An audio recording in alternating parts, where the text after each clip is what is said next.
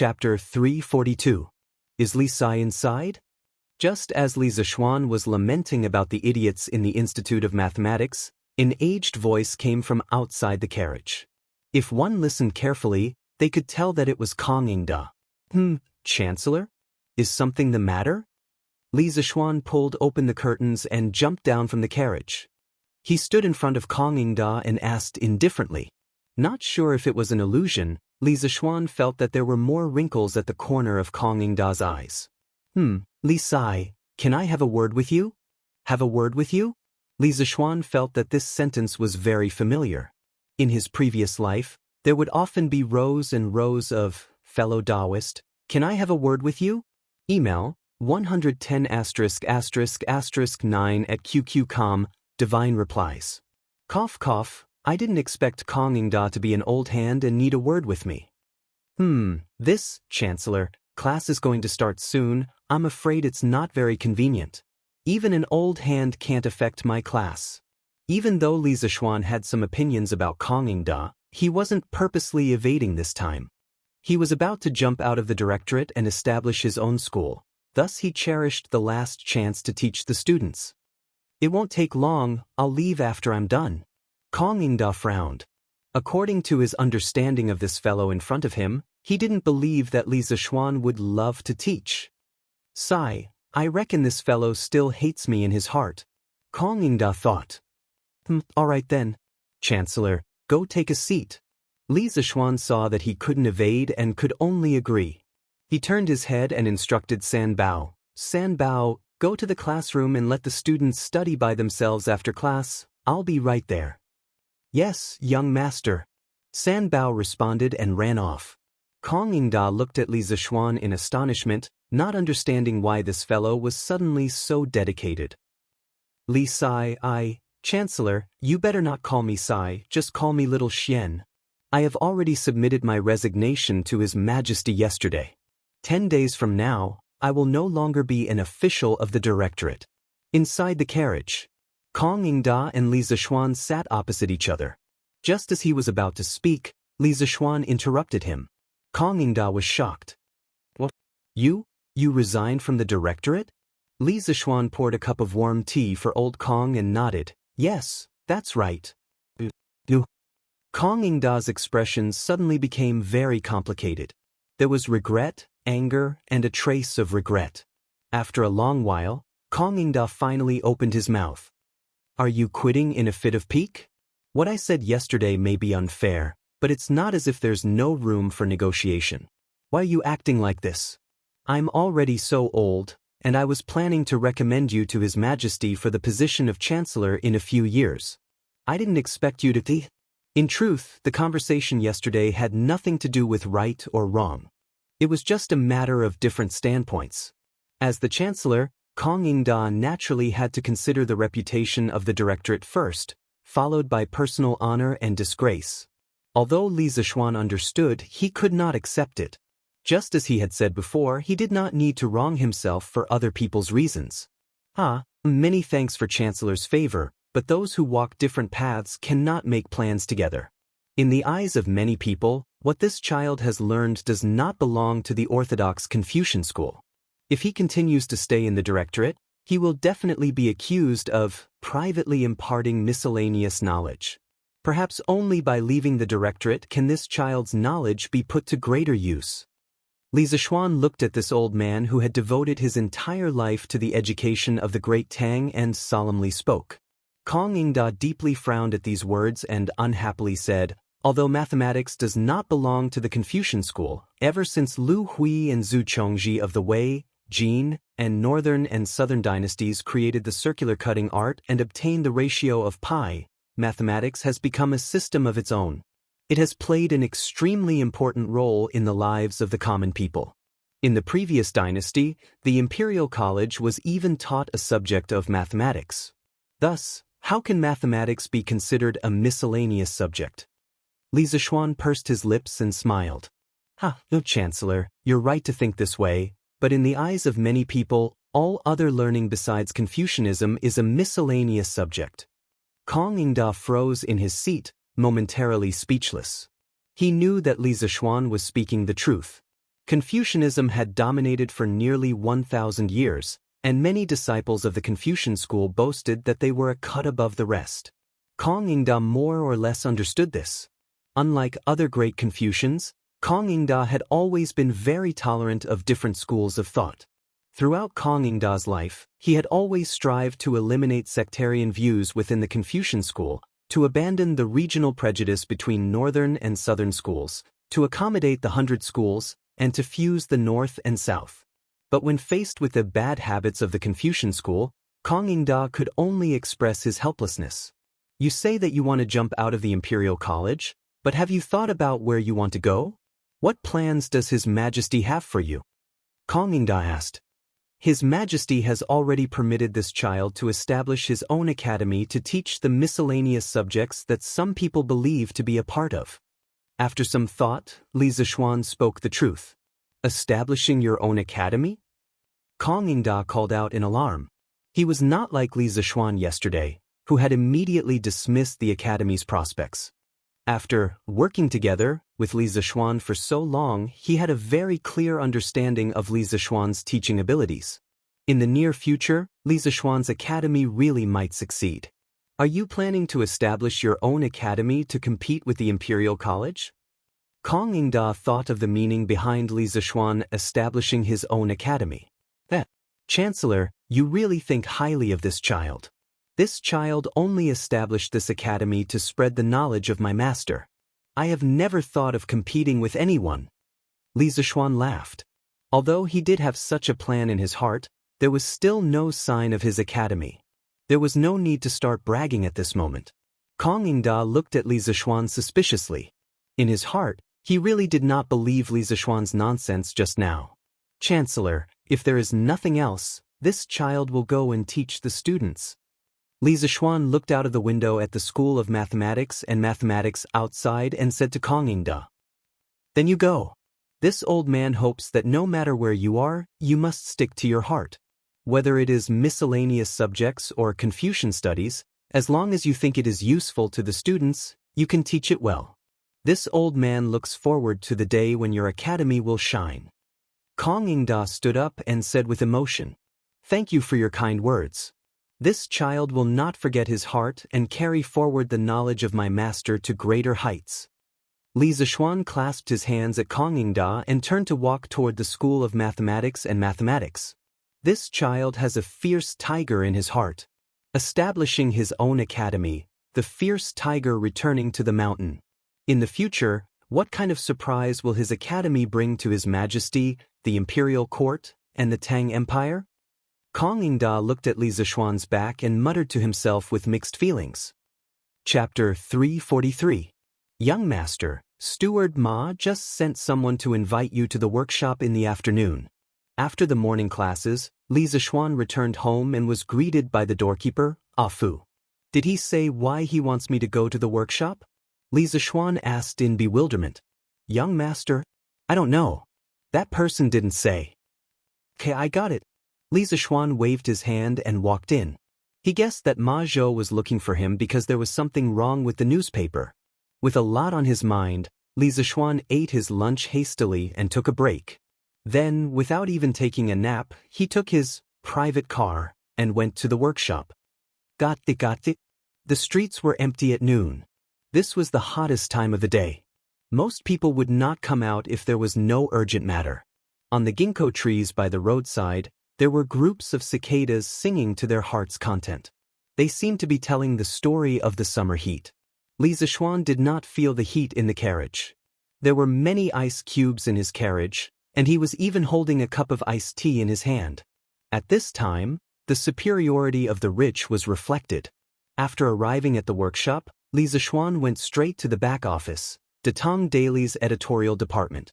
He saw Ma Zhou instructing a few people to organize the manuscripts. Li Zixuan walked forward and shouted, Brother Ma! Hey, Lord Zhu, you're here so soon?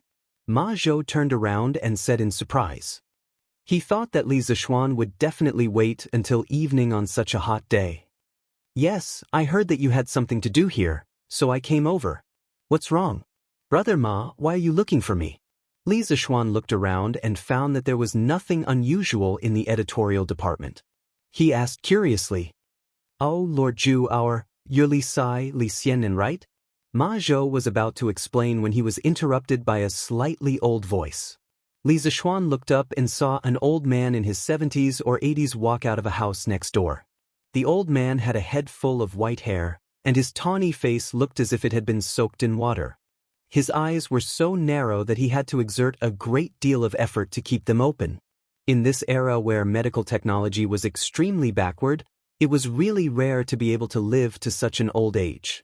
Li Zixuan knew the room where the old man came out. It was the office for the grand secretaries who came to help compile the Tang dictionary. But he had never seen this old man before. "That's right. How should I address you, sir?" Li Zixuan bowed respectfully. The ancients were 20 years old, 30 years old, 40 years old, 50 years old, 50 years old, 50 years old, 60 years old, and 70 years old. Old people usually had a higher social status, and the imperial court would also have some government orders to support the elderly. Regardless of the identity of the old man in front of him, just his age alone was worthy of respect.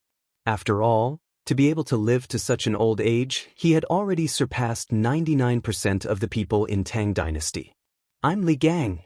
The old man walked to Ma Zhou's side and answered with his hands behind his back. *CK. Li Gang? The unluckiest teacher in history, Li Gang, who was known as the Crown Prince's killer? Li Zixuan was shocked. He did not expect to meet such a great person on a trip out. He knew a little about Li Gang's deeds. It was said that this old man had experienced the North Zhou, Sui, and Tang dynasties. He could be said to be a senior official of 3 dynasties. What was even more amazing was that he had also served as the teacher of the Sui Yang Jian Crown Prince Yang Yong, the Tang Li Yuan Crown Prince Li Jianqing, and the Tang Li Shimin Crown Prince Li Chengqian. However, the tragedy was that these 3 crown princes in history did not have a good ending. Therefore, Li Gang in history also had the title of Crown Prince Killer. Lord Zhu, Mr. Li Gang also contributed a lot to the compilation of the Tang dictionary. But you were not there when he came the last few times. Ma Zhou was worried that Li Zixuan did not know Li Gang, so he explained in a low voice. "Oh, it's Master Li. Sorry for the disrespect. Brother Ma, let someone serve tea." Li Zixuan hurriedly cupped his hands in greeting. "What Master Li? This old man has retired for many years." "Li Sai, don't be mistaken," Li Gang said curiously. In the 2nd year of Wuda, Li Gang asked to resign due to old age. Li Yuan agreed to remove him from his position as minister and continue to be the crown prince's junior guardian. Li Yuan thought that Li Gang was a famous minister of the Sui dynasty. When he personally wrote the edict, he never called him by his name. Li Zixuan was dumbfounded. In his previous life, he had read many novels that crossed over to the Tang dynasty. Among them, there were many that mentioned Li Gang. Didn't they all say that Li Gang was the crown prince's master? But looking at it now, this old man obviously had not become Li Chengqian's teacher yet. In reality, after Li Gang retired, it was not until the 4th year of Zhengguan that Li Er invited him out of the mountain to be the crown prince's master and teach the crown prince Li Chengqian. But regrettably, in the 5th year of Zhengguan, Li Gang died of old age at the age of 85. Li Er posthumously bestowed upon him the title of Minister of Ceremonies. Cough cough, this young one speaks insolently. Please don't blame him, don't blame him. Please come in, please come in. Since things had already come to this, Li Zixuan could not explain anything. He could not say that he had been the crown prince's master before and would be the crown prince's master for the rest of his life, right? If he dared to say that, Li Gang would definitely kill him. After all, Li Gang's previous student was the hidden crown prince, Li Jianqing. In the current Tang dynasty, who would dare to mention Li Jianqing's name? Hence, he could only laugh it off and let this matter pass for now. TSK to say, this was the result of thinking that he was clever. It just so happens that this old man has something to say to you. Li Gang did not suspect anything. He nodded lightly and followed Li Zixuan and Ma Zhou to a side hall beside the editorial department of Datang Daily. After the servants served tea and left, only the 3 of them were left in the room. Beside them, There was a block of ice that was emitting wisps of cold air. Ha, Li Sai is really rich and overbearing. In such a big workshop, I'm sure there are many rooms that use ice to cool down, right? Li Gang joked and took a sip of tea. Then he frowned and said, "Tea, you're still serving me hot tea in this weather? You're too stingy. This old man knows that you have good wine." "Yes, it's that drunken immortal or something. Hurry up and give me a pot. It's best if you put some ice in it." Li Zishuan's mouth twitched. "You're almost 80 years old, aren't you? Who would dare to serve you drunken immortal? If something bad happened to you, this young master would not be able to explain himself even if he had 8 mouths." It was said that ancient scholars loved wine. Li Zishuan finally had a better understanding today. This King good wine was so good that one would even throw away one's life. It's not that I don't want to use it. The main thing is that the drunken immortal is too strong and can easily harm the body. This young one should get someone to send you a pot of iced and warm wine. Li Zishuan was speechless. "Oh, all right then." Li Gang did not know how to refute and could only reply with slight disappointment. Chapter 344. Lord Zhu, the Tang Dynasty Dictionary has been completed today. I invited you here today to take a look at it. In the side hall next to the editorial department of Datang Daily, Ma Zhou took out a thick stack of manuscripts and handed them to Li Zishuan. "Oh, so fast?" Li Zishuan was surprised. He didn't expect Ma Zhou to call him here today for this matter. He also didn't expect the progress of the dictionary to be so fast. This is all thanks to old Mr. Li's help. Old Mr. Li is well versed in ancient and modern history and is full of wisdom. This Ma is not as good as you. The scholars sent by King Wei and Crown Prince are also not as good as you. Since old Mr. Li came, our compilation speed has increased by more than 10%. This has shortened the time by a lot." Ma Zhou respectfully saluted Li Gang and praised him. Steward Ma is too modest. After a few more years of accumulation and polishing, your knowledge will not be inferior to mine in the future." Li Gang nodded to Ma Zhou with a smile, then looked at Li Zishuan and said, "I really didn't expect that such a small workshop would have such an amazing talent like Steward Ma. Li Sai is really capable." Gold would shine no matter where it was. Ma Zhou's talent and learning could be discovered even in the workshop. In the past month, not only did he use his talent and learning to conquer the scholars sent by Li Qingqian and Li Tai, even Li Gang, a veteran Confucian scholar who had joined in the middle, began to praise him. As the one who discovered Ma Zhou, a fine steed, Li Zishuan's face was full of light at this moment. He smiled and said, "It's my honor to be able to invite Brother Ma and the workshop. Of course, I'm also very grateful that Mr. Li is here to help. I'll have someone prepare a generous gift later as thanks." This is what you should do. When the time comes, remember to send this old man a few jars of good wine. And this gentle home is not bad. It's soft and mellow with a lingering aftertaste. When the time comes, give this old man 2 jars. Li Gang obviously knew that Li Zishuan was rich and overbearing. Hearing this, he chuckled and did not refuse. Since old Mr. Li likes it, then I'll definitely get someone to send you 2 more jars. You're a pretty good student. Here, why don't you take a look at this newly compiled dictionary first, and then we'll talk after you've read it. Li Gang pointed at the dictionary in Li Zishuan's hand and laughed. Yes, that's exactly what I was thinking. Li Zishuan had been itching for a long time.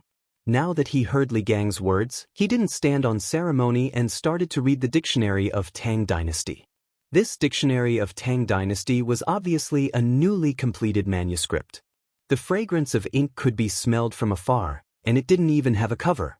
Li Zishuan didn't care about this and started to read the content directly. The paper used for the dictionary was new paper produced by the workshop.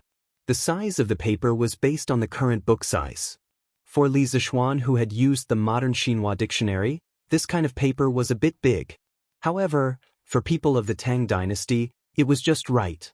He had discussed this issue with Ma Zhou before, and Li Zishuan finally decided to adapt to the times. The first few pages, as expected, were part of the table of contents. First, it was arranged according to the order of the phonetic alphabet, and the page number of each pronunciation was marked one by one. Then, there were a few pages of table of contents to search for words through the radicals. Looking at the dictionary of Tang Dynasty in front of him, Li Zixuan couldn't help but miss the shabby Xinhua dictionary that he used when he was in elementary school in his previous life. Stroking the glossy paper of the dictionary, he had an idea and wanted to search for a word in the dictionary of Tang Dynasty. Let's search for Zhe. Although he hadn't used the dictionary since he graduated from elementary school, he still remembered how to search for a word in the dictionary. After a while, he found the page where Zhe was located and saw the words written on it. Zhe is pronounced as Zhe, which refers to the place where water gathers. It also means grace and benevolence. The detailed explanation is as follows. 1. Deep lakes and swamps or lakes and swamps with aquatic plants. There is water below, and it is called Zhe. Shuming 2. Grace, favor. Zhe reaches all ages, but not benevolence. Zhuangzi, great Grandmaster Shimen Bao was named Yi Ling, and his name was known throughout the world. Historical records, Shimen Bao's biography 3. Benevolent action. King Yin also dared not to lose the emperor, and was not worthy of heaven's grace. Shu Toshi 4. Underwear. Chiwei has no clothes, and he and his son share the same grace. Poem, Qin Feng, no clothes. 5. Title of nobility, legacy. The grace of a gentleman is cut off for 5 generations. Mencius. Not bad. If I didn't check the dictionary today, I wouldn't know that Zhe has so many meanings. Li Zixuan sighed in his heart. About half an hour later, Li Zixuan checked a few more Chinese characters. The results were very smooth, and the page numbers were all correct. He closed the dictionary and said with a smile, not bad at all. Brother Ma, you can go to the printing department later to start the printing. We will print 1,000 copies of the first batch. 1,000 copies? Ma Zhou's hands trembled and he exclaimed, Lord Zhu, isn't 1,000 copies a bit too much? Not at all. Before Li Zixuan could say anything, Li Gang spoke first. His face was flushed, and he stroked his beard and laughed excitedly. Such a wonderful work should be prepared for every family.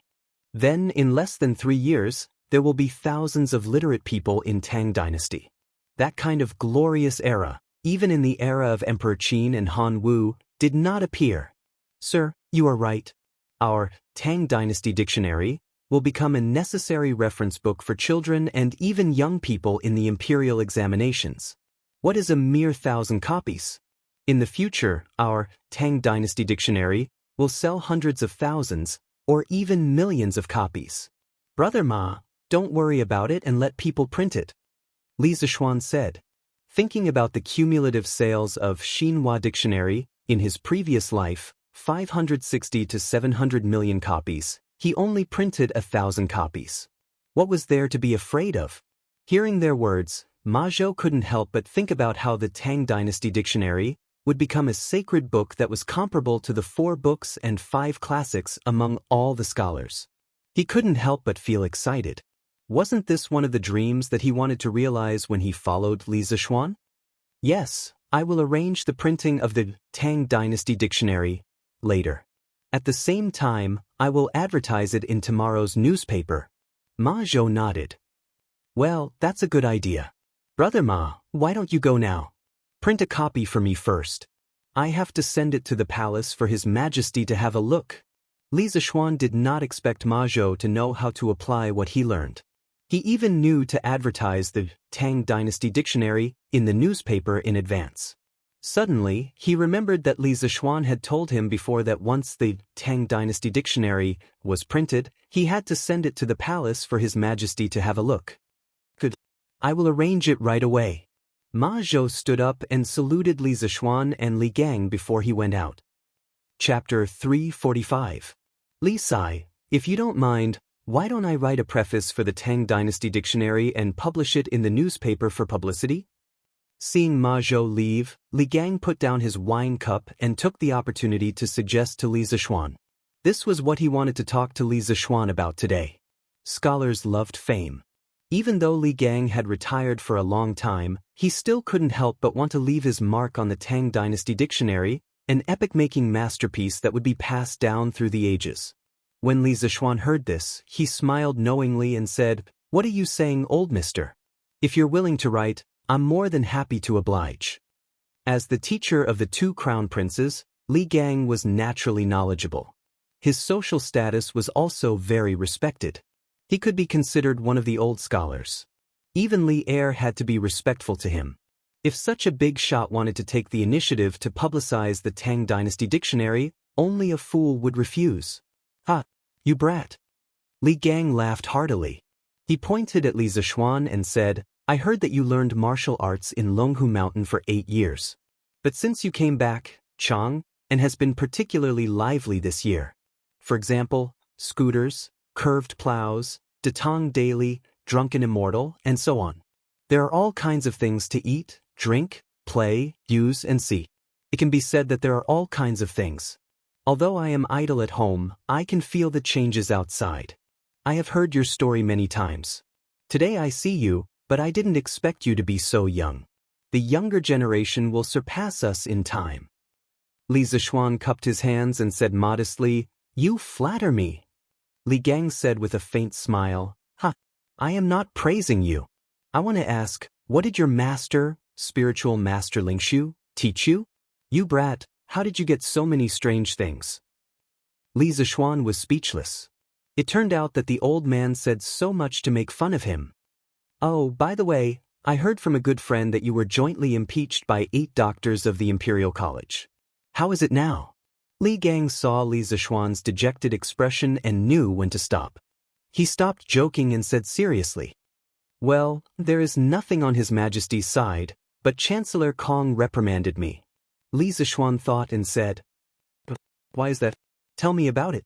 Li Gang showed an interested expression and asked, "Once a person got older, they would generally be more open-minded about personal gains and losses. But instead, they would become more gossipy. To be specific, they would be like Li Gang. They would be very open-minded, but they would be especially interested in other people's affairs." Li Zixuan was helpless and could only briefly tell Li Gang about the recent happenings in the Imperial Court and the Imperial College. Li Gang listened with great interest. After listening, he stroked his beard and shook his head.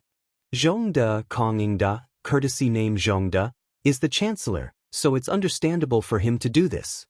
However, it's a little unreasonable. Li Sai, since you joined the Institute of Mathematics, you've made some contributions to the Imperial College. Even I have heard a little about your contributions. Zhongda's behavior is somewhat disappointing. Next time when I drink with him, I will help you talk to him." Li Zixuan was stunned. He did not expect Li Gang to be so open-minded. It was indeed rare for him to look at this problem from a completely fair point of view. "Ah, thank you for your kind intentions. But there is no need for this. This little one has already resigned from His Majesty yesterday. In the future, I will no longer hold the position of Minister of Mathematics." To tell the truth, if Kong Yingda had been like Li Gang at the start, even if the Imperial College had a backstabbing villain like Cui Shanyu, Li Zixuan would still be willing to stay and lead the Imperial College to a new life. But there were no ifs in reality. Now that he had decided to set up his own school, there was no point in talking about this. "What?" Li Gang's eyes widened and he cried out in disbelief. Then he said somewhat bitterly, "Foolish! Foolish! How can you give up on your students because of a momentary dispute? Don't you plan on continuing the knowledge that your master passed on to you?"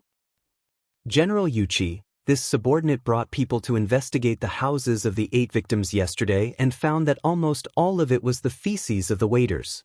Moreover, according to the descriptions of the servants of these families, the feces should have all been taken before 5 in the morning. At that time, everyone was still dreaming. East of the Imperial Palace, right Marquis Wei Manor. Chicken Bro bowed and handed over a page of the dossier. Then did you bring people to ambush and capture people in those places in advance this morning?" Yuchi Jingda sat at the head of the table and didn't take the file. He just glanced at it casually and then asked in a rough voice. Replying to General, this subordinate brought people to ambush near the houses of the 8 doctors at 5 in the morning this morning. In the end, we didn't find anything strange until dawn. This subordinate reckons that they should not come again. Brother Chicken felt even more pressure. He didn't know if Yuchi Jingda would punish him for incompetence because of this. His forehead was so nervous that sweat seeped out. Huff. He didn't know if he was hallucinating, but Brother Chicken vaguely heard the sound of exhalation. Then, he heard Yuchi Jingda say, "Then did you go door to door nearby and ask if any child came out and took a dump in front of the houses of Dr. Cui and the others 2 days ago?" Replying to General, this subordinate has checked, but basically every family said with certainty that their child definitely didn't go out in the morning. Brother Chicken was fully prepared and hurriedly answered. Li Zishuan had allocated a lot of activity funds back this time. In the houses where the 8 doctors lived, all the families with children were basically hired by Li Zishuan. At this time, who would jump out to admit their guilt? The atmosphere in the hall became very oppressive for a moment. Just as Brother Chicken thought that he would definitely be punished this time and muttered in his heart that Ma Zhou's previous analysis was too deceptive, Yuchi Jingda finally spoke. Since that's the case, then this case will end like this. Go file the file and inform the 8 doctors. Tell them the results of Wu Houwei's investigation. It's not that we don't want to help them investigate, but that the murderer is too cunning and no longer appears. Wu Houfu still has many other things to do. We can't keep wasting time on this. Brother Chicken heard this and was instantly pleasantly surprised. He hurriedly said, "Yes, General." After saying that, he prepared to go to Wu Houfu's archive. Wait, Yuchi Jingda called out. "What other instructions does General have?" "This time, you did very well. All right, you can go now." Yuchi Jingda glanced at Brother Ji, speaking meaningfully and tacitly. "Sir."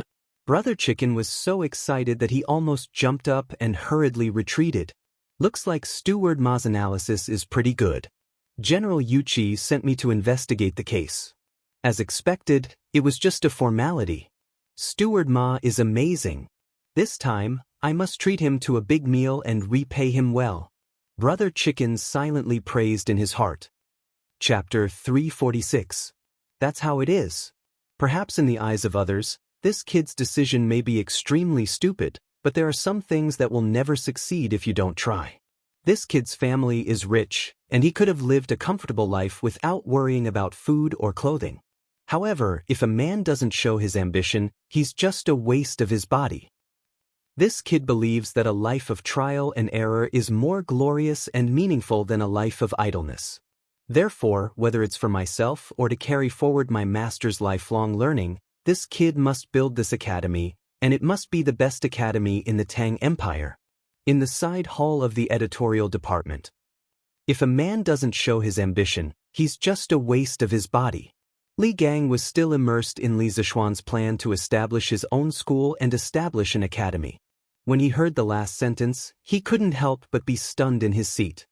He muttered to himself, and then his eyes became brighter and brighter. A moment later, he clapped his hands and praised, "Good, good, good. This old man originally thought that you just left in a fit of anger, but I didn't expect you to have such lofty aspirations. A month ago, you stabilized the paper price, and now you've launched the Tang Empire Dictionary. In the future, you'll establish an academy to educate the common people. It seems that you've been prepared for this for a long time. Kid, no matter what other people think, and no matter whether your knowledge is miscellaneous or not, this old man will support you. Your contributions to the culture and education of the Tang Empire will one day be recorded in the annals of history. In the future, if you have any use for these old bones of mine, just tell me." Li Zishuan was overjoyed. He thought that although Li Gang received orthodox Confucian education, his thinking was not pedantic at all. When the academy was built in the future, it would be good to invite Li Gang to be an honorary professor. This Ma also supports Lord Zhu. A few months ago, Lord Zhu said that he would let all the poor children of the Tang Empire be able to afford to study. At that time, no one believed him, but now, our strange culture is infinitely close to this goal. Now that Lord Zhu has established his own school and set up an academy, I am very willing to lend Lord Zhu a hand. When Li Zishuan was telling Li Gang about his conversation with Li Zishuan yesterday, Ma Zhou had already returned from the printing department. Therefore, he knew the whole story from beginning to end. At this time, he stood on Li Zishuan's side without hesitation. Thank you for your understanding. Thank you for your support, Brother Ma. After the academy is built, I'll have to trouble Mr. Li to teach the students a thing or two. Li Zishuan said sincerely. People who were noble, open-minded, and tolerant were the easiest to gain the favor of others. Li Gang was such a person. When the time comes, you better treat me with good wine and good food. Otherwise, this old man won't go and mess around. Li Gang pointed at Li Zishuan and joked. If Mr. Li is willing to come, not to mention good wine and good food, this little one is willing to send you mountains of gold and silver. Li Zishuan said with a smile. This old man has half of his body in the ground. I don't want your mountains of gold and silver. Li Gang scolded with a smile. Here, Mr. Li, this is a new carriage developed by our workshop. The interior is spacious and the facilities are complete. You won't feel the slightest bump in it. Your house is quite far from here. Why don't you take this carriage home? In the evening, Li Zishuan and Ma Zhou sent Li Gang to the front yard of the workshop. Said with a smile. Li Gang's house was in Jianghu Square, located in the southeast corner of Chang'an City. It was about 10 miles away from N.E. Square where the workshop was located. When Li Gang went back, he brought 4 jars of wine with him. Li Zishuan certainly wouldn't let an old man in his 70s or 80s travel so far alone. When it comes to enjoyment, no one in the whole Great Tang can compare with you. But this old man will be disrespectful to refuse. Otherwise, with my old arms and legs, it will take a lot of effort to get home. Li Gang lifted the curtain and looked at the luxurious interior of the carriage. He turned and pointed at Li Zishuan and joked with a smile. You flatter me. One should work hard to earn so much money in one's life.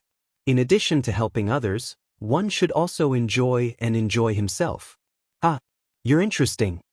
Li Gang laughed and got into the carriage with the help of the servant. He tried the sofa and couldn't help but exclaim, This old man still underestimated you. This carriage is more comfortable than I imagined. If you like it, how about I give you one? Li Zishuan laughed outside the window. I won't accept a reward for nothing. Your carriage is so luxurious that it must be worth a lot. This old man can't afford it. Li Gang waved his hand and refused without hesitation. He could accept a few jars of tenderness, but this carriage was too expensive. How could Li Gang be willing to accept it? You can't say that. Old Mr. has been working tirelessly on the revision of the dictionary of the Tang dynasty. How can a mere carriage compare to old Mr.'s efforts? Hey, this old man didn't help you edit the dictionary for you. This dictionary is the foundation of the future prosperity of the literary world of Tang. Li Gang let out a sigh and said, Let's go. It's getting late. I'm going back. Tomorrow I'll write a preface for the Tang dictionary and send it over. Take care, old man. Xiaoxi, take good care of the old man. Seeing that Li Gang insisted on not accepting it, Li Zishuan did not force him. He saluted Li Gang and then instructed Song Xiaoxi. Yes, young master. Song Xiaoxi nodded and drove the carriage away. Brother Ma, the workshop will spare a carriage for old man Li in the future. Seeing that Li Gang had left, Li Zishuan turned around and said to Ma Zhou. Yes, that's right. Old man Li is too old. Ma Zhou nodded and replied. Hey, young master, since you're here, I have something to tell you. At this moment, Uncle Fu hurried over. Li Zishuan was surprised and said, Oh? Faubert, what's the matter? Young master, you've ordered the workshop to speed up the production of the new carriages. We haven't dared to slack off. As of today, the workshop has produced more than 50 new carriages. Do you think we can sell this new batch of carriages first? This way we can recover some of the money and use it for turnover. Faubert said worriedly. The cost of a new carriage was as high as 400 to 500 strings of coins. Faubert was also under a lot of pressure from the workshop. After all, the cost alone was more than 20,000 strings of coins. It was not a small sum. If they were sold as soon as possible, there would be a surplus of money. That was why Faubert was so eager to sell the new carriages. Chapter 347. Oh, 50 carriages. That's not a small number.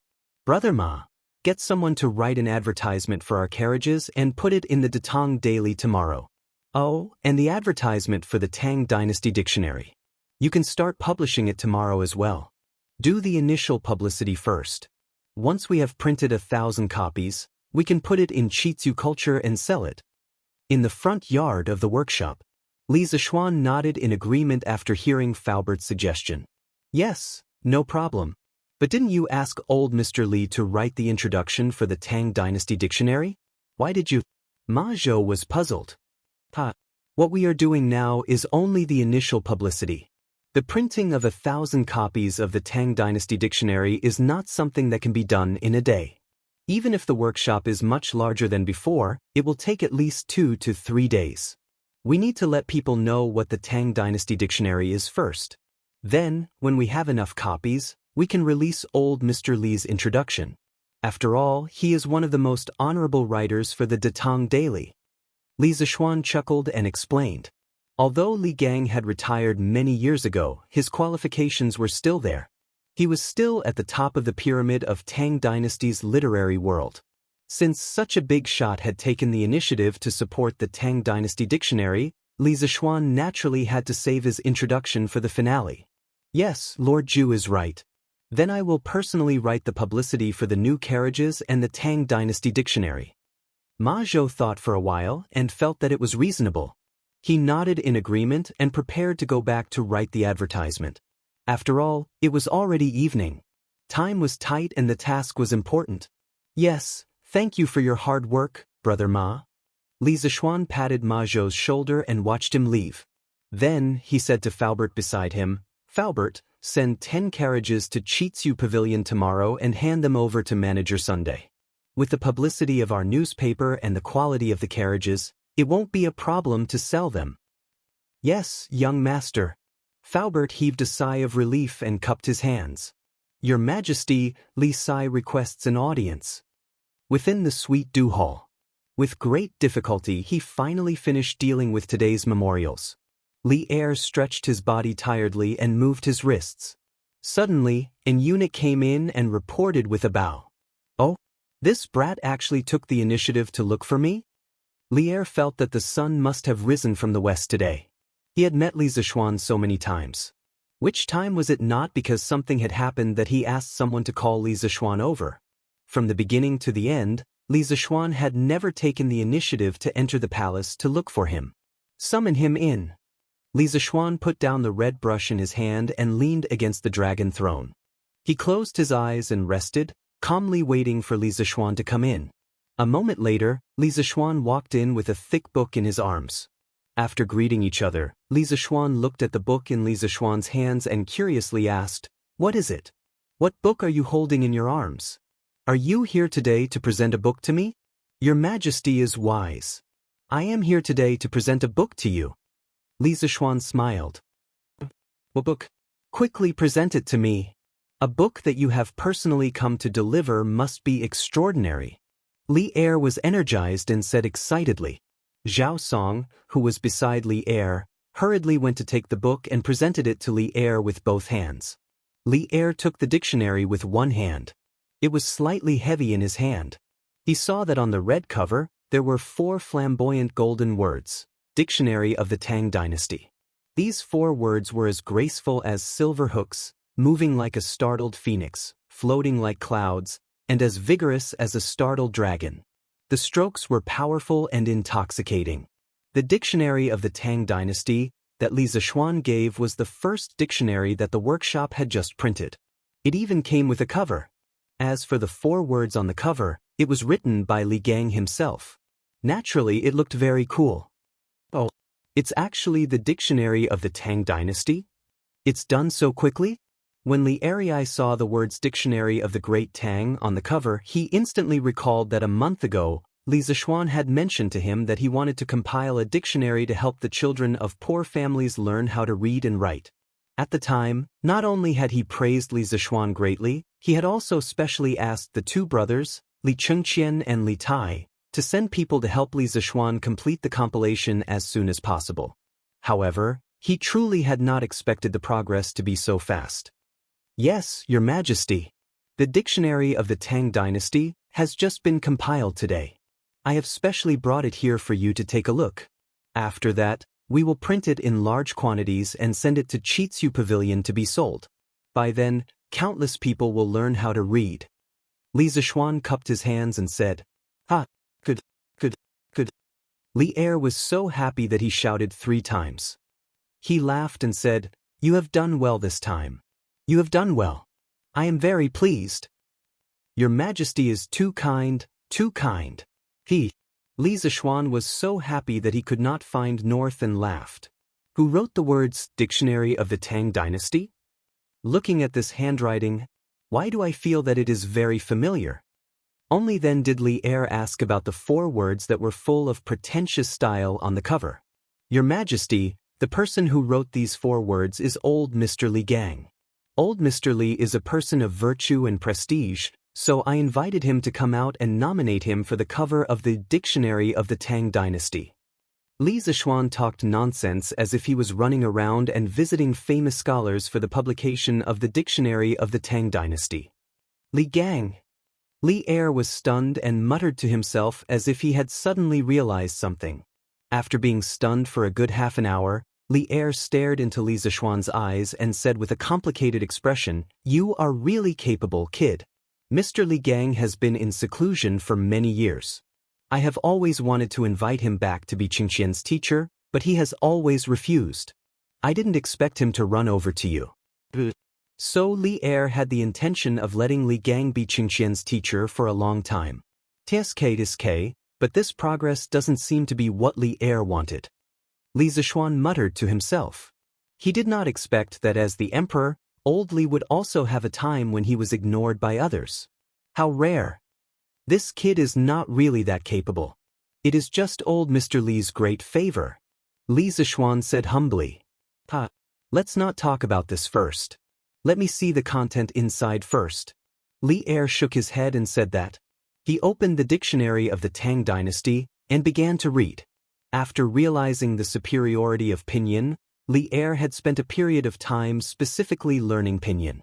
Similar to when Li Zishuan first saw the Dictionary of the Tang Dynasty, today, Li Er first looked curiously at the Pinyin table of contents in front of him and the table of contents in front of him.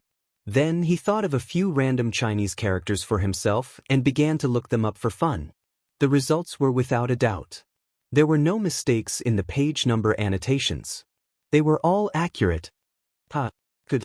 This Dictionary of the Tang Dynasty is really good. I will leave this to me. Kid, quickly arrange for people to print this dictionary in large quantities and promote it as soon as possible. When the time comes, I will reward you handsomely. Chapter 348. Master, the people from Wu Ho government said that a few days ago, a group of children pooped in front of our house, but the group of children never appeared again. The people from Wu Ho government can't do anything about it. They told us to look for them after we have new clues. Imperial Medical Department. After 2 days of care, Cui Shanyo's complexion was much better, no longer as pale as before. When he heard this, he couldn't help but be angry and said angrily, "Preposterous! What is this? How dare they be so perfunctory? This group of Wu Ho has no respect for the law." Cough. Hey, master, don't be agitated. Calm down. Calm down. Madame Cui quickly put down the medicine in her hands, quickly walked behind Cui Shanyu, gently patted her husband's back, and anxiously advised. Cough. This old man understands. Cui Shanyu violently coughed a few times, his emotions gradually calmed down, and he said with difficulty, "This old man understands. Right, Wu Ho General Wei is Yuqi Jingda, and Li Zishuan's relationship with Yuqi Jingda? He. These people are blatantly abusing their power for personal gain. This old man will definitely impeach them." Cough. Master, calm down. We don't have any evidence. How can we impeach them? It's better for you to get better first. Professor Zheng and the rest are still waiting for you to get better. Madame Cui said helplessly. Then help this old man up. Cui Shanyu was startled and suddenly said, "Master, what do you want to do now?" Quickly help this old man up, I want to write a letter. Help me send it to Honglu Temple later.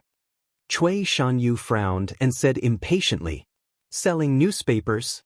Selling newspapers. Fresh out of the oven de Tong Daily. Today's headline, Peerless Godly Works About to Appear in Strange Culture.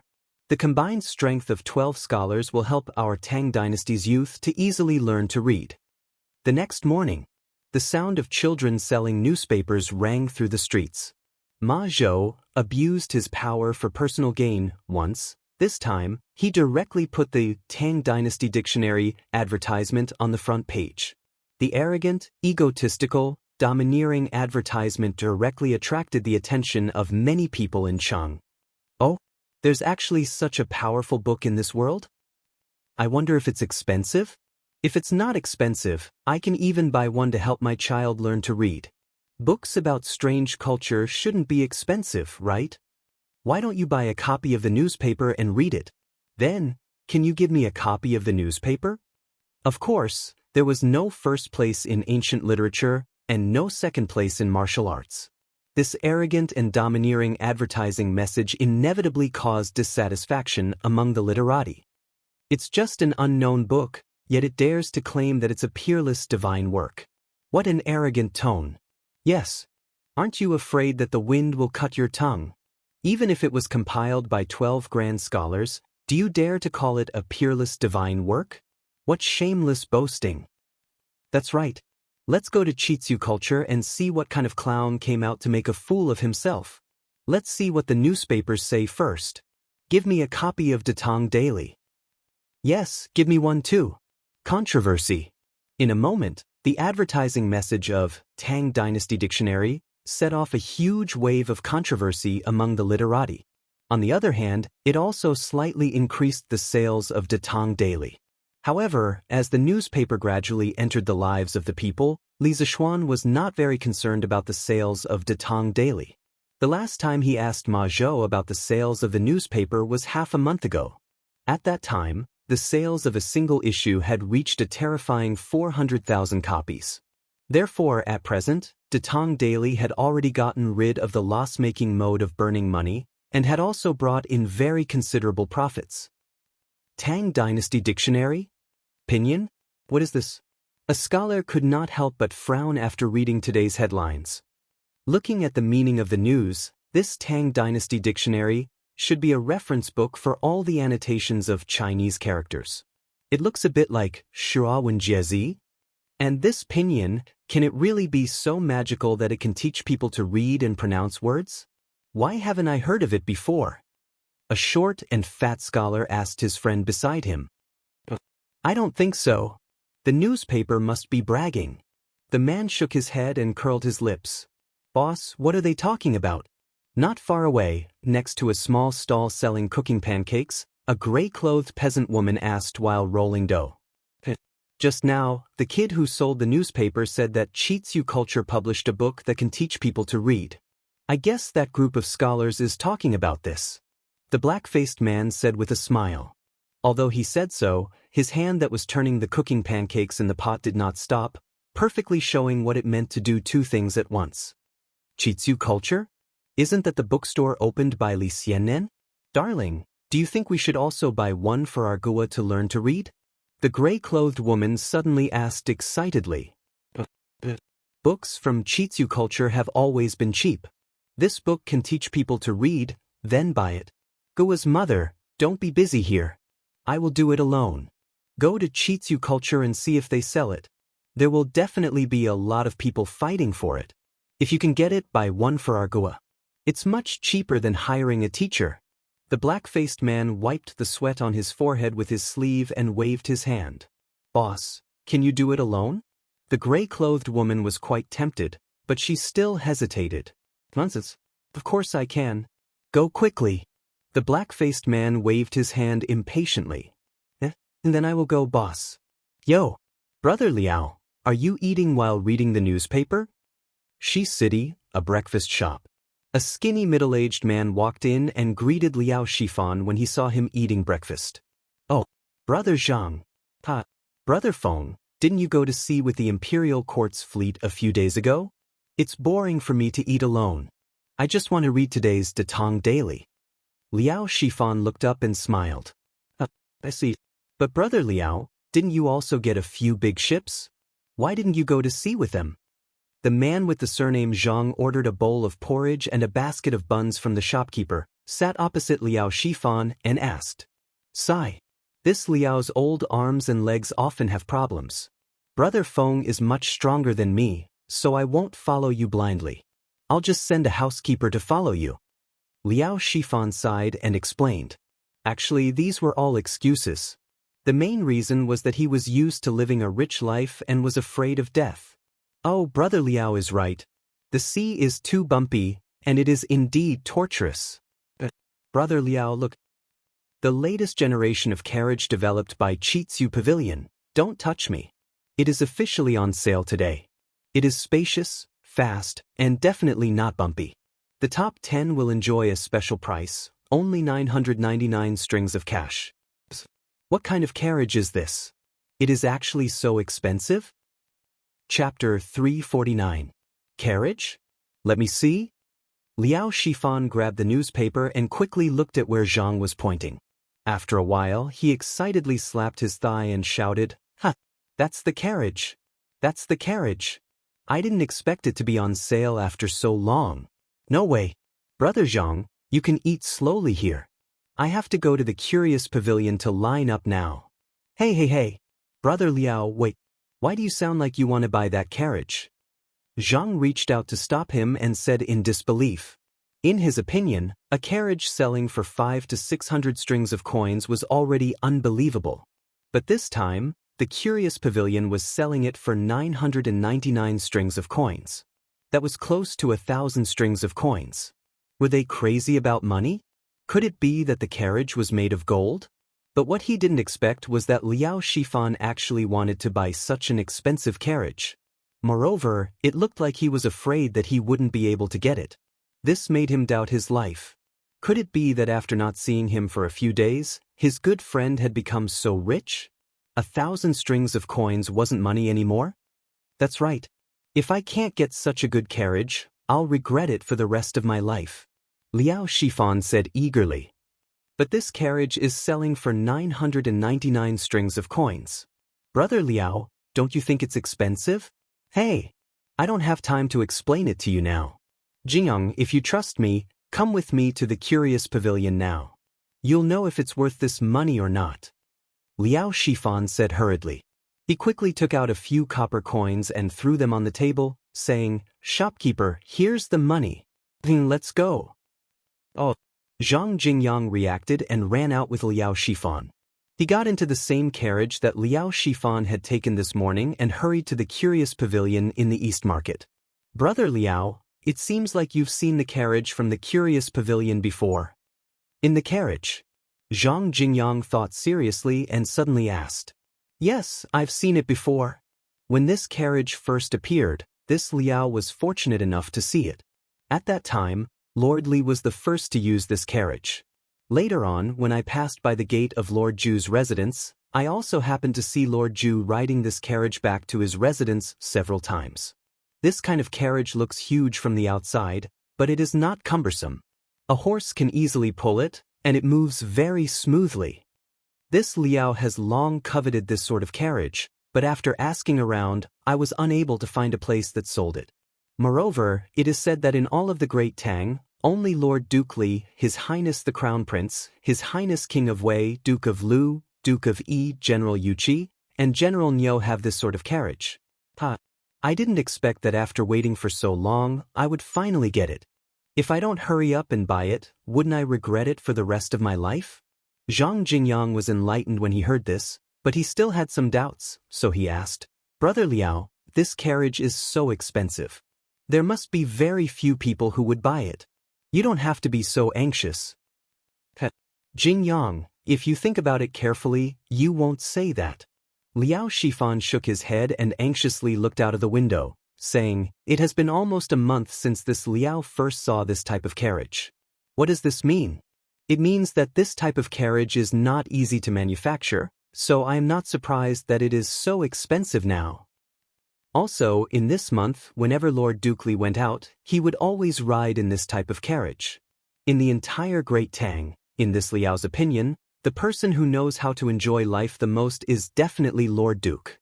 If this old man is so fond of this type of carriage, then there is no need to doubt the excellence of this carriage.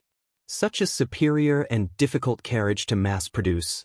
If this Liao doesn't hurry up and snatch it, I'm afraid that I won't be able to get it. After all, there are many people in Chang, and who can take out 999 strings of coins, and there are even more people with foresight. Perhaps even Li Zishuan himself did not expect that he would be treated as an old man by successful businessmen like Liao Shifan. However, from the few businesses that Li Zishuan did in Chang, and all of them had extremely high returns. He indeed had the qualifications to be a role model for these businessmen. Hearing this, Zhang Jinyang's eyebrows twitched. He slowly nodded and said in a deep voice, "Thank you, Brother Liao, for your advice. After hearing what you said, I am also very curious about this carriage. I must take a good look at it later." "You can take a look at it, but don't fight with me," Liao Shifan suddenly said with a vigilant look. Zhang Jingyang was speechless. Could it be that this friendship could not be compared to a carriage? How heart-wrenching. On the other side, in the East Market, Strange Culture and Strange Taste Pavilion, which had been quiet for a long time, became popular again today. These two shops had been the hot topic of Chang'an before. This time, after Datang Daily's publicity, it was as if a cigarette butt had been thrown into a barrel of explosives. The effect of gathering popularity immediately exploded. Even before opening time, there was already a long line in front of the two stores. There were fewer people in front of the Odd Taste Pavilion. After all, carriages were still considered a luxury item for the people of Great Tang. On the other hand, there was a sea of people in front of the Odd Taste Pavilion, and there were several long lines. The people in the queue gathered in twos and threes, pointing at the advertisements in the newspapers and discussing with each other. For a moment, it was very lively. Fortunately, we are not too late, and we have membership cards, so we can line up at the members' channel. This way, there will definitely be a carriage for me later. In front of Strange Taste Pavilion, Liao Shifan and Zhang Jinyang were at the front of the queue and said happily. There were only two people in front of him, so logically speaking, they would definitely be able to buy the first batch of carriages. Fortunately, there were no traffic lights or traffic jams in this era. Otherwise, the two of them would have been dead by now. Although there were not as many people buying carriages as there were people buying Tang Dictionary, at a glance, there were at least 70 to 80 people lining up to buy carriages in front of Strange Taste Pavilion. Chang and had never lacked rich people, and even more so, people with foresight. "Brother Liao, if I didn't see wrongly, you took out an orange membership card just now." Zhang Jingyang's face was full of shock. "If we didn't have a membership card, we would still be lining up on the other side." Liao Shifan did not feel that something was wrong at all, and he answered casually. But a card costs 100 strings of coins, isn't that a bit expensive?" "It's not expensive at all. For us, it's totally worth it. Think about it, an orange membership card only costs 100 strings of coins, but with this card, not only can we save time in the members channel, we can also get a 30% discount on all the goods in Strange Taste Pavilion. Just this time, we can save nearly 300 strings of coins by buying a carriage. Do you think this membership card is worth it? Is it expensive?" Liao Shifan slowly analyzed. Chapter 350. It's open. It's open. The door is open. Let's go in and have a look at the Tang Dynasty Dictionary. How dare it call itself a masterpiece? The door of Chitsu culture was the first to open. Sun Huayuan, dressed in a purple-red gown, walked out happily and saluted the crowd. "My friends, you must be here today to have a look at the Tang Dynasty Dictionary out of curiosity. I won't beat around the bush. You can go in and have a look at the new Tang Dynasty Dictionary in your order. Today's Tang Dynasty Dictionary is only for viewing, but not for sale. 2 days later, Chitsu Culture will sell 1,000 copies of the Tang Dynasty Dictionary. If you need it, remember to come and buy it." "What? It's not for sale today? Why not?" Why did you bring us here if you don't want to sell it? Some people in the crowd who had come early to buy the Tang Dynasty dictionary couldn't help complaining to Sun Huayuan. Most of them had heard about the magic of pinyin from the supervisors of the Imperial College, so they didn't have much doubt about the function of the Tang Dynasty dictionary. Today, they just wanted to buy the dictionary. Everyone, please calm down and listen to this old man's explanation. Sun Huayuan was prepared for this. He saluted the crowd and said loudly, "The Tang Dynasty dictionary uses the pinyin newly invented by my lord. It combines the painstaking efforts of the Crown Prince and the 12 scholars under the King of Wei." Later, the former minister of the Ministry of Rights, Mr. Li Gang, also helped. His Majesty has given great attention and support to it. After the dictionary was compiled yesterday, my lord brought the first Tang Dynasty dictionary to the palace. His Majesty praised the dictionary and said that the Tang Dynasty dictionary could be used as an introductory reading material for children and a necessary reference book for young students in the imperial examinations in the future. Our workshop is doing its best to print the dictionary. It is estimated that 1,000 copies of the dictionary will be printed in 2 days. In the next month, the Imperial Court will send a group of assistant lecturers who are proficient in pinyin to the Taoist temples and academies in Chang and city to teach and popularize pinyin for free. Friends who have bought the Tang Dynasty dictionary can attend the class. I promise that anyone who is illiterate will be able to learn pinyin in 10 days. After that, you can use the Tang Dynasty dictionary to learn all the Chinese characters. As soon as Sun Huayuan finished his words, the people in the line below immediately burst into an uproar. Previously, a large number of people had great doubts about the Tang Dynasty dictionary after reading the headlines in the newspaper. However, at this moment, Sun Huayuan said with certainty and even mentioned the emperor. How could they not believe it? Of course, no one doubted that Sun Huayuan was lying. Someone who dared to use Li Er's words to advertise in Chang and had probably not been born yet. Moreover, according to Sun Huayuan, if a child wanted to learn how to read, he only needed to buy a copy of the Tang Dynasty dictionary. This was too shocking. In modern society, there were often people who complained that education was difficult and expensive. A child's kindergarten would cost tens of thousands of yuan a year. However, in ancient times, education was even more difficult and expensive. Firstly, books were expensive. Secondly, school fees were expensive. This led to the extremely low literacy rate in ancient times. Now that there was such a cheap way to learn how to read, many people were shocked. His Majesty actually knows about the Tang Dynasty dictionary? His Majesty personally designated the Tang Dynasty dictionary as a necessary reference book for the imperial examinations? According to Shopkeeper's Son, my child only needs to attend 10 days of pinyin lessons and he can use the Tang Dynasty dictionary to learn all the Chinese characters. Isn't this too worth it? Shopkeeper's Son, is this pinyin really that useful? A burly man roared and asked. Sun Huayuan smiled and nodded at him. Of course. The Imperial College was the first to popularize pinyin. Now, almost all the students in the Imperial College have learned pinyin. Whether it's useful or not, you may not believe me, but you can go and ask the students in the Imperial College. I know this.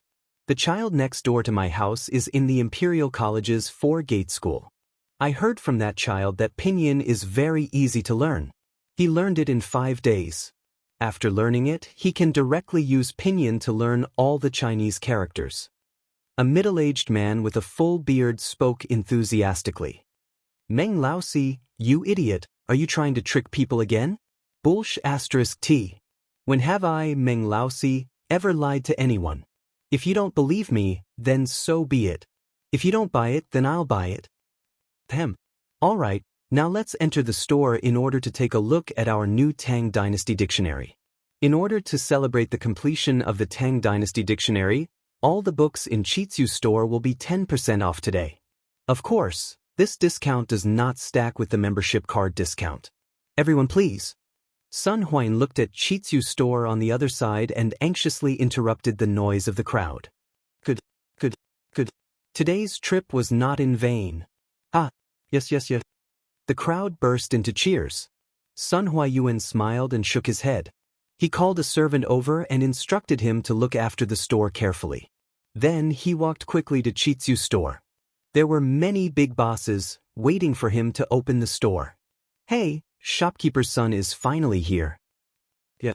We've been waiting for so long." When Sun Huayuan came over, the rich businessmen in front of the line could not help but complain. They were all queuing up to buy things, but Chitsu's store opened first. This inevitably made them unhappy. Old Master Wu, Old Master Liao, please forgive me. I really can't split myself up. Most of the people in front of him were old acquaintances. Sun Huayuan bowed apologetically and greeted them. Open the door quickly.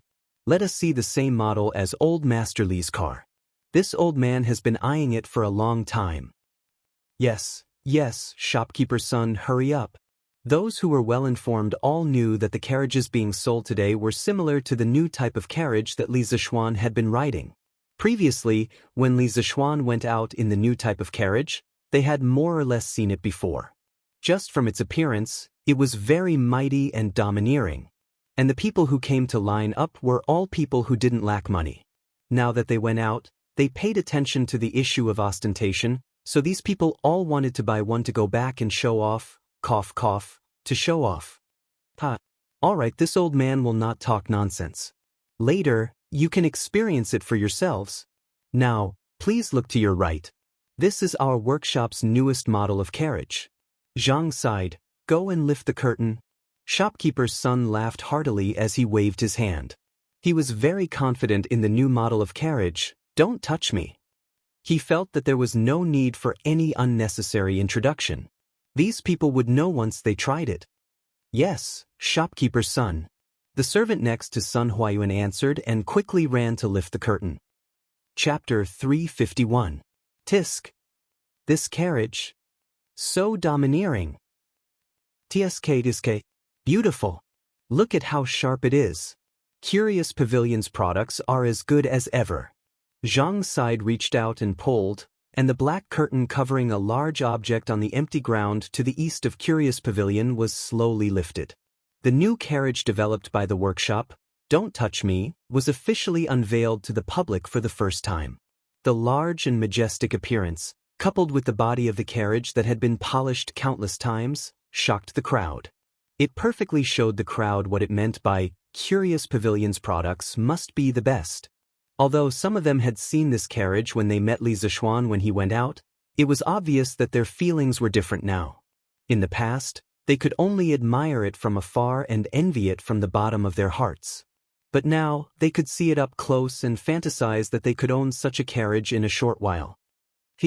Everyone, this is our Curious Pavilion's newest product, Don't Touch Me. Compared to a normal carriage, we have increased the length, width, and height of the carriage. The interior space has more than doubled, and you won't feel uncomfortable sitting inside.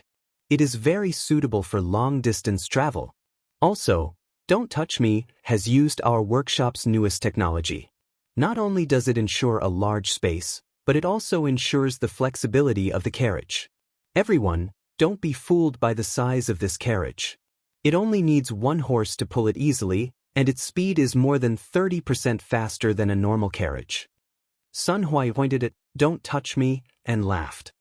Hey, shopkeeper's son, what do those 3 crooked symbols in the middle of the carriage mean?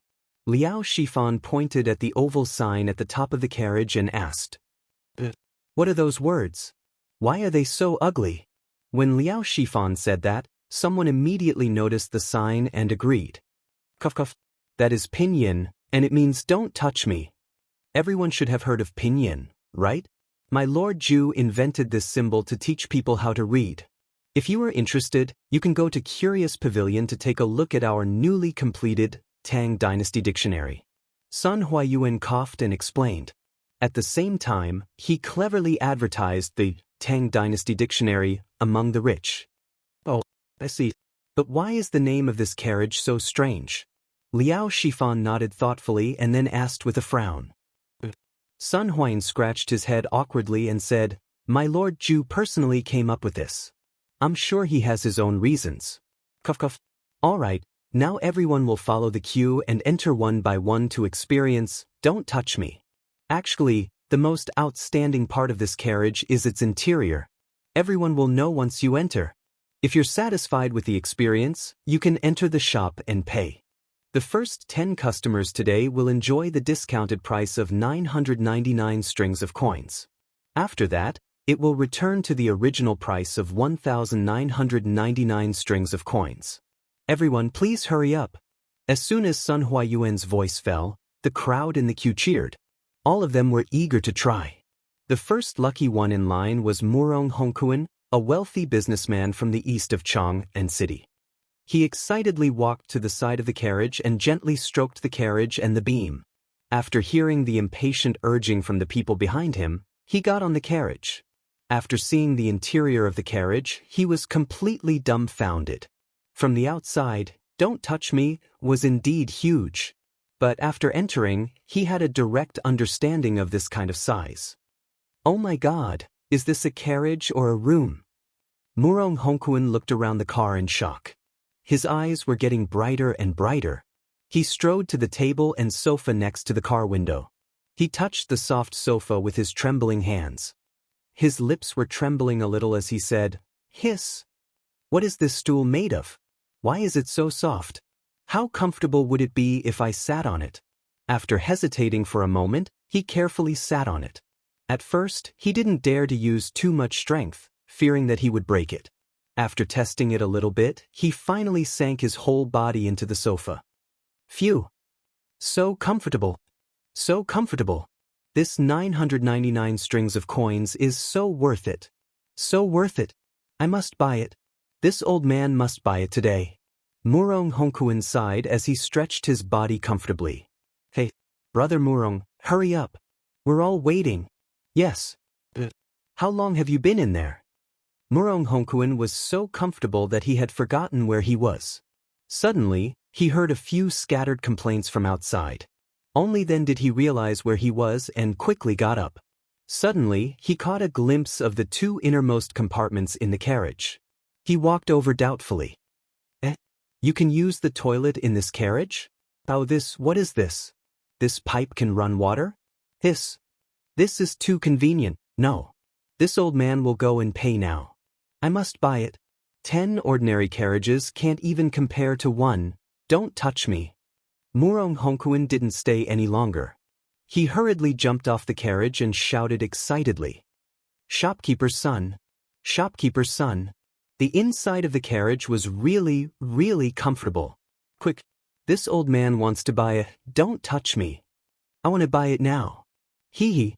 But this old man will bring Master Murong to handle the handover. Sun Huayuan had expected this scene. He smiled and was about to bring Murong Hongkuan to handle the handover. However, Murong Hongkuan's next sentence made him unable to smile. Oh, by the way, shopkeeper's son, this old man has the orange membership card of Strange Interest Pavilion. According to your previous rules, can I enjoy a 30% discount? Silence. As soon as Murong Hongkuan's voice fell, everyone in the venue fell into silence. They cast their gazes over. After all, although these people were rich, their money didn't grow on trees. Using an orange membership card could save 300 strings of cash. Many people were still willing to save this money. Sun Huayuan stopped in his tracks and his face immediately froze. He wanted to curse in his heart. The introduction of the membership system in the past had indeed helped Strange Interest Pavilion accumulate a lot of liquidity in a short period of time. But now, the negative effects of the membership system were starting to show. According to this discount, Strange Interest Pavilion would earn a lot less money. The cost of a Don't Touch Me carriage was close to 500 strings of coins. If they gave a 30% discount, they would only earn 100 strings of coins. It wasn't easy to make a carriage. Usually, it would take several craftsmen 3 to 4 days to make a carriage. If a Don't Touch Me carriage could only earn 100 strings of coins, it would be a loss. It couldn't be compared to selling wine. However, Sun Huayuan knew that the most taboo thing for businessmen was to go back on their word. The membership system was proposed by them a long time ago. If they went back on their word now, Strange Interest Pavilion would lose more than just a few hundred strings of coins. It involved credibility and couldn't be measured by money. Of course. The membership card discount system can be used on a Don't Touch Me carriage. Strange Interest Pavilion has always valued credibility. Sun Huayuan gritted his teeth and said, he could only look for Li Zixuan to discuss the remedy for this problem later. Okay, shopkeeper's son, I want to apply for a Red Supreme membership card. I want to apply for a Red Supreme membership card too. None of the people present were stupid. After hearing that they could still enjoy the membership discount by buying a carriage, they all asked for the highest level of Red Supreme membership card. Sun Huayuan's heart was bleeding when he heard this. He finally understood what it meant to be happy with pain. It wasn't a good thing to have too many members. Chapter 352. Side, what's going on outside? How many carriages have we sold?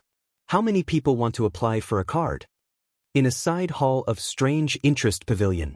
After the queue outside the Strange Interest Pavilion became orderly, Sun Huayuan took a break and came here to rest.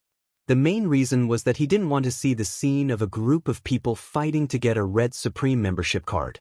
A Red Supreme membership card had a 40% discount. According to the discount price of 999 strings of coins, each carriage earned less than 100 strings of coins. This made Sun Huayuan very sad. Luckily, only the first 10 carriages were priced at 990 strings of coins. The rest of the carriages returned to 1,199 strings of coins. Boss, when I came here, I had already sold 20 Don't Touch Me carriages. The carriages sent by the workshop yesterday are almost sold out. There are 40 people who want to apply for a Red Supreme membership card. Mr. Wu is registering them now. Zhang side bowed and said, the Mr. Wu he mentioned was the accountant of Strange Interest Pavilion. F***CK. This bunch of people. Even someone as refined as Sun Huayuan could not help but curse. His heart ached as he said, previously, there were only 5 Red Supreme members in our Strange Interest Pavilion. After today's incident, I'm afraid there are now 50 or 60 Supreme members. Zhang's side was sweating profusely. He did not know where to put his eyes and ears. He could only look down and count the ants. Of course, there were no ants in the house. No. You go and tell the workshop not to send any more carriages here. The 25 carriages they sent yesterday are enough. Sun Huayuan suddenly stood up and patted Zhang's side's shoulder. Zhang's side was puzzled. But there are still so many people outside who have not bought a carriage? Stupid. If I tell you to go, then go. If they really send the rest of the carriages here, it will all be over. Sun Huayuan knocked Zhang's side's forehead and scolded him. Oh, I'll go and tell them now. Zhang's side rubbed his forehead and ran away like a wisp of smoke. I can only wait and let Lord Zhu think of a way. Sun Huayuan sighed and walked out. At this time, there was only one Don't Touch Me carriage left outside. My young master already has a Red Supreme membership card. You don't need to experience it, just sell me a Don't Touch Me. My young master doesn't need you to give him a discount, we'll pay the full price. Sun Huayuan had just come out when he heard such rich and overbearing words. He staggered. He didn't expect that there would be such a top-notch buyer in this world. When he took a closer look, he realized that the other party was an old acquaintance, Wang Renbiao's attendant, Lu Yun. Brother Lu, are you sure you don't want a discount? Sun Huayuan stepped forward and asked. Those around them also looked at Lu Yun in surprise. My young master said that this carriage is worth 1,199 strings of coins, so he doesn't need a discount. Lu Yun had seen much of the world, so he wasn't the least bit intimidated by the attention of so many people. He raised his head and declared loudly, is there something wrong with this person's brain? You can get a discount but you insist on paying the full price? I wonder who his young master is? How rich? As soon as Lu Yun finished speaking, the others were stunned for a moment by this strange reason. 2 merchants lowered their heads and whispered amongst themselves. Young Master Wang is generous. Sighed, bring Brother Lu to get the carriage.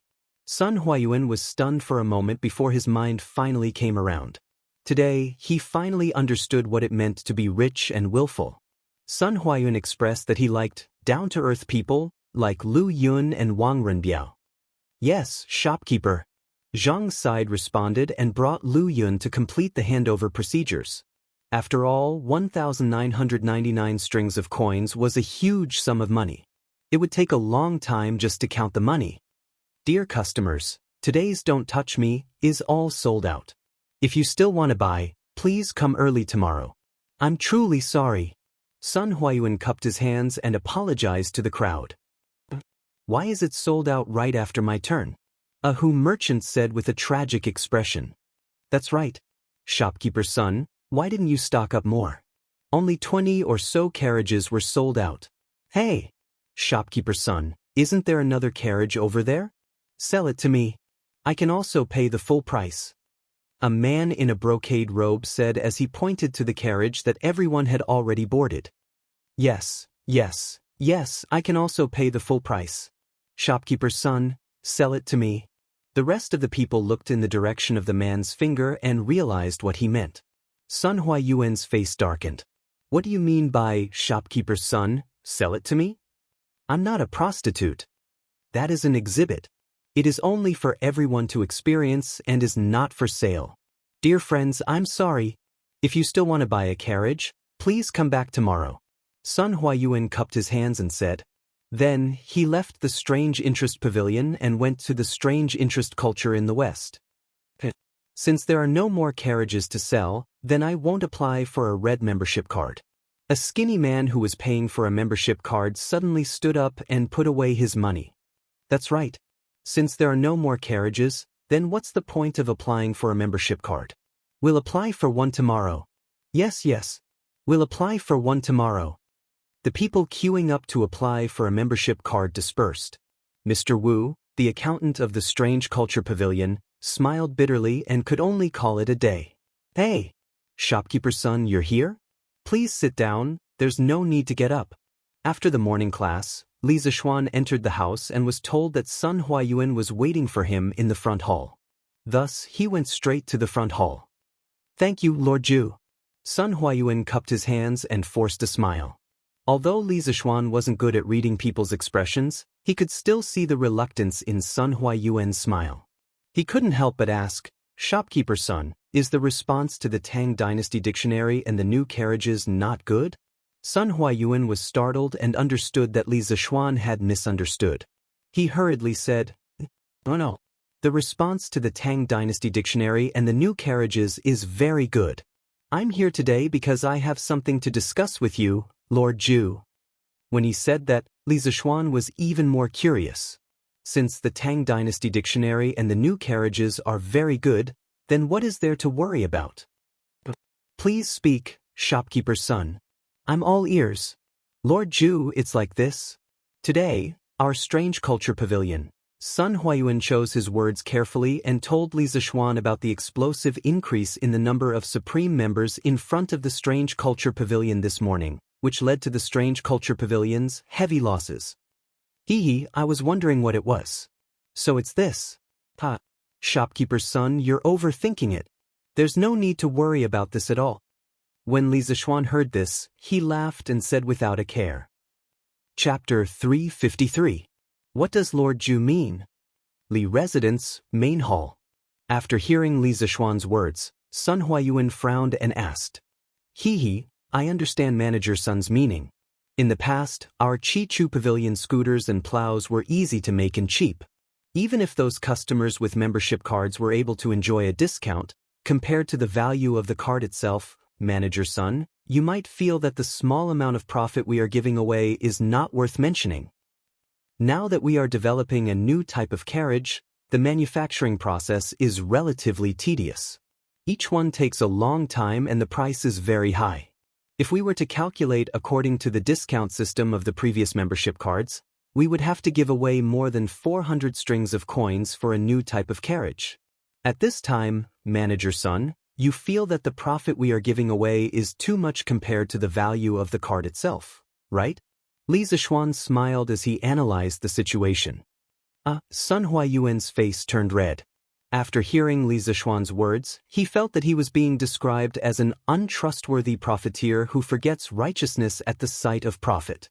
He awkwardly said, This is how it is. Manager son, you don't need to be embarrassed. This is human nature and can be understood. Li Zishuan kindly smiled and continued. As the saying goes, a leaf obscures one's view and one cannot see Mount Tai. Manager son, you can look at this problem from another angle. A red Supreme membership card is 500 strings of coins. 100 of them are 50,000 strings of coins. First of all, membership cards allow us to obtain a large amount of liquid capital in a short period of time. With sufficient liquid capital, we can expand our scale at any time, recruit more people, produce more products, and ultimately earn more money. This is the so-called money makes money. Manager son, you must have heard of this before. Sun Huayuan nodded thoughtfully. Li Zishuan smiled and continued, that's right. Secondly, every person who has bought a membership card from our Chichu Pavilion, after using our excellent products, will become a potential customer who will come back to spend money. Here, I want to explain a very important concept to you, Manager son, user volume. The products that our Chichu Pavilion sells, there is no need to doubt its superiority. But compared to those old shops, we still lack a foundation.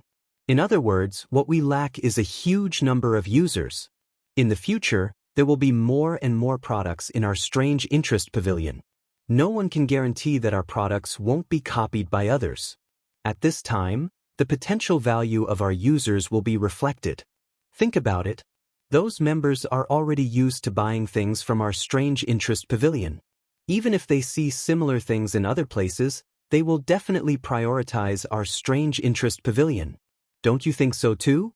Sun Huayuan frowned and said, but if the things in other places are cheaper than here, those members won't buy from us, right? Li Zishuan shook his head and said with a smile, even if their price is cheaper than our original price, can it be cheaper than our member discount? We have the best craftsmen, the most professional, and the most advanced production model. Our production costs are definitely the lowest as well. If someone wants to start a price war with us, we definitely have the confidence to fight. Also, there's another reason why I asked you to speed up the membership. As the various technologies in our workshop improve in the future, there will definitely be many new products that will be introduced one after another. When those people apply for membership, they usually leave their addresses. And those who can afford membership have a certain amount of spending power. Every time, we can send flyers to those members' addresses. They have used our Strange Interest Pavilion's products before, so they will definitely understand the quality of our products. There is a high possibility that they will buy our new products. This way, we can quickly turn the workshop's technology into money without any additional promotion. Modern society was an era where users were king. Many new brands, such as Didi Chuxing, Are You Hungry, OFO, and so on, gathered a large number of users in a short period of time by constantly throwing money at them. Then, based on this large number of users, they accurately promoted relevant business information and established an effective business model to achieve long-term profits. This kind of behavior was the so-called internet thinking. The Tang dynasty didn't have computers, nor did it have the internet. Communication wasn't as developed as the modern era. If Li Zishuan were to use this kind of internet thinking, he would only get himself killed. That's why Feng Yu could use a portion of the profits to accumulate users. But he had his own bottom line. No matter if it's the early or later stages, he cannot lose money. He must protect his own interests first. If not, it will be easy for him to break the cash flow chain. Now, Feng Yu was focusing on cash and users. Currently, Strange Interest Pavilion's member discount system was only giving out 30 to 40% of the profits. Feng Yu was still making money. When the user base increases, he will show his capitalist side. It was just like some takeout platforms in the modern era. At the start, there will be a lot of red packets and discounts. One meal will be 3 to 4 renminbi. In the later stages, there will be less red packets and discounts, but you will already be used to ordering takeout. Serju is wise. I admire you. Li Zishuan's words were beyond the business theory of this era. The amount of information was too much. Sun Huayan pondered for a long time before nodding his head. This is just my humble opinion. Manager son, it's good that you understand. Li Zishuan waved his hand and laughed. Then he suddenly had an idea and said, "Oh, Actually, regarding the Red Supreme membership, the discounts are indeed quite high. But the rules were set by us, so we can't go back on our words. But in the future, we can increase the price of each product by 20 to 30%. This way, not only will it attract people to apply for membership, it will also ensure that we have enough profits. Currently, Strange Interest Pavilion's products were priced at 60% more than the cost of the product. If they used the Supreme membership to give discounts, they would only be left with about 20% of the profits. That's why Li Zishuan thought of this bad idea. This idea is good. This idea is good. Previously, when Li Zishuan said that users are king, it was all about the benefits that cannot be seen or touched. Compared to those, Sun Huayuan preferred the benefits that can be seen and touched. Therefore, when he heard Li Zishuan's words, Sun Huayuan quickly nodded his head like a chicken pecking rice. Then that's it for now. Manager Sun, why don't you stay for lunch? Li Zishuan put down his cup and laughed. No need, no need. Sir Ju, you go ahead with your business. This old man won't disturb you any longer. Goodbye. Sun Huayuan hurriedly stood up and waved his hand. Then take care. Li Zishuan smiled and didn't force him. Sun Huayuan was more concerned about the difference in status. Even if he forced him to stay, he wouldn't be able to eat to his heart's content. Chapter 354. Hee. Guess who I am? In the afternoon, Li Zishuan was lying in the air-conditioned room, a room with a lot of ice cubes, happily taking an afternoon nap. On a hot day, what else could he do but take an afternoon nap? Suddenly, he felt two soft and slippery little hands on his eyes. Then, he heard a deliberately rough voice. Li Zishuan was sleeping soundly. After being disturbed, he became a little angry. He closed his eyes and removed the little hands from his eyes and muttered, Don't mess around. Let brother sleep a little longer. Wow. Stinky brother, how did you know it was mean? Lun slapped Li Zishuan's forehead in dissatisfaction and jumped up to shout. Li Zishuan curled his lips and was speechless. He thought to himself, such a boring game. Only a little girl like you won't get tired of it no matter how many times you play it. Stinky brother, get up quickly. Someone is looking for you in the front yards. Seeing that Li Zishuan was about to go back to sleep, Lun impatiently pinched his face and said, Little girl, let go of me. Although Li Zishuan had practiced martial arts, he had never practiced being thick-skinned. He quickly slapped the little girl's hand and shouted, Hiss! Who is looking for me? In this state he definitely couldn't go back to sleep. He sat up and rubbed his face.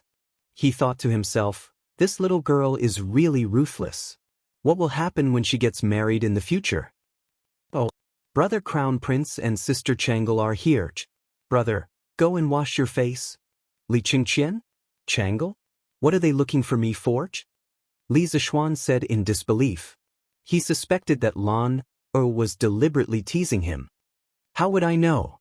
They just said that they have something to talk to you about. Brother, go quickly. Eva put her hands on her waist and said matter-of-factly. Oh, okay.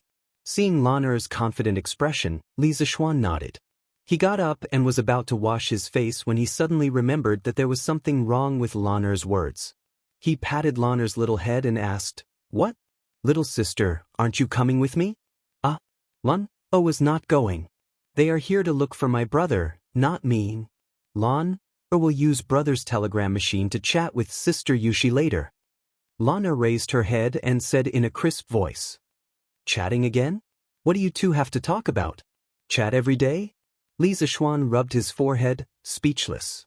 Ever since she discovered the function of the telegram machine, this little girl would come over to play and chat with Han Yushi almost every day. The key was that the only one that could communicate with Li Zishuan's telegram machine was the Han family's one. The little girl couldn't find anyone else to talk to even if she wanted to. After a while, the length of her conversation with Han Yushi was almost as long as Li Zishuan's. In order to prevent misunderstandings, Li Zishuan specially created a password to prove his identity, hitting the tiger at the back of the mountain. Every time he spoke to Han Yushi, he would first send these 4 words to prove that it was him. This also prevented Han Yushi from accidentally recognizing the wrong person and saying things that she shouldn't say. Of course, it was also very power-consuming for the telegram machine to keep working for such a long time. After Lan's actions, Li Zixuan recently worked overtime to make more than 20 batteries. He sent half of them to Han Yushi and kept the other half for himself. Of course there's something to talk about. This is a matter between us women. Brother, you don't understand. Hurry up and go to the front yard. Lan raised her chin proudly and pushed Li Zixuan out of the room. She was like a dove taking over a magpie's nest. What? A matter between women? Little girl, can you be considered a woman? Li Zixuan sweated profusely. There was only a 7 or 8 year difference between the two of them. Was there a generation gap? Fortunately, there were no computers, no internet, and no QQ in this era. Otherwise, this little girl, would definitely evolve into an internet-addicted girl. You guys chat. I'll leave first. Li Zixuan waved his hand helplessly. Anyway, Lan was already familiar with how to operate the telegram machine. She didn't need him to teach her at all. Moreover, what was even worse was that when she sent the telegram, she was even better than him. That speed, tsk, was simply incomparable. Oh, right. Brother, don't forget Sister Yushi just because you have Sister Changle. Otherwise, Lan will complains. F***ck. Li Zixuan staggered and almost fell to the ground. Changle was indeed natural and unrestrained, beautiful and cute, but she was only 8 or 9 years old, okay? No matter how much of a beast he was, he wouldn't have any thoughts about a little girl. Looking back at the room, Li Zixuan couldn't help but ask the heavens. Could it be that the children of ancient times were also so mischievous? Qingqian, Changle, why are you guys here? After washing his face in the western courtyard, Li Zixuan went to the main hall and saw Li Chengqian and his sister sitting there, eating fruits and drinking iced wine. They chatted as they ate and drank. They were very comfortable and didn't treat themselves as guests at all. Little Xian, you're up? Come, sit first. Li Chengqian laughed and pointed to the chair beside him. Was this fellow trying to turn the tables? Li Zixuan rolled his eyes and sat opposite Li Chengqian, next to Princess Changle. I've long heard that Brother Shaoxian likes to sleep. Today, I've finally personally encountered it. Changle covered her mouth and laughed softly. Li Zixuan's face reddened, and he awkwardly said, Ahem, little Sister Changle's words are wrong. You have to know that taking a nap can eliminate fatigue, recover physical strength, and strengthen the heart. It can also increase the ability to resist diseases, delay aging, and promote longevity. There are many benefits, so we should all take more naps. Stop. Li Chengqian hurriedly waved his hand and interrupted. He speechlessly said, Shaoxian, your skin is really thick. You can find so many excuses for your own laziness. I'm convinced. Changle couldn't help but giggle. However, she was afraid that Li Zixuan would be too embarrassed and hurriedly covered her mouth. Li Zixuan angrily said, What do you mean by looking for excuses? Everything I said is in line with medical theory. If Chengqian doesn't believe me, you can go to the Imperial Physician Bureau and ask the old Imperial Physician. He then turned his head to look at Changle and said, Also, little Sister Changle should do as I say and take more naps. Your foundation is weak to begin with. Oh, that's right. Is your qi better? Hearing Li Zixuan's slightly concerned words, Changle's tender face reddened. She softly said, It's better. Previously, Taoist Sun gave Changle a prescription. Changle has been taking it all this time. It's already been a long time since my qi flared up. Li Zixuan nodded his head. In history, Changle had died before the age of 22. Regardless of the reason, Li Zixuan didn't want such a gentle and pleasant girl to die so early. However, it was a pity that he hadn't studied medicine in his previous life. Now, he could only hope that Sun Simiao was more capable. That's good. However, Changle can't let down her guard. It's summer now, and it's not easy for qi to flare up. You still have to take care of your body. Qi asthma was the most common season in winter. It was indeed not easy to flare up in summer. That was why Li Zishuan reminded her. Chapter 355. Thank you for your concern, Brother Xiaoxian. Chang'e will definitely pay attention. Chang'e's bright eyes flashed with a hint of complexity. She stood up and bowed to Li Zishuan. Xiaoxian, you were able to obtain blood to prolong Uncle Qin's life. Don't you have a way to cure Chang'e and my mother's illness? The smile on Li Qingxian's face had long disappeared. He looked at Li Zishuan and asked in a deep voice. Does this guy really think I'm an omnipotent doctor? Li Zishuan smiled bitterly and said, Qingxian, you think too highly of me. If I had that ability, I would have cured Sister Chang'e long ago. Actually, even if my master were alive, he would only be able to alleviate the illness. It would be difficult to cure it completely.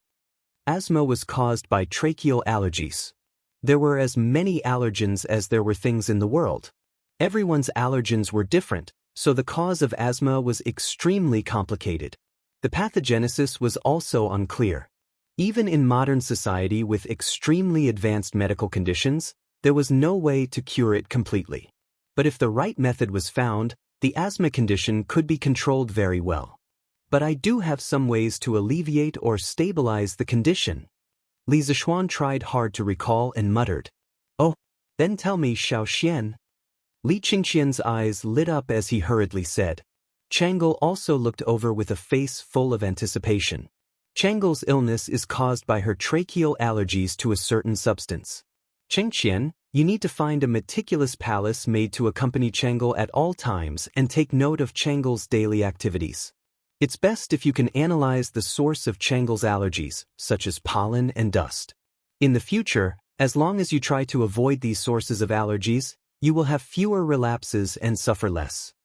Generally speaking, people with illness are more sensitive to dry and cold air.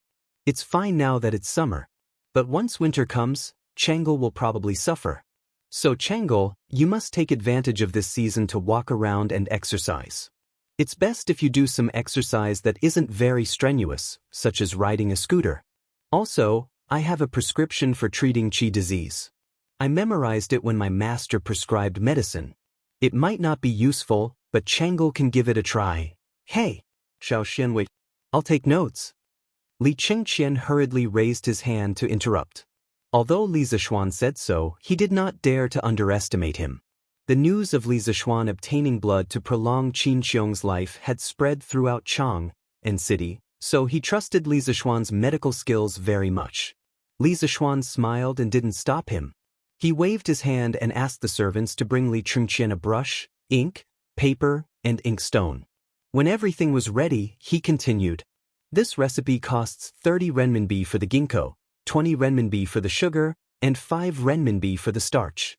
First, he removed the outer shell of the ginkgo and placed it in a pot with water. After boiling, he peeled the ginkgo and dug out its core. Then he placed the ginkgo into a bowl, steamed it with water, and took it out. Put the ginkgo and sugar into the pot, add 2 bowls of water and bring it to a boil. Remove the foam and thicken it with starch before serving. This recipe can unblock the blood vessels, protect the liver, moisturize the skin, anti-aging, suppress lung qi, stabilize phlegm, detoxify, and strengthen the body. Even if it can't cure Chang'e's qi disease, it will be very beneficial to her body. It can be eaten for a long time and should be helpful. The ginkgo was the seed kernel of the ginkgo tree. It could not only be used as medicine, but also as an ingredient. It was very effective for asthma. In his previous life, Li Zishuan's grandmother had mild asthma. She had been eating ginkgo according to this folk recipe. She paid attention to avoiding allergens and didn't have an attack for many years. However, ginkgo was poisonous when eaten raw. Ginkgo can treat qi disease? Then I'll have people pick more and send some to mother. Li Qingxian happily folded the recipe in his hand and smiled. Thank you, Brother Xiaoxian. Chang'e squinted her eyes and smiled sweetly. Of course, she was happy that her illness was under control. After all, no one wanted to be sick all day. Small matter. But Chang'e, you still have to move around more. Our bodies are like a container. Exercise can make this container stronger, and it won't be easy for external diseases to invade. Okay, Chang'e has been playing with my brothers and sisters recently. All right, Brother Xiao, I heard that your curious pavilion is selling new carriages today? Chang'e raised her head and looked at Li Zishuan. This was also one of the reasons why she came here with Li Qingqian today. But Chang'e also wants that kind of carriage? Yes. Chang'e sat in Brother Crown Prince's carriage before. It was so comfortable. It's a pity that Chang'e can't leave the palace for long periods of time, and you have to line up to buy a carriage from Curious Pavilion. So I can only buy one from Brother Xiao. Chang'e blinked her beautiful eyes and said mischievously. Li Zishuan patted his head and said embarrassedly, "This is my fault. It's my fault. I should have given you one back then. You're also one of the shareholders of Curious Pavilion. How about this? Our current carriages are all black and red. They don't suit you. In a while, I will ask the workshop to customize a carriage for you for free. They will make it in whatever color you want. By then, Chang'e's carriage will be unique in Tang Dynasty. How about it?" "Really? That's great. Chang'e wants a pink one. Is that okay?" Chang'e said excitedly. "Indeed, every girl has a cute young girl's heart." "Of course. Hee. Thank you, Brother Xiao." Chang'e cracked a smile. It was truly a smile that could charm hundreds of people. Li Qingqian, who was sitting at the side, pursed his lips in jealousy. Chang'e had never smiled at him like that before. "Ahem. Xiao, I'm here today to talk to you about business." Li Qingqian coughed dryly and said seriously, "What is it? Qingqian, tell me." Li Zishuan was observant and alert. He had already noticed the fleeting expression on Li Qingqian's face. He couldn't help but find it funny. "Brother Xiao, Brother Crown Prince, let's talk about business." Chang'e went to play with Sister Lan. Chang'e stood up and said, Empress Zhangsun had taught her well in this aspect. She had never asked about the so-called business between men. "Okay, Lan is in the western courtyard. Xiao He, take Princess Chang'e to find Miss." Li Zishuan nodded and instructed. "Yes, young master.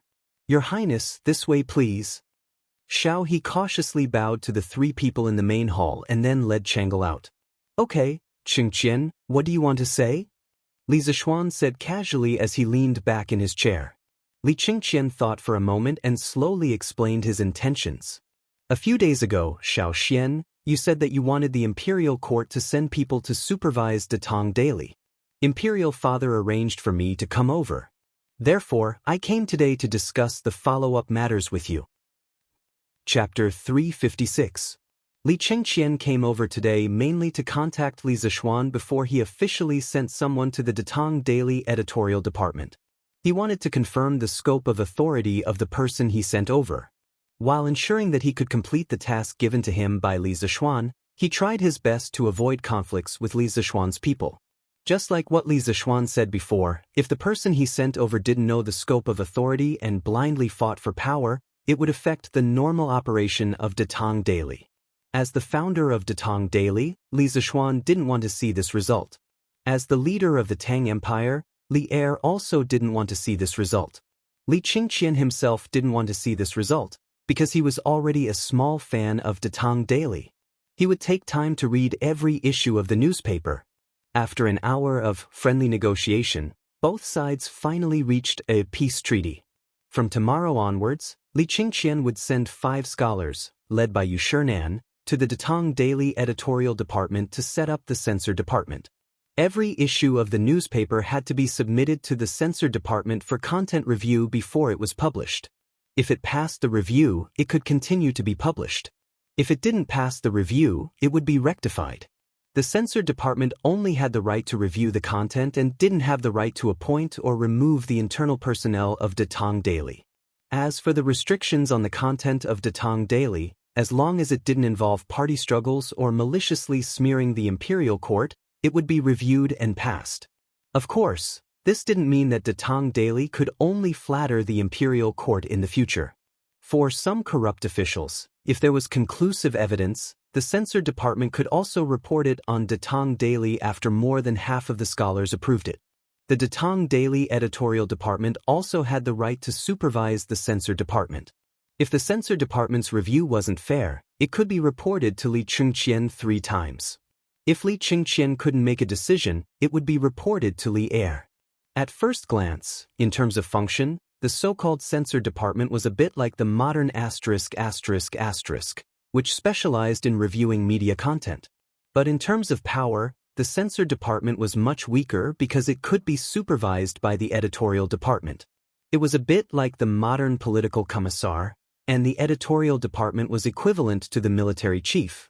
The military chief was to solve the problem of how to fight a war. The military chief, including the company instructor, battalion instructor, and the political commissar of regiments and above, solved the problem of why to fight a war and who to fight for. It was hard to say who was more powerful between the two of them, as they did not have a direct superior-subordinate relationship. They were supposed to keep each other in check. The purpose of their existence was not to fight for power, but to help the army win the war. Similarly, the censor department and the editorial department didn't want to let Datang Daily to get on the big ship of the imperial court and get rapid development nationwide. Li's Ultimates' goal was to let Li's to get involved. What? Where's Chang'e? After the discussion, Li Chengqian looked at the time and felt that it was time to return to the palace. So he followed Li Zishuan to the west courtyard to find Chang'e and return to the palace together. But he didn't see Chang'e and Lan in the courtyard, so he couldn't help but ask in confusion. He thought that Chang'e and Lan would be playing with the scooter in the west courtyard. That was why he asked. But he didn't know that Lan already had a new toy, which was the radio telegraph. As for the scooter, to hell with it. It couldn't be helped. Children liked the new and hated the old. Li Zishuan rolled his eyes and said unhappily, "Why are 2 little girls playing around in the courtyard on such a hot day? They're in my room." In my room? Hearing this, Li Chengqian looked at Li Zishuan with a strange expression. He thought to himself that his good brother really dared to say that a princess of the imperial family was in his room.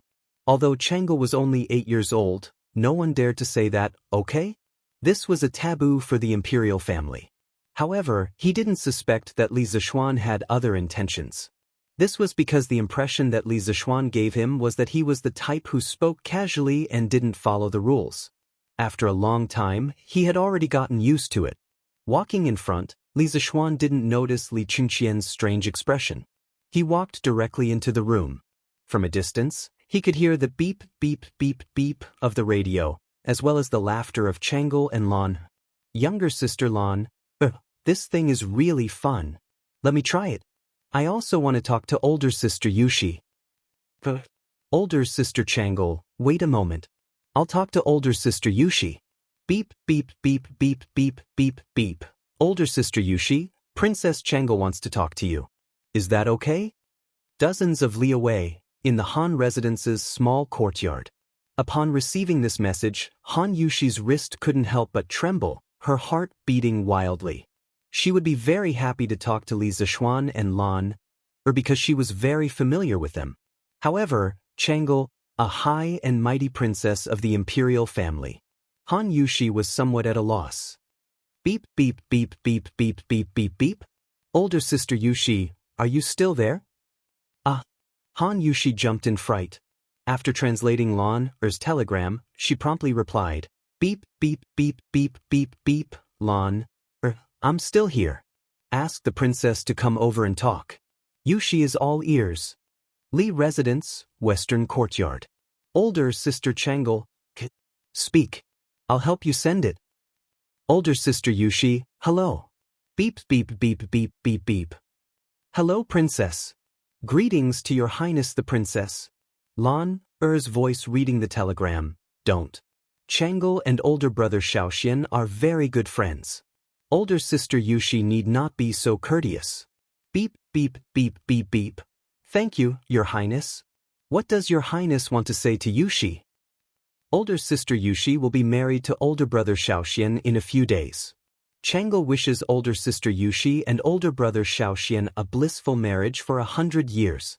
Chang'e will definitely come when you two get married. Also, older sister Yushi, you're so lucky. Older brother Shaoxian treats you so well. After Chang'e finished speaking, she stared at the telegram machine in a daze. A trace of envy and inexplicable complexity flashed in her eyes. Lan waved her pianist and quickly operated the telegram machine to send this sentence to Han Yushi. Beep beep beep beep beep. Ahem. Lan, Chang'e, what are you doing?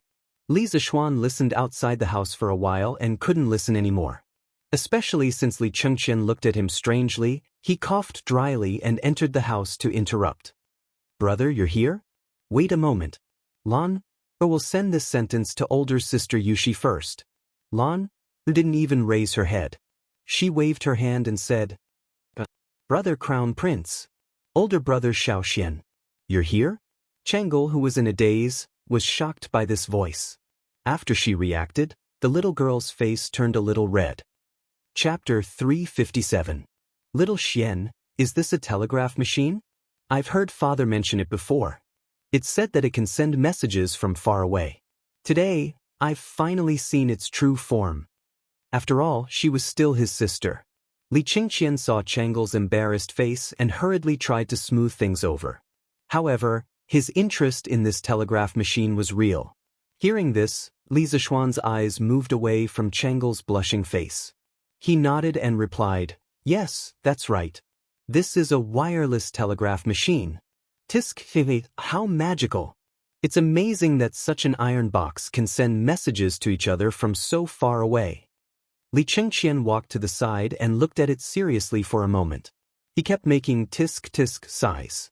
Then he turned his head and said to Li Zishuan, Xiaoxian, although I don't know how to make those scooters, plows, bearings, and so on, I can still understand them. But for this telegraph machine, even if you explain it to me, I probably won't be able to understand it. I keep feeling that this iron box is wrapped in endless mystery. Little Xian, you're really getting better and better. Is this the engineering you were talking about? Yes, this is engineering. It includes many other basic subjects. Qingqian, it's normal that you don't understand it. Li Zishuan had never expected people from the Tang dynasty to be able to understand electromagnetism now. That was an extravagant hope. However, after his Yanhuang College was built, this would no longer be an extravagant hope. I also heard that little Xian wants to build an academy to teach the engineering you talked about. If there's anything you need help with in the future, just tell me. If I can help, I'll definitely do my best to help. Speaking up to here, Li Chengqian sighed and said sincerely, If I were just an ordinary person, I would definitely enter your Yanhuang College. Listening to the engineering you talked about, I keep feeling that it's not the knowledge of the human world. Unfortunately, it's not up to me. Li Zishuan said unhappily, Don't make trouble here.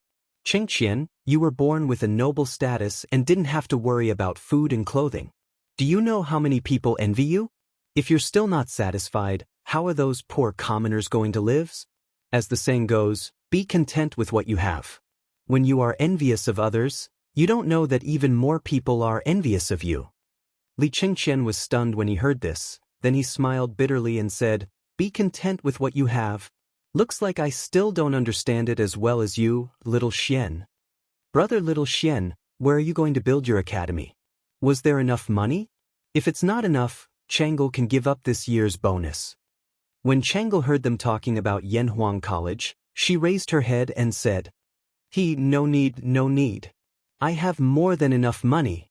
Li Zishuan waved his hand in relief and said with a smile, The academy will be built in Plum Village in the east of Chang'an City. It's surrounded by mountains and rivers, and the environment is beautiful. It's very suitable for learning. Moreover, it's not far from Chang'an City. If Chang'e and Qingqian have time in the future, you can visit Yanhuang College. After my academy is built, it will definitely be beyond your imagination. Is that so? When the time comes, Chang'e must go and have a look. Chang'e blinked her eyes and said excitedly, Little Xian, how big is your academy going to be? The more Li Chengqian listened, the more he felt that something was amiss. How was this building an academy? This was building F** King Villa. It's not that big. The Cloud Mountain behind Plum Village is about 1,000 acres. After some rest, it should be enough to build Yanhuang College. Li Zishuan rubbed his chin and said, 1,000 acres. Li Qingqian and his sister were instantly petrified. Brother Crown Prince, Chang'e heard from Lan, that this telegraph machine was made by Brother Little Xian to relieve Sister Yushi's boredom. Brother Little Xian is so good to Sister Yushi. On the carriage back to the palace, Chang'e shifted her gaze from outside the window and said as she held her little face, "Oh, I didn't expect Little Xian to be a guy who forgets his friends over his lust." Li Qingqian had never heard Li Er mention this before. He couldn't help but say with a cheeky look, "What do you mean by forgetting his friends over his lust? It's obviously Brother Little Xian who values his friends, okay?" Chang'e rolled her eyes at her brother and secretly thought that her brother Crown Prince was really unromantic. After being together for so many years, how could Li Qingqian not understand what Chang'e's expression meant? His face was full of black lines. He wanted to explain but didn't know how to. He could only blame Li Zishuan. "Brother Crown Prince, if Chang'e can be like Sister Yushi in the future and marry someone who loves me so much, Chang'e will have no regrets even if I die. But it's said that the marriage of the children of the royal family can never be decided by themselves. In another 3 years, father and mother will probably arrange a marriage for Chang'e. Chang'e is so scared that I'll marry the wrong person. But Chang'e doesn't want to make father and mother unhappy. Brother Crown Prince, what should Chang'e do?" The carriage was silent for a few breaths of time. Chang'e suddenly raised her watery eyes and looked at her brother as she said with a pained expression. Li Qingqian had always doted on his sister. Now that he saw Chang'e like this, his heart felt as if it was pierced by a needle. He hurriedly said, "Don't think like that, Chang'e. Father and mother have doted on you since you were young. They definitely won't let you marry someone who doesn't love you. Besides, I'll definitely speak up for you when the time comes." "Hey, Faubert? Busy?" After sending Li Qingqian and his sister off, Li Zishuan let Lan chat with Han Yushi at home while he went to the workshop to see how the printing of the Tang Dynasty dictionary was going. "Yo, young master, you're here." Faubert put down the stack of papers in his hand and said with a bitter smile, "Young master, the entire workshop is so busy that their feet don't even touch the ground now. I'm no exception." Li Zishuan scratched his head in embarrassment. He was here today to give the workshop an additional task. With Faubert in such a state, how could he say it out loud? "Faubert, it seems that our workshop still needs to be expanded a little bit." Now, the workshop's products were still in short supply. Even though the scooters had been launched for several months, they still didn't have to worry about sales. Generally, when the workshop produced something, it would definitely be sold out within 5 or 6 days. That was because foreign merchants liked to resell. As for the new products, needless to say, the demand in Chang'e City couldn't be met by the workshop. People in other places certainly couldn't enjoy the latest technology of the fantastic pavilion workshop immediately. "Young master, you've seen the workshop now. Even if I want to recruit more people, I don't have a place to settle them down." It was reasonable to say that the workshop of the Odd Taste Pavilion occupied a large area, occupying nearly a quarter of the entire and E-lane. However, it was wishful thinking to use the productivity of this small area to meet the needs of the entire and E-lane and even the entire Tang Empire. Chapter 358. Looks like it's time to expand our workshop. Li Zishuan looked up at the sky and said after some thought, "Expand? How do you plan to expand?" When the workshop was in Minister Yan's hands, the surrounding houses that could be moved away had all been moved away. "Now, we can't expand anymore." Faubert shook his head and sighed. "Since there's no space in Chang'e, we'll move outside of Chang'e." Li Zishuan's eyes suddenly became firm as he said in a deep voice, "Outside of the city? How can we do that?" "Young master, people in any era tended to live in big cities. Just like how modern people like to live in big cities like Tiandu and Shanghai, the ancient people were no exception. The workshop had finally taken root in Chang'e. Now that Li Zishuan wanted to move the workshop out, how could Faubert agree to that? "Why not?" "Faubert, you know that I'm going to build a college in Plum Village, right?" "Well, I've heard about it from Ma Zhou." "Ah, it's good that you've heard about it." Li Zishuan nodded and smiled. Plum Village is surrounded by mountains and rivers. It's not only suitable for learning but also for production. In the future, not only will I be staying in Plum Village, but most of the workshop's production tasks will also have to be moved there. But no buts. Before Faubert could refute, Li Zishuan interrupted him. He said firmly, Plum Village is indeed remote and desolate compared to Chang. But when Yanhuang College is built, that place will replace the Imperial College and gradually become the Tang Empire's sacred land of learning. Many other industrial chains will be born there. Moreover, with the talents cultivated by Yanhuang College, the workshop will gain a lot of benefits. Modern first-rate universities basically had a lot of companies under their name. For example, Tsinghua University had 30 to 40 listed companies under its control. Among them, there were a few very famous and powerful companies, such as Tsinghua Tongfang, Tsinghua Purple Light, and so on.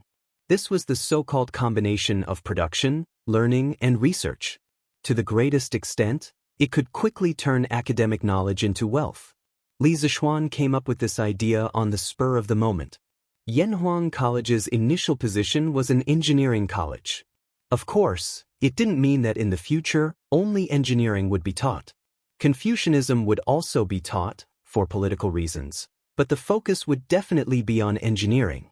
With the engineering foundation provided by Yanhuang College, the workshop would definitely be able to produce more high-end black technology. Of course, there was one thing that Li Zishuan did not mention.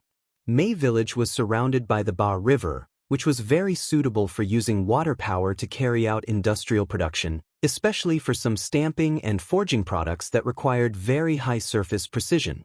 Hydraulic impact forging could perfectly meet the requirements. When the time came, Li Zishuan might consider making some more awesome black technology. Alright, since young master insists, this old man agrees. Faubert was speechless. Surpassing the Imperial College and becoming the Tang Dynasty's holy land of learning? Although he admired Li Zishuan's creativity, running an academy and inventing and creating were two completely different things, okay? Why did he feel that Li Zishuan's words just now sounded like he was listening to a heavenly book? But who asked him to be the boss? Faubert could only succumb to Li Zishuan's perverted thief and express that it was fine as long as he was happy. 2 years later, Faubert, you will definitely admire my wise decision. Li Zishuan could see Faubert's helplessness from Faubert's expression and couldn't help but laugh. Faubert was too lazy to even speak. He just stood there and rolled his eyes. Faubert, I will go to Plum Village in a few days. Come with me then and see where we can build our workshop. In the future, and E Lane will be the headquarters of our workshop. It will only be responsible for decision-making and some production tasks. Most of the other things will be in Plum Village. Therefore, the workshop there must be a large layout.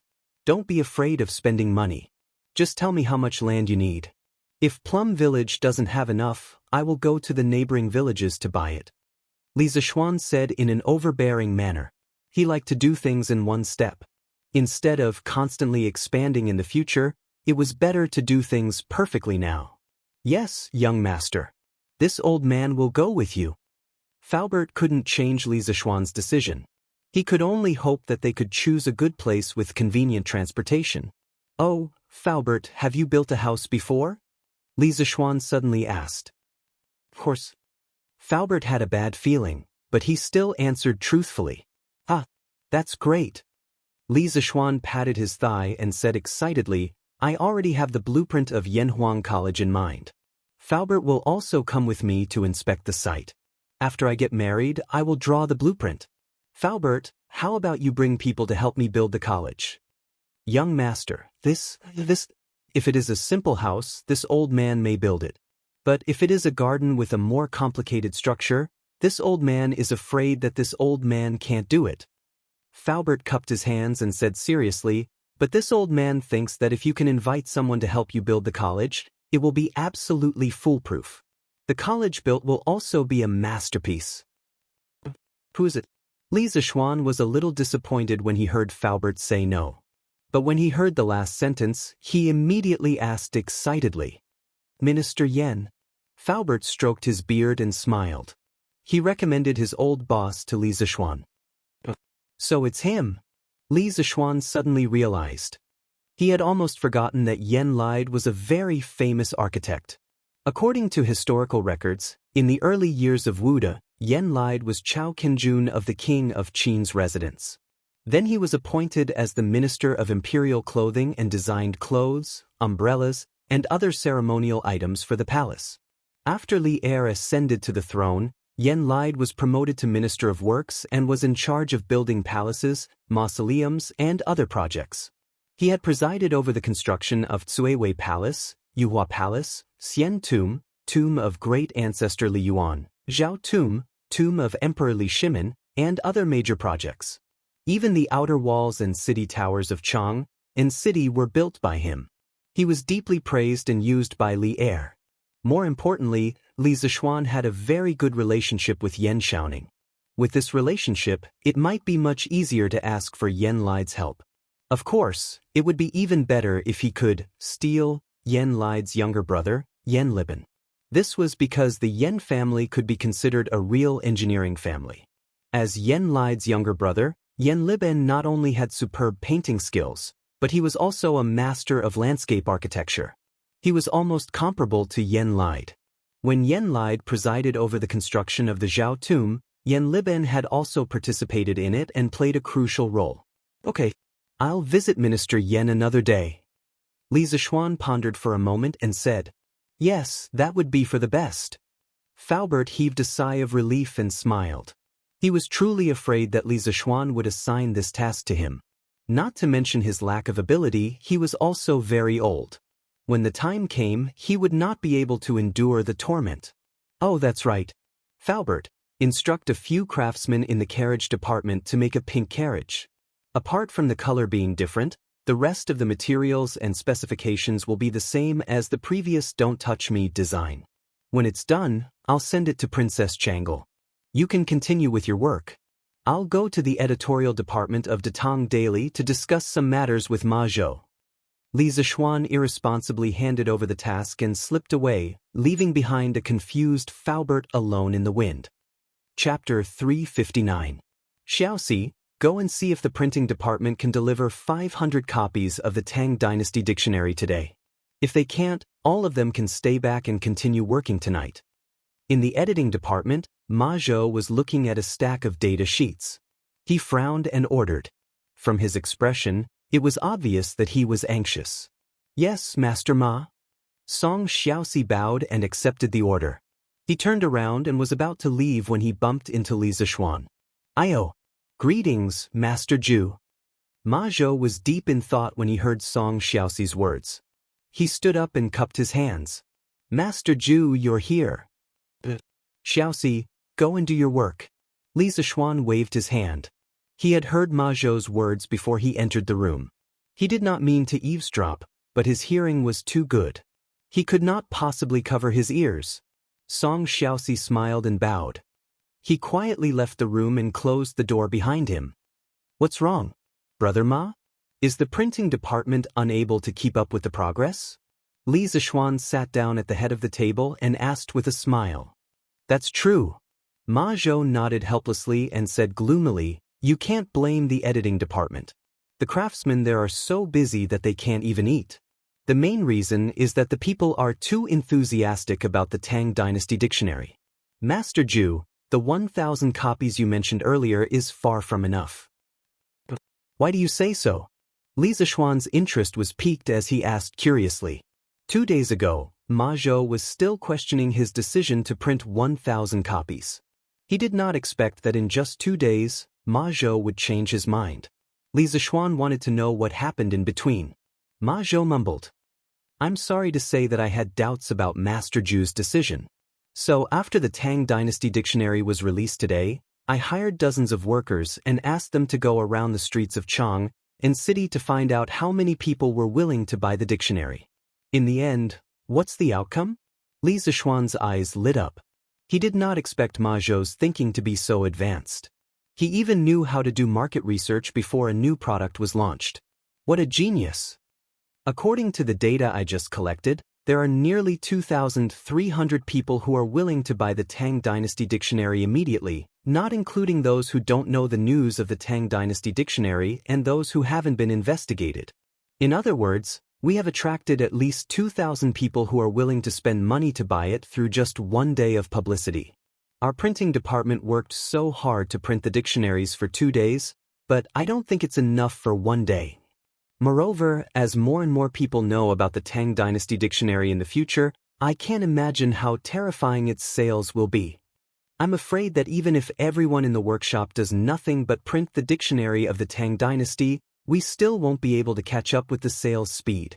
Ma Zhou scratched his messy hair and smiled bitterly. Li Zishuan said in surprise, "Why are there so many people who want to buy it? It shouldn't be."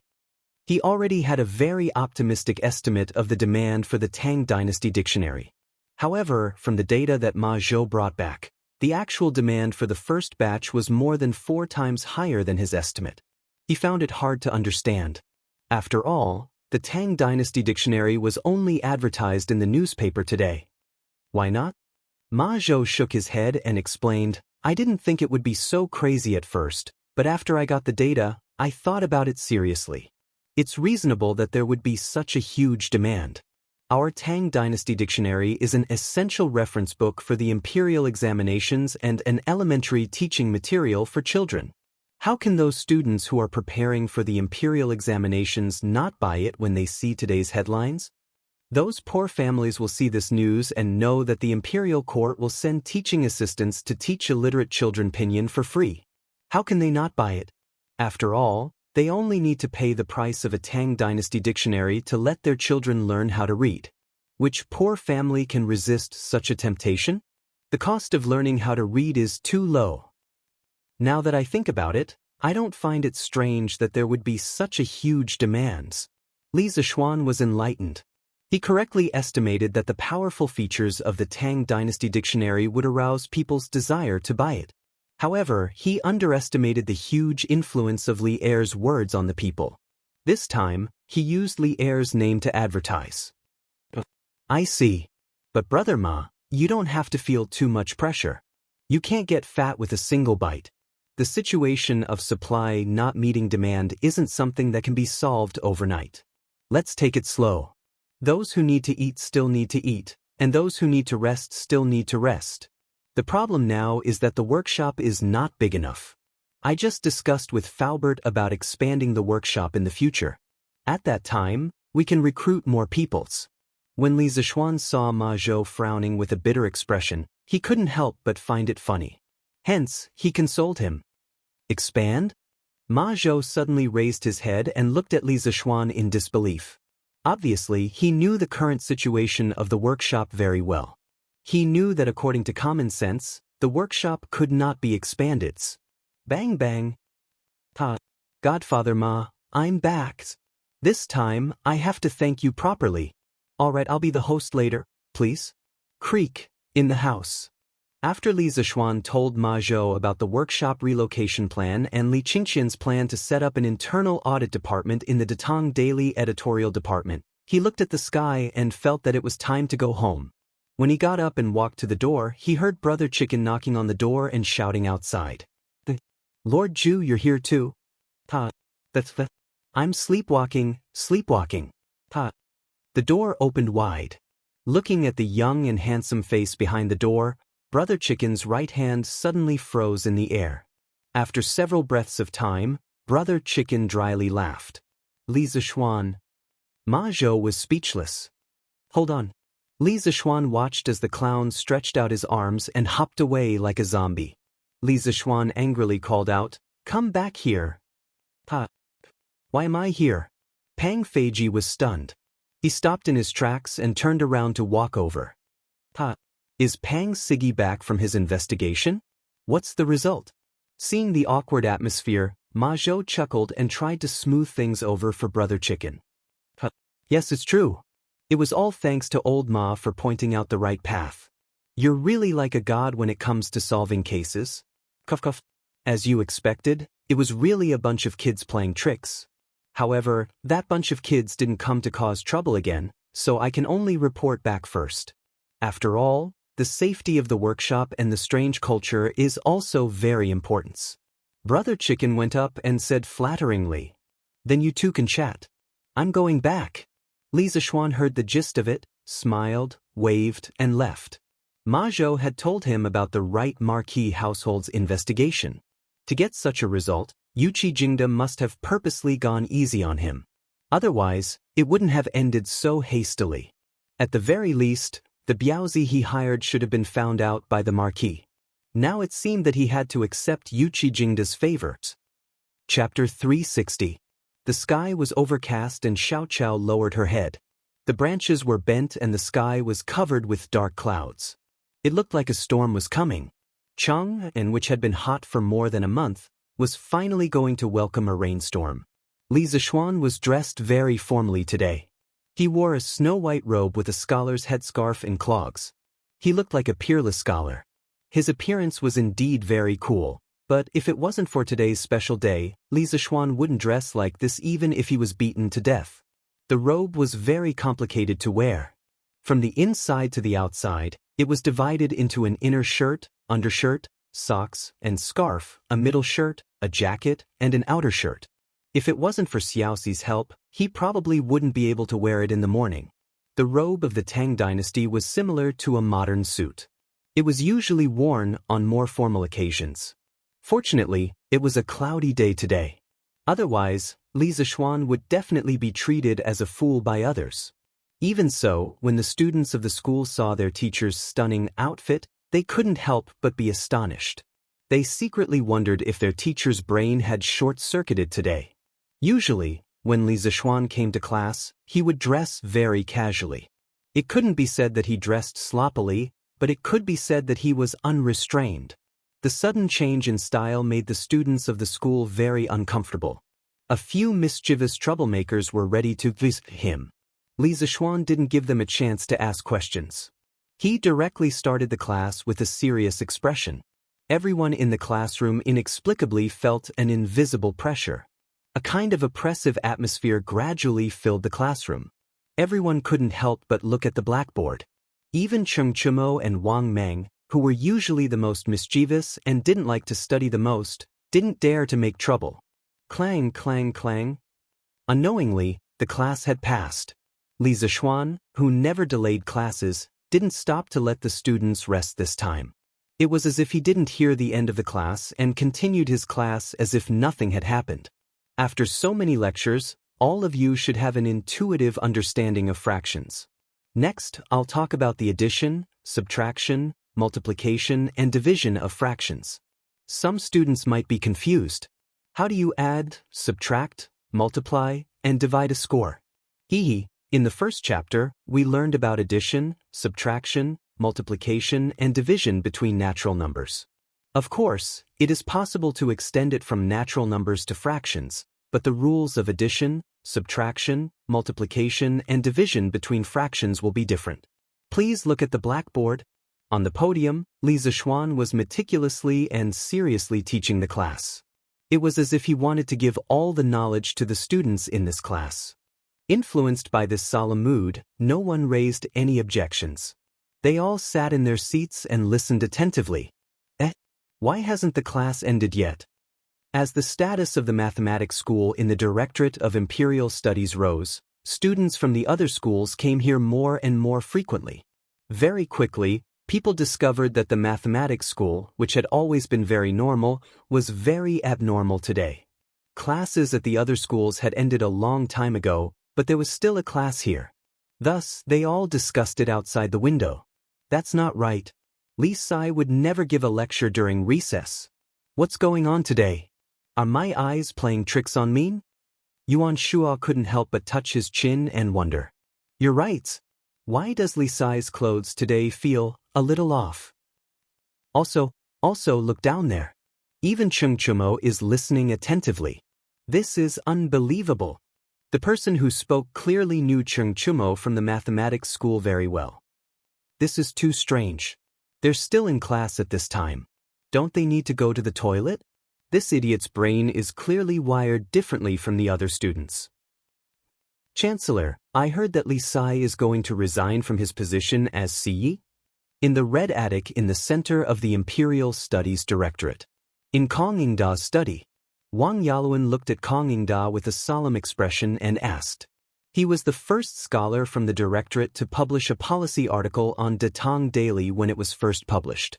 However, due to his old age, Wang Yaluan had long since resigned from his position at the Directorate of Imperial Studies. He hadn't asked about the internal affairs of the directorate for a long time.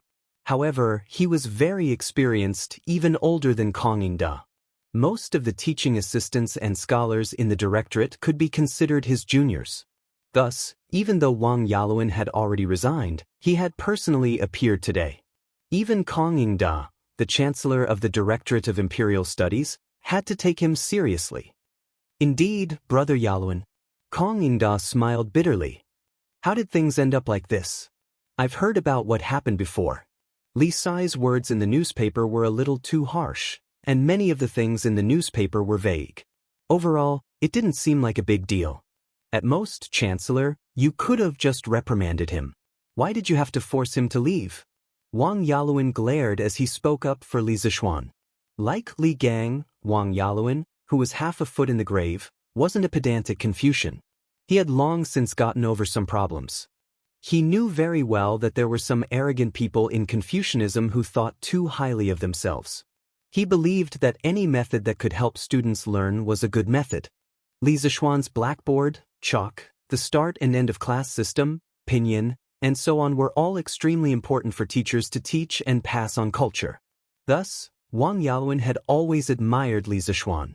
Brother Yaluan, this isn't this Kong chasing Li Sai away. A few days ago, Li Sai told this old man that he had taken the initiative to resign from His Majesty. This Kong was also very surprised and repeatedly urged him to stay, but Li Sai had already made up his mind. This Kong has the heart but not the strength. Kong Yingda complained with a bitter face. How could this be? Chancellor, can you tell this Wang in detail? Alright, this chapter has been finished. Everyone, remember to revise when you go back and complete the homework. This time, I won't be marking your homework anymore because, after teaching 3 classes in a row without any breaks in between, Li Zixuan's throat was a little dry. After he finished teaching the chapter of marks, he looked at the students below and said in a deep voice, because this is the last class that I will be teaching you in the School of Mathematics. The last class. When Li Zixuan's voice fell, all the students couldn't help but widen their eyes and stare blankly at their seats. The classroom fell into a dead silence. No sound could be heard, including the sound of breathing. At this moment, if a needle fell on the ground, one could probably hear a ding-dang sound. Well, after a full 5 to 6 breaths of silence, the students below finally reacted. Instantly, there was an uproar. Sir, why is it the last class? You? What do you mean? Meng Wenhao gathered his courage and stood up first as he shouted with red eyes. Chapter 361. Sir, what do you mean? Why is it the last class? There are still 7 days before the field holiday. Sir, are you going somewhere? In the classroom, after Meng Wenhao's voice, the other students also reacted. Ku Shiqing, Cheng Chumo, Wang Meng, and the others all spoke up. Only Li Tian sat in the front row, leisurely and relaxed. Just like his name, he was as calm and steady as Mount Tai. Li Zixuan gestured for everyone to be quiet. Looking at the anxious faces of the students in front of him, he felt somewhat gratified. In just a few months, he had left his mark in the school. He could not bear to part with these students, and they could not bear to part with him. For a teacher who was about to leave, what could be more gratifying than this? Everyone be quiet. Listen to me. My wedding is in 3 days. I asked for leave from His Majesty yesterday, and His Majesty gladly agreed. Therefore, after today's class, I will go home to prepare for my wedding. According to the Tang Dynasty law, officials were entitled to 9 days of leave when they got married, and relatives were also entitled to 1 to 5 days of leave when they got married. Logically speaking, Li Zixuan could have asked for leave long ago to go home and prepare for his wedding, but in the end, he could not bear to part with these students, so he delayed it until today. However, there were only 3 days left until the wedding, and he could not delay it any longer, so he chose to bid farewell to these students today. His original plan was to say goodbye to them when the directorate had their field break, but now it seemed that he could only bring forward the date of his departure. Even if he got married 3 days later, he wouldn't have the time to come and teach. Therefore, this was really the last time he would teach in the mathematics school. Phew. So it's just a wedding leave. I wish sir and madam a happy life together. Meng Wenhao could not help but heave a sigh of relief when he heard Li Zixuan say that this was the last class because of the wedding leave. Sir, if you want to get married, just get married. Why did you make it sound so scary? It's still the last class. You scared me to death. Wang Meng patted his chest and said with an "I was scared to death" look on his face. The rest of the students were about to chime in, but Li Zixuan coughed dryly and interrupted loudly. It's not just because of the wedding leave. Even if I don't get married in 3 days, I will still leave the Imperial College in 7 days. I have already resigned from His Majesty a few days ago. After 7 days, I will no longer be the minister of the Imperial College, and I will no longer be your teacher. By then, there will be other professors to teach you mathematics. Li Zixuan's words were like a bolt from the blue. The students of the mathematics school were all shocked and couldn't help but discuss. What? Sir is leaving the Imperial College? How can this be? I've only just learned the basics of Sir's new mathematics. How can Sir leave? Sir, what? You can't. Sir. That's right. Sir. No one can replace you. Yes, sir, you can't leave. You can't leave. You can, sir. The students were shocked at first, then panicked and helpless. In the end, they all shouted in unison, "You can't go. You can't leave." The voices grew louder and louder. Li Zixuan, who was standing on the podium, couldn't help but be infected by this grand and impassioned atmosphere. At this moment, he really did have a slight impulse to disregard everything and stay behind. However, his strong willpower allowed him to restrain this irrational emotion. For the future of engineering, he had to jump out of the Imperial College and build his own academy. Quiet, quiet. Li Zixuan pressed his hands and said solemnly, "Thank you for asking me to stay, but I have to leave. It's not convenient for me to tell you the specific reason. Why can't you tell us the details?" Wang Meng yelled, interrupting Li Zixuan's words. "Yes, why can't you tell us the details? Did the Chancellor ask Sir to leave? If so, let's go find Chancellor Kong and reason with him." Yes. Let's reason with him. Immediately, a group of people echoed behind him. Sun Zifan, Yudong Kai, and a few other students who had just transferred over were the fiercest. Although they had only been in the Institute of Mathematics for a short time, they already liked the free and upward learning atmosphere in the Institute of Mathematics and Li Zixuan's new mathematics. "Shut up. Wang Meng, Sun Zifan. Both of you shut up." Li Zixuan was both touched and angry at the sight of this group of idiots eager to go out and fight with Kongingda. He shouted loudly, "Let's go. We won't shut up. Sir, if you don't tell us the reason, we won't shut up." "Yes. Sir, quickly tell us who stopped you from teaching us. We'll go beat him up. We'll beat up whoever doesn't let Sir teach us." Although Wang Meng, Sun Zifan, and the others were usually afraid of Li Zixuan, they didn't seem to be afraid at all now. Pa. Cough, don't misunderstand. F***CK. Li Zixuan broke a piece of chalk and shot 3 arrows at the same time.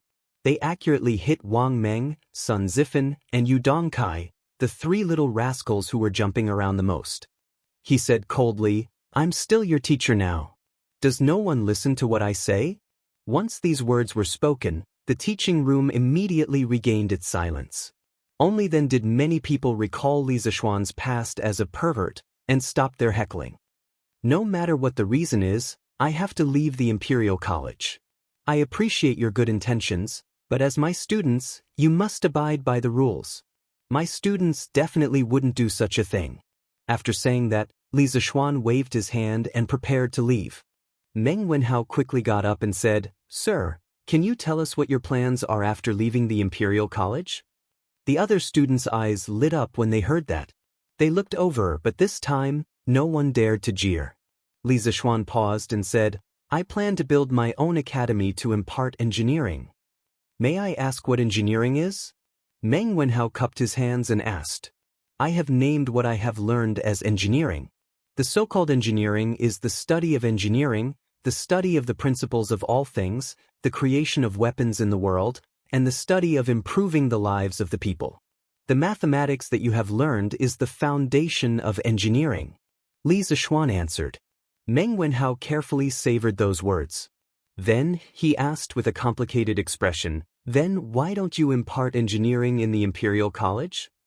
The Imperial College doesn't offer this subject.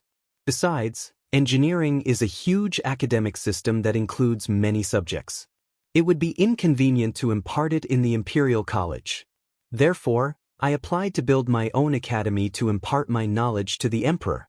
Li Zishuan shook his head and said, What kind of students will your academy accept? Meng Wenhao hesitated for a moment and asked. That's right, I can go to Mr.'s academy then. Wang Meng patted his head and said excitedly, When the academy is built, I will hold an entrance exam. At that time, no matter if you are a noble or a commoner, as long as you pass the exam, you will be able to enter the Imperial College and the tuition will be free. However, Wenhao, you have to think carefully about whether you will choose to stay in the Imperial College, where you have a bright future, or go to my academy, where you have an unknown future, to search for the distant truth. You have to know that with your current level of mathematics, you have a high chance of entering one of the 4 schools in the Imperial College's annual examination at the end of the year. Li Zishuan said seriously. He hoped that all the students in the School of Mathematics would go to Yanhuang College. However, people at this age were the most impulsive. Therefore, he had to tell them clearly in advance so that they would not regret it. Chapter 362. I'm not afraid. If you want to set up your own academy, I, Sun Zifen, will be the first to sign up. Li Zishuan's realistic words woke everyone up. Many times, there was a big gap between ideals and reality.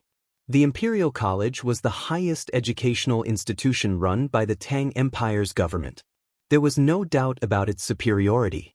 There were so many poor students in the 360 provinces and 1,500 counties of the Tang Empire who wanted to enter the Imperial College. For them, entering the Imperial College was equivalent to taking half a step into the official career. At this time, it was really difficult for these students to give up the Imperial College with a bright future.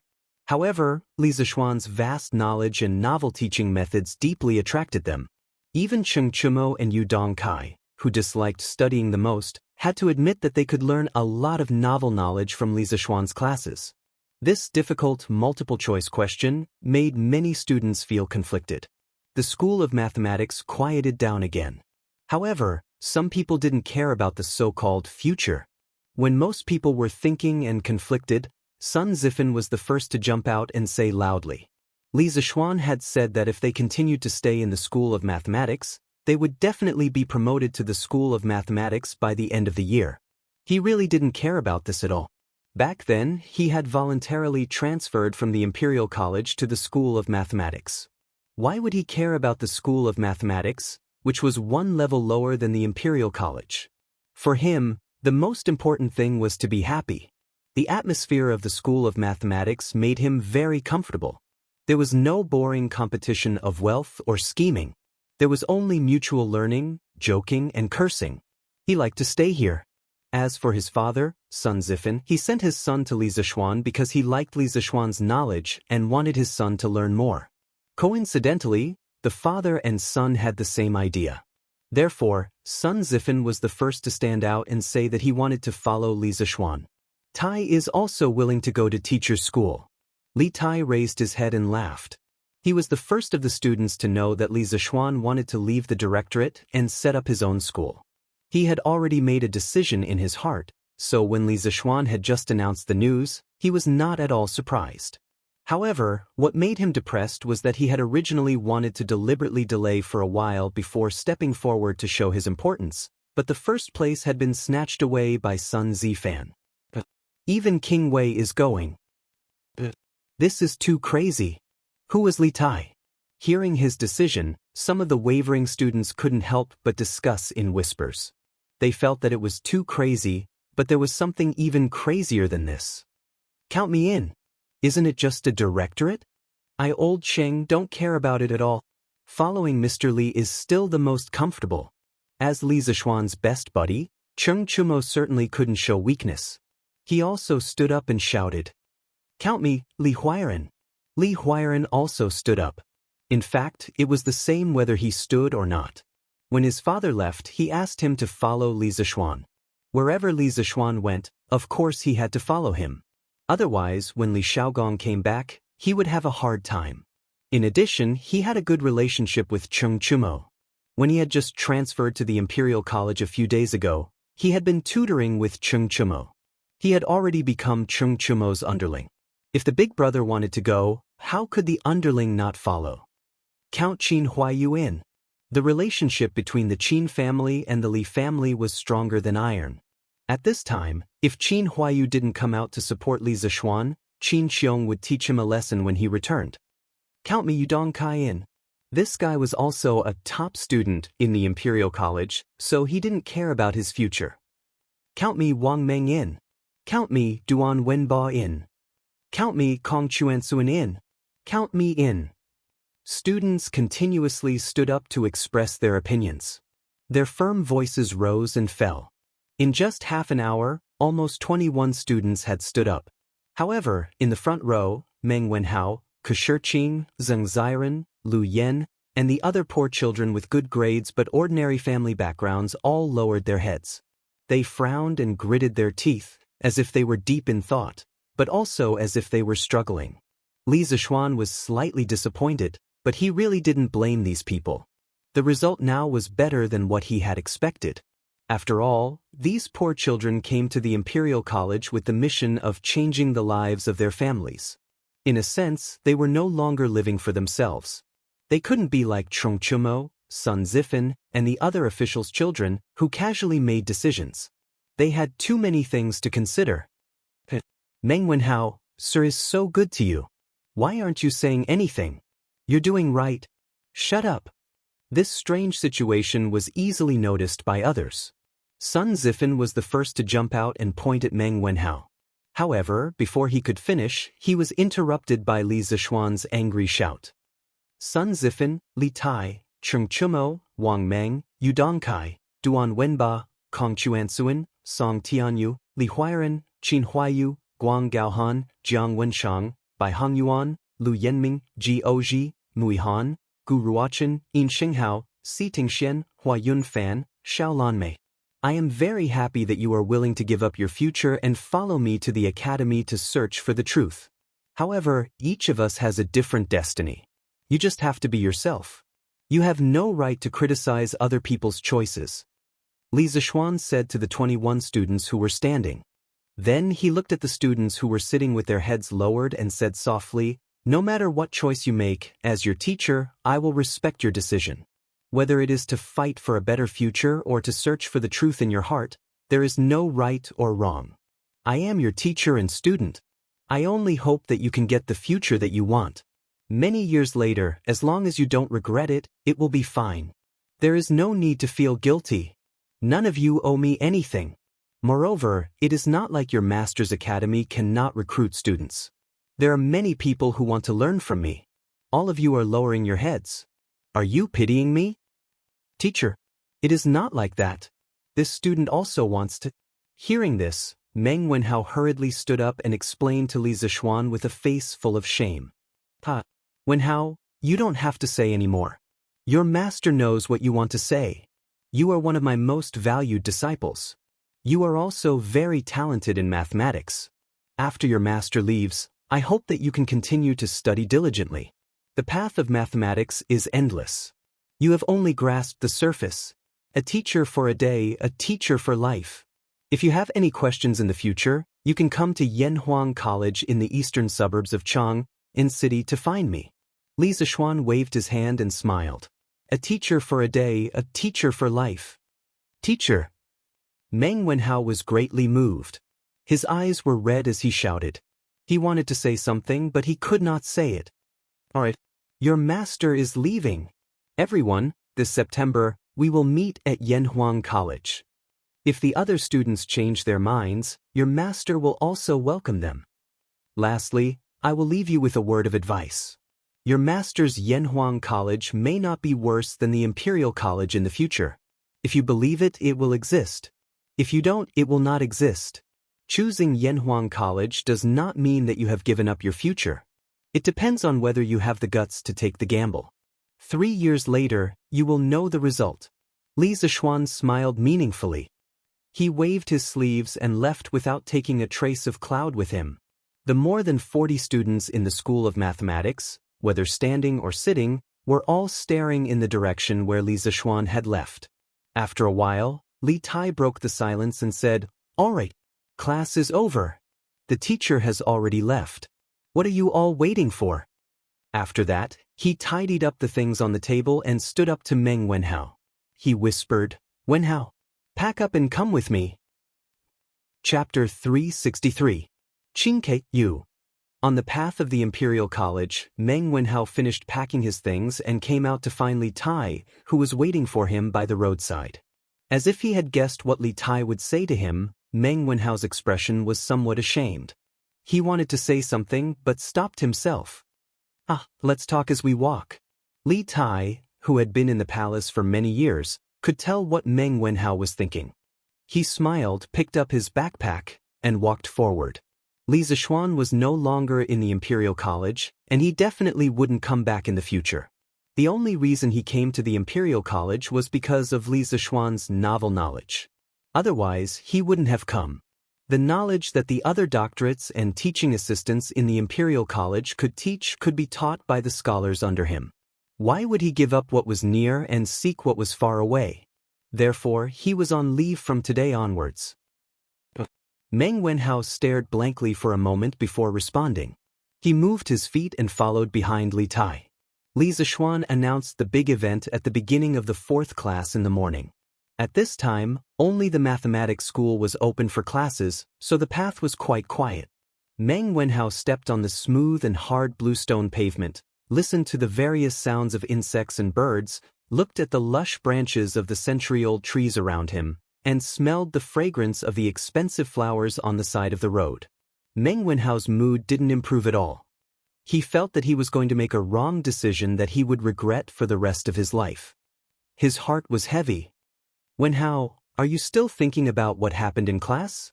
Li Tai walked in front and asked softly without turning his head.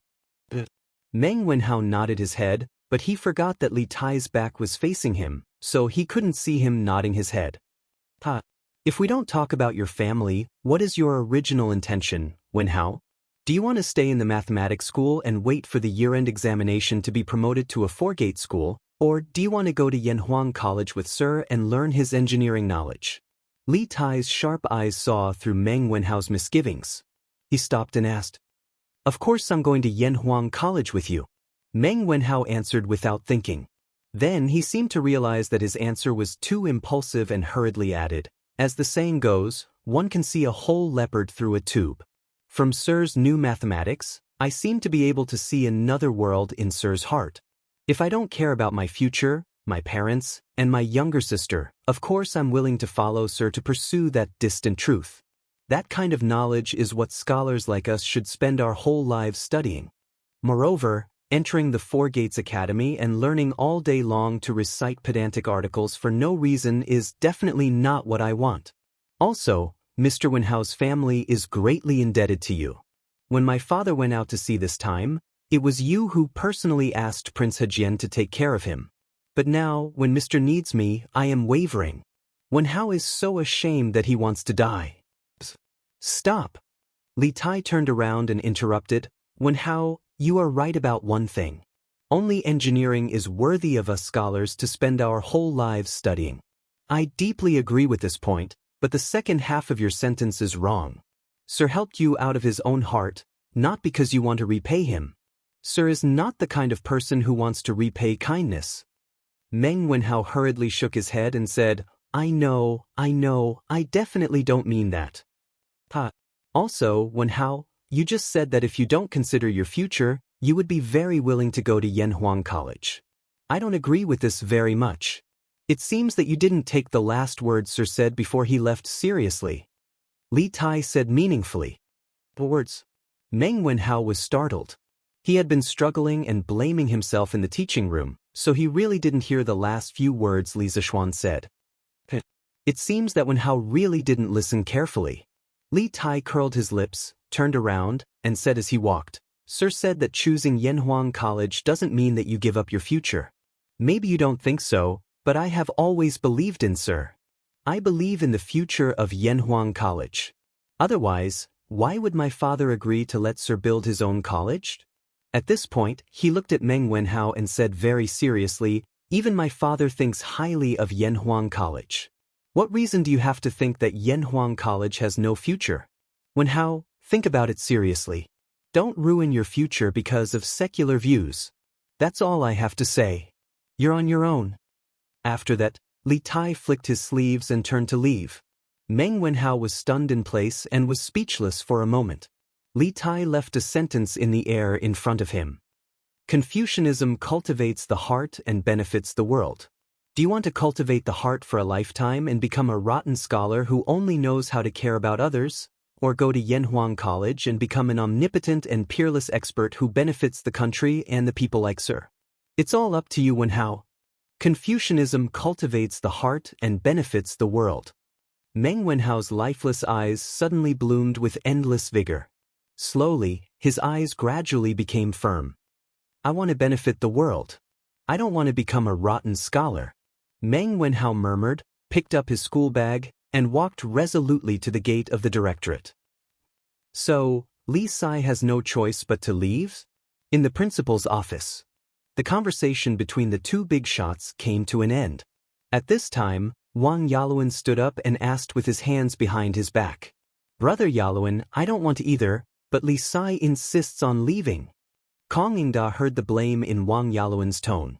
He couldn't help but cup his hands and smile bitterly. It was originally a small matter, but it ended up like this. "Chancellor Kong, I have something to say, but I'm not sure if I should say it."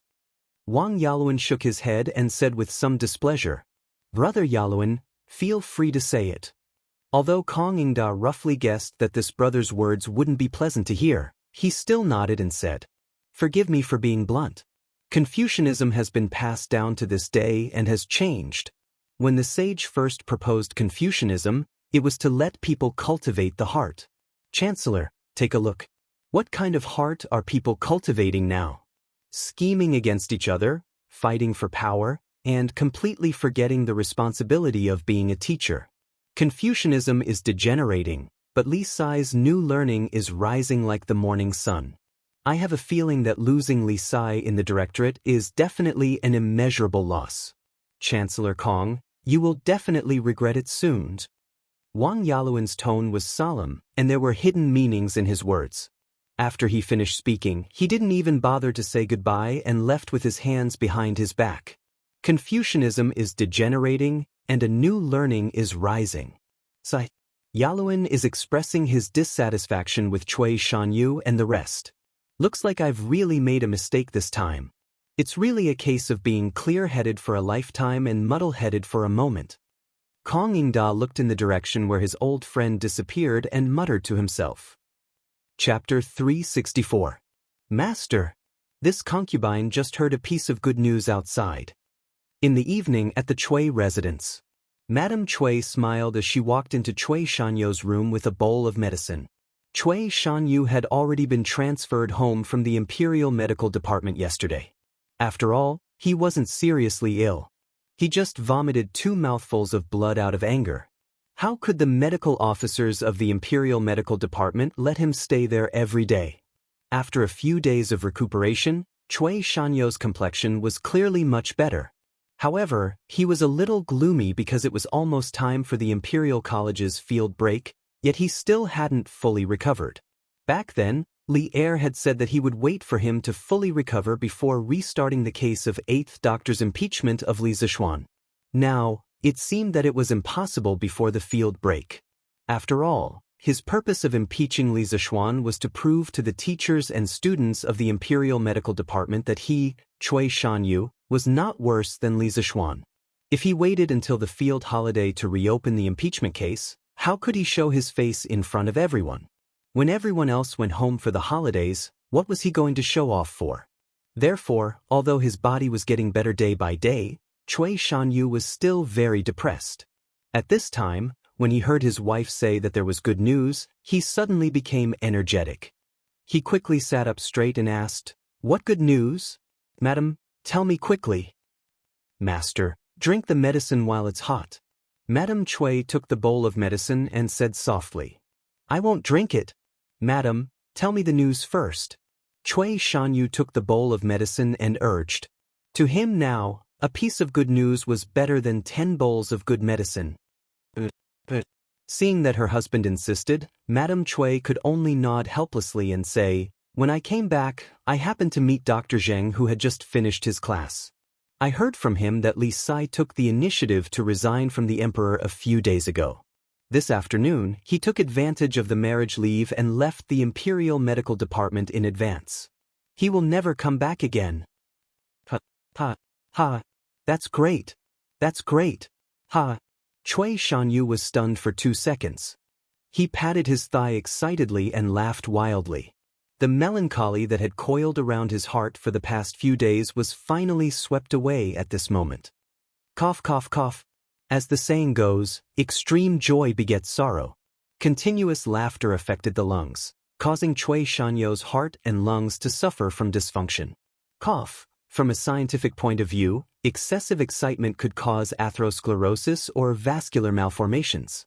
In serious cases, it could even cause blood vessels to rupture and cause death. Fortunately, Cui Shanyu's condition wasn't too serious. Otherwise, he might become the first doctor in the history of the Imperial College to die of laughter. Master, are you all right?" Madame Cui hurriedly stepped forward and patted her husband's back as she asked nervously, "Cough, cough. Who would have thought? Evil people have their own retribution." Before this old man even made a move, Li Zishuan had already fled in defeat. How satisfying! How satisfying! Cough, cough, cough. Cui Shanyu took a deep breath. Although he was still coughing, it still couldn't stop him from shouting excitedly. This guy really knew how to flatter himself. If Li Zishuan heard this, he would definitely spit on his face. Leaving the Imperial College and building his own academy had nothing to do with Cui Shanyu. It was completely because Li Zishuan couldn't stand the way Kong Yingda handled things. It wasn't because he was afraid of Cui Shanyu. If it was a direct confrontation, Li Zishuan said that even if the 8 of them attacked together, they wouldn't be afraid of Cui Shanyu. "Master is still the best. Master, please drink your medicine." Madame Cui knew what kind of person Cui Shanyu was. She could only follow his words and coax him like coaxing a child to drink medicine. Cough, cough. Ha. I don't need to drink anymore. This old man's illness is much better. Cough, cough. Cui Shanyu waved his hand and said with a flushed face. This guy finally experienced what it meant to be in high spirits when faced with happy events. "Qingke, I heard that you didn't go to the Imperial College in the afternoon? What's wrong?" In the Ganlu Palace, the father and son were chatting together after dinner. Li Er looked at Li Tai, who was sitting not far away from him, and asked kindly. Replying to father, "I indeed didn't go in the afternoon. Because from today onwards, Mr. Li won't be going to the Imperial College, so I came back." Li Tai knew that Li Er was probably just asking casually and didn't blame him for skipping school. Therefore, he replied indifferently. Going to the School of Mathematics was originally an impromptu decision. He had never treated this as an academic task that he had to complete. Li Er also didn't expect him to become an omnipotent sage. "Oh, right. I almost forgot. I just approved that kid's marriage leave yesterday." Li Er patted his head and said with a smile, "It's strange. Your master has always liked to be lazy. This time, he could have taken leave 4 to 5 days ago. I didn't expect him to only take leave 3 days before his wedding. How rare." The corner of Li Tai's mouth twitched slightly. He secretly thought that his master was famous for being lazy. If he was a little diligent once, others would think that it was abnormal. Sir couldn't bear to leave the 44 students in the School of Mathematics, so he persisted until today to leave. Li Tai said with a deadpan expression. At this time, he felt that he had to clear his master's name. Since he couldn't bear to leave, why did he insist on leaving? This kid is really asking for trouble. Li Er shook his head. He didn't sympathize with Li Zishuan's situation at all. Who asked Li Zishuan to be unwilling to let him be a part of it? Qingke, then can you stay in your school of literature and concentrate on your studies in the future? As Li Tai was brimming with talent, intelligence, and love for literature. He had collected tens of thousands of books and had extremely high attainments in calligraphy and painting. Li Er specially allowed Li Tai to set up a school of mathematics in the mansion and let him recruit scholars as a show of favor. Now that Li Zishuan had left, the school of mathematics was no longer the same. In Li Er's opinion, Li Tai would definitely not go there again. Father, I want to go to Yanhuang College with Mr. Li. Li Tai cupped his hands and said, Huh, I only mentioned Yanhuang College to you yesterday. Why have you decided to go now? Li Er stood up and said seriously with a frown, although I am optimistic about Yanhuang College's future, Yanhuang College has nothing at the moment. Even the teaching building hasn't been built yet. Qingke, have you thought about it? Do you really want to go? I will definitely go. Li Tai also hurriedly got up and respectfully bowed to Li Er. He said sincerely, I think that Confucianism cultivates the mind and benefits the world. Ever since Tai learned how to read and write, Confucianism has been with me for 6 years. I have made up my mind and don't want to learn it every day. I think that Mr. Li's skills are even more novel and practical. The curved plow, the scooter, the paper machine, and the wireless telegraph that I heard from Big Brother and Sister Changle recently that can transmit messages from far away are all beneficial to the country and the people. The more I understand, the more I feel that Mr. Li's knowledge is as profound as the sea. He is simply omnipotent.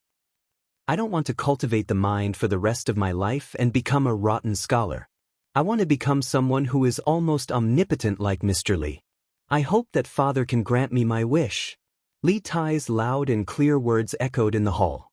Li Er stared blankly at the little fatty who was not even 10 years old. It was as if he was meeting Li Tai for the first time. After a while, he laughed and said, Confucianism cultivates the mind and benefits the world. That's a good saying. Qingke, you have grown up. I am very happy. You can do whatever you want. Father will definitely not stop you. Chapter 365.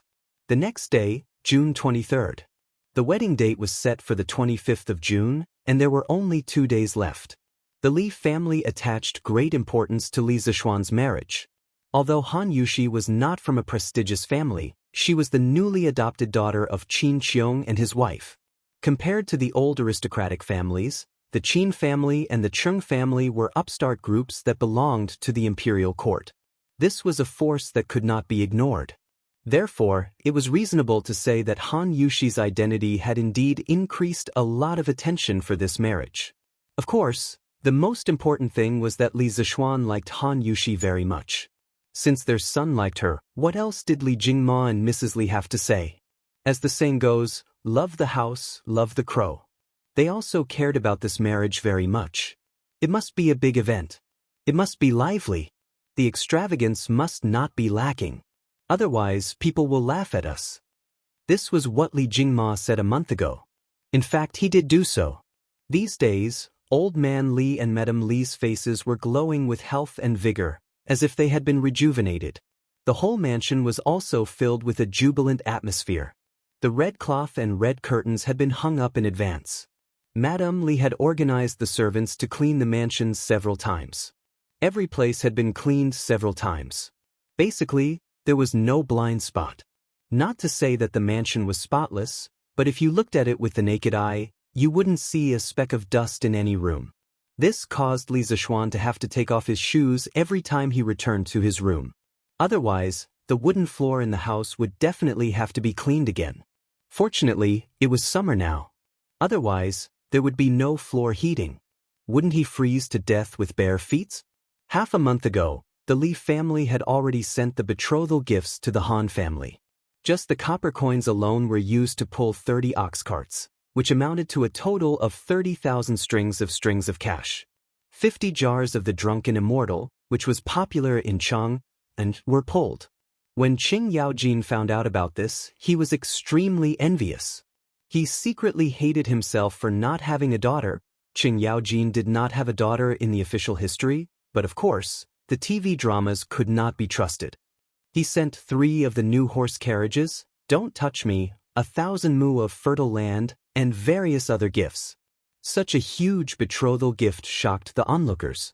The entire Chang'an city was in an uproar. The people of the Han family manor and the neighboring villages were still talking about it after such a long time.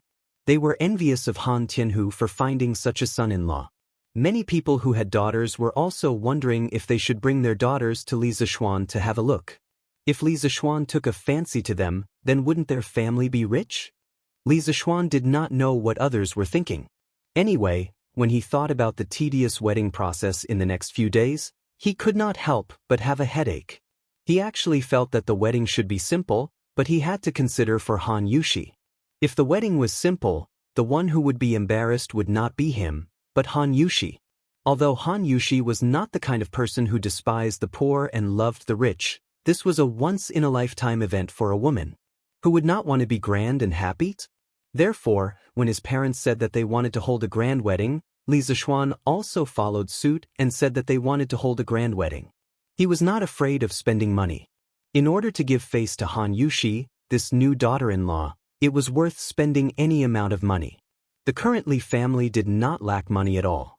Yesterday afternoon, the Han family had sent someone to deliver a message saying that they would be sending people over to make the beds today. Thus, Lady Li had woken up early in the morning to make preparations. Naturally, the entire residence was cleaned up once again. None of the servants complained. Instead, each and every one of them was overjoyed and worked hard without complaint because they would be rewarded. Making the bed, also known as making the house or making the bed, was usually done a few days before the wedding by a lucky person who would move the new bed to the appropriate position. Then, the lucky woman would be responsible for making the bed. She would spread the mattress, bed sheets, and dragon and phoenix quilt on the bed and sprinkle all kinds of wedding fruits, such as red dates, longans, dried lychees, and red mung beans. After making the bed, no one was allowed to enter the new room or touch the new bed until the newlyweds entered the room on the night of the wedding. Ever since the wedding date was confirmed, Madame Li had been nagging Li Zishuan about the wedding process. Otherwise, how would Li Zishuan know about these complicated formalities? After breakfast, Li Zishuan leaned back on the recliner leisurely looked at the freshly printed Datong Daily, allowing his parents to busy themselves in the courtyard and command him. It was not that he did not want to help, but that he would only make things worse. Regarding this point, Father Li and Madame Li had a deep consensus. Li Zishuan was also fortunate to be at ease. Tiske, it's great not to have to go to work. Li Zishuan thought contentedly. Stinky brother is slacking off again. Suddenly, Lan's legs sank, and he saw Lan sitting horizontally on Li Zishuan's thighs. Her 2 hands reached over to pinch Li Zishuan's face. Perhaps it was because Li Zishuan's face was too handsome or something else, but Lan liked to pinch Li Zishuan's face the most, other than often pulling Li Zishuan's arm. Li Zishuan hurriedly slapped the little girl's hands away and said unhappily, "Get off. What are you doing?" He really had a headache when it came to Lan. This girl was almost 7 years old. In this era where girls were generally married at the age of 11 or 12, this age was not considered young. Although the Tang dynasty was liberal, it was rare for siblings to be so intimate. Li Zishuan, who came from the modern era, did not think much of it, but his parents had scolded him and the little girl many times over this matter. Brother, are you reading the newspaper again? Why don't you go and chat with Sister Yushi? Lan shook her head and used her 2 white and tender little arms to resist Li Zishuan's pull. She was unwilling to get off. Li Zishuan was afraid that he would hurt her, so he was too lazy to care. In any case, his parents were so busy right now. He glared at the little girl and said, "Don't worry. You still have the nerve to say that? You're hogging the telegraph machine every day. How can I use it?" The little girl was getting more and more thick-skinned. It was all because of her that Li Zishuan's chat time with Han Yushi sharply decreased. Of course, when it came to this little tyrant at home, Li Zishuan could only tolerate it. How can there be? Lan or won't hog it in the future. Brother can use it now. Lan giggled embarrassedly. Why? Li Zishuan looked at the little girl suspiciously and asked. Brother, your telegraph machine is not good. It can only transmit words, and it can't hear Sister Yushi's voice. It's really too bad. Lan feels that it's meaningless. Also, I heard from Mother that from the day after tomorrow, Sister Yushi will be living in our house forever. When that time comes, I can play with Sister Yushi every day. Why do I still need to use this broken telegraph machine? It's too tiring. You can't do this. It's too bad. Broken telegraph machine. Li Zishuan's face darkened. This communication tool that transcended eras was actually despised by the little girl. Lan had developed a sense of superiority from playing with the telegraph machine. There was no one else who had higher standards than her now. Chapter 366. Broken telegraph machine? How can you play with a broken telegraph machine for so long? Li Zishuan said angrily as he reached out to pinch the little girl's cheeks. Isn't there nothing else to play with? Brother and Iron Egg used to go to the Imperial College every day. It's boring for Lan to be alone at home. Lan kept shaking her little head as she tried to get away from her brother's evil grip. It's boring for Lan to be alone at home. When Li Zishuan heard this, he felt a little uncomfortable. The hand that was going to pinch Lan's cheeks gently landed on the little girl's hair bun. Li Zishuan said gently, "It's my fault. Brother will accompany Lan often in the future." Lan nodded happily. Suddenly, she rolled her eyes and said mischievously, "Hee hee. I don't want to. When the time comes, Sister Yushi will play with Lan. I don't need you anymore, brother." Li Zishuan was speechless. This little girl was worried for nothing. "Young master, the Han family's betting team has arrived. Master wants you to go out quickly." Just when Li Zishuan wanted to teach this little girl a lesson, Xiaoxi ran over in a panic. The little girl might have run too fast as her face was red. Lan had been scolded by Madame Li many times. She knew that her current appearance was indecent. When she saw Xiaoxi come in, she quickly jumped down from Li Zishuan's lap and stood at the side, pretending to be an obedient girl. This obviously deceiving action made Xiaoxi smile. Actually, she was already used to this phenomenon. Even if she saw it, she wouldn't go out and say anything. "You're here so soon? Okay, I'll go and take a look." Li Zishuan patted his thigh, got up and said a few words before leaving the room. Lan wants to go too. Brother, wait. When they arrived at the front yard, they saw that the yard was filled with all kinds of gifts, from silk and cloth to porcelain, gold and silver, to carriages and horses for food. There were 8 pieces of each, and 8 large carriages were pulled by copper coins. It wasn't that the Han family was stingy, but that these were just gifts to settle down in bed, and not part of the dowry. The dowry was calculated separately. According to the etiquette, the bride's dowry would only be sent over after the bed was set up. "Masters!" Iron Egg came over and cupped his hands in salute.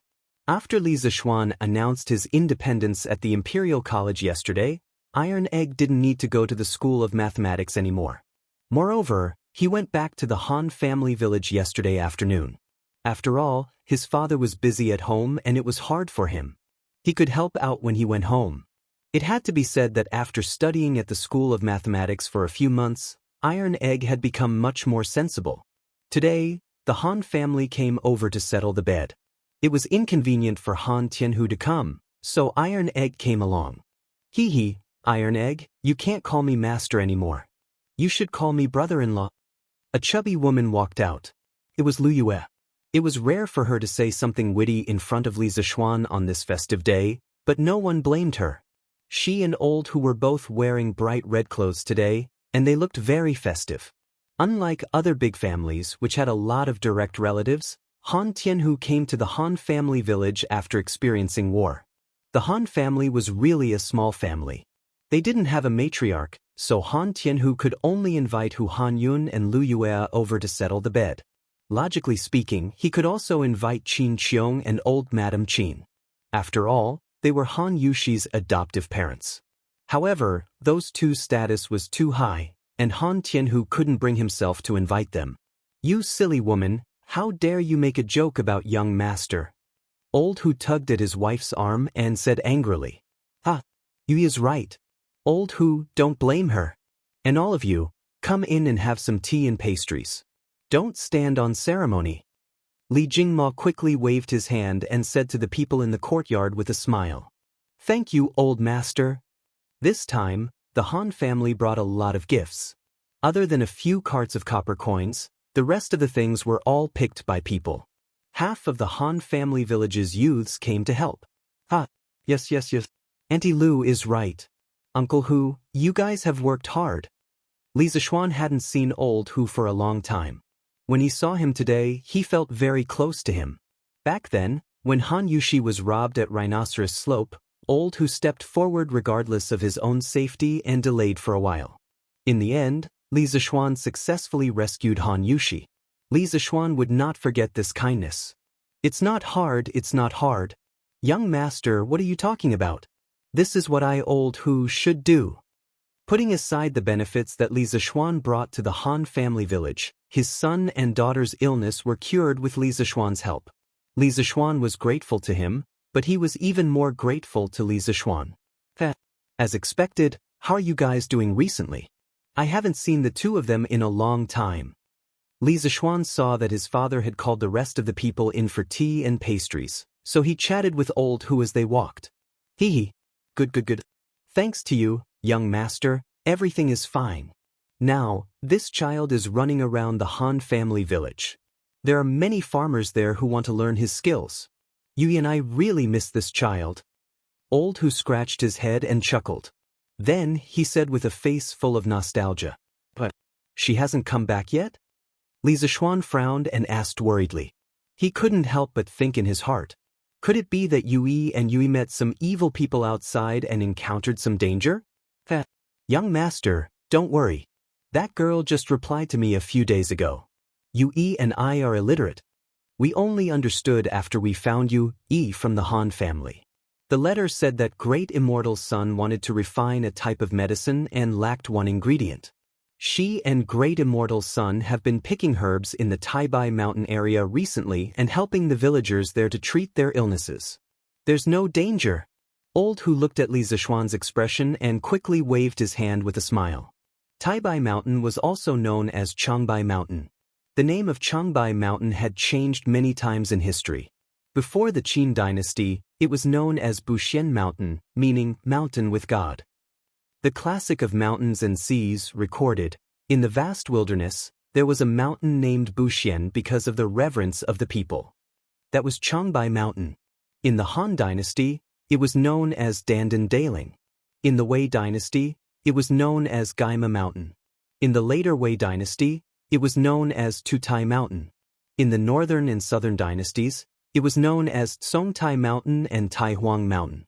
In the Tang dynasty, it was known as Taibai Mountain. In the Qing dynasty regarded Changbai Mountain as the birthplace of their ancestors. They sealed the mountain and offered sacrifices to the gods. They also designated it as a forbidden area and forbade ordinary people from entering.